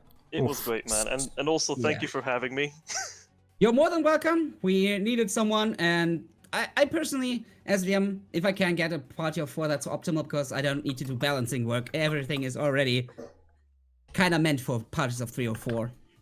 So- Yeah, that Santa fight was super well balanced. Let's be honest, like Totally no you- sarcasm.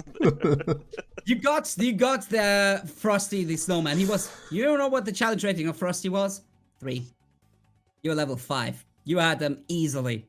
If you had gone more with fire damage, you would gone down even faster. Then we had our Knecht Ruprecht, or as I put him here, Servant Ruprecht. He is challenge rating, I think, 7? Let me check again. No, 8. He was 8. He was challenging.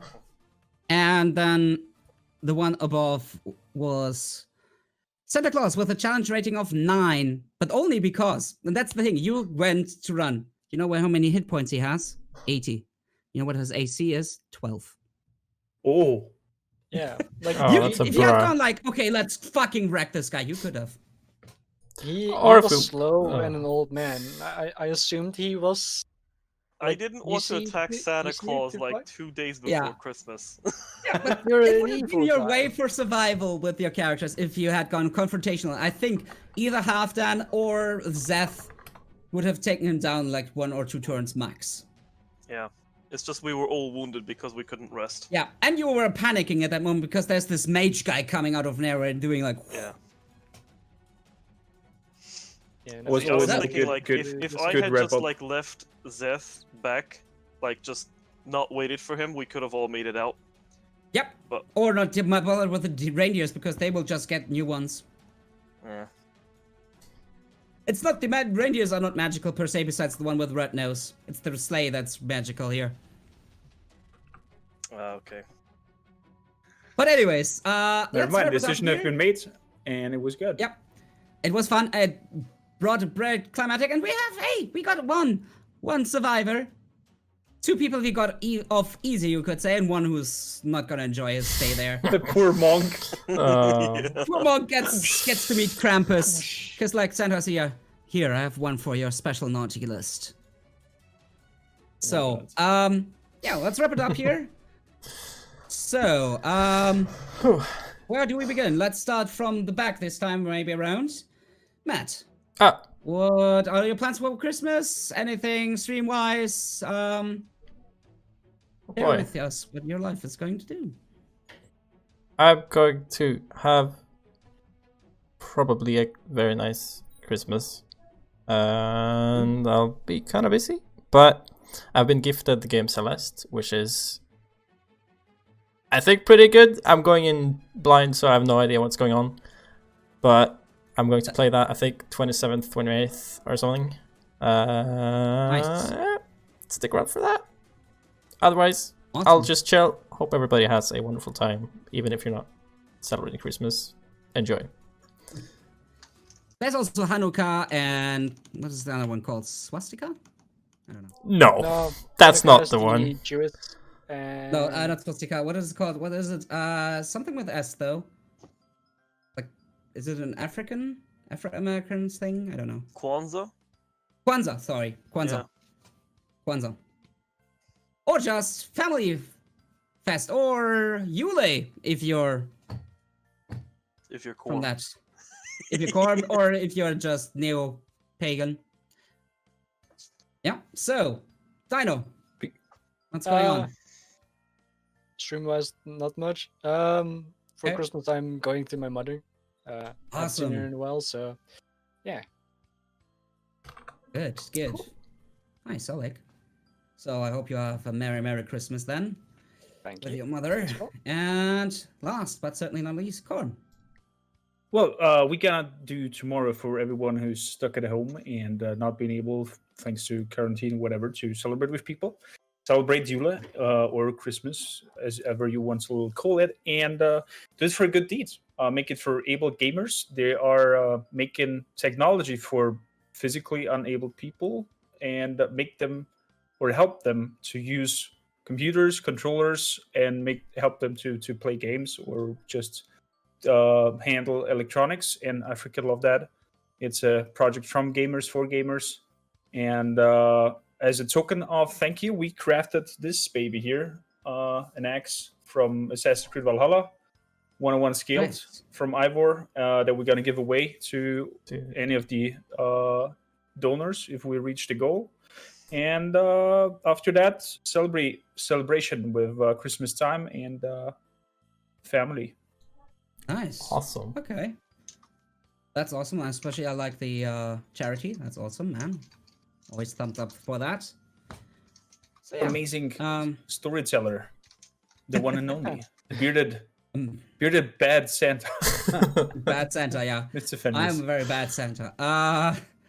I am going to stream during the 24th, 25th, and I think I will actually put in the 26th as well, because Mhm. my elder brother is not going to visit, unfortunately. They had a COVID case in their vicinity.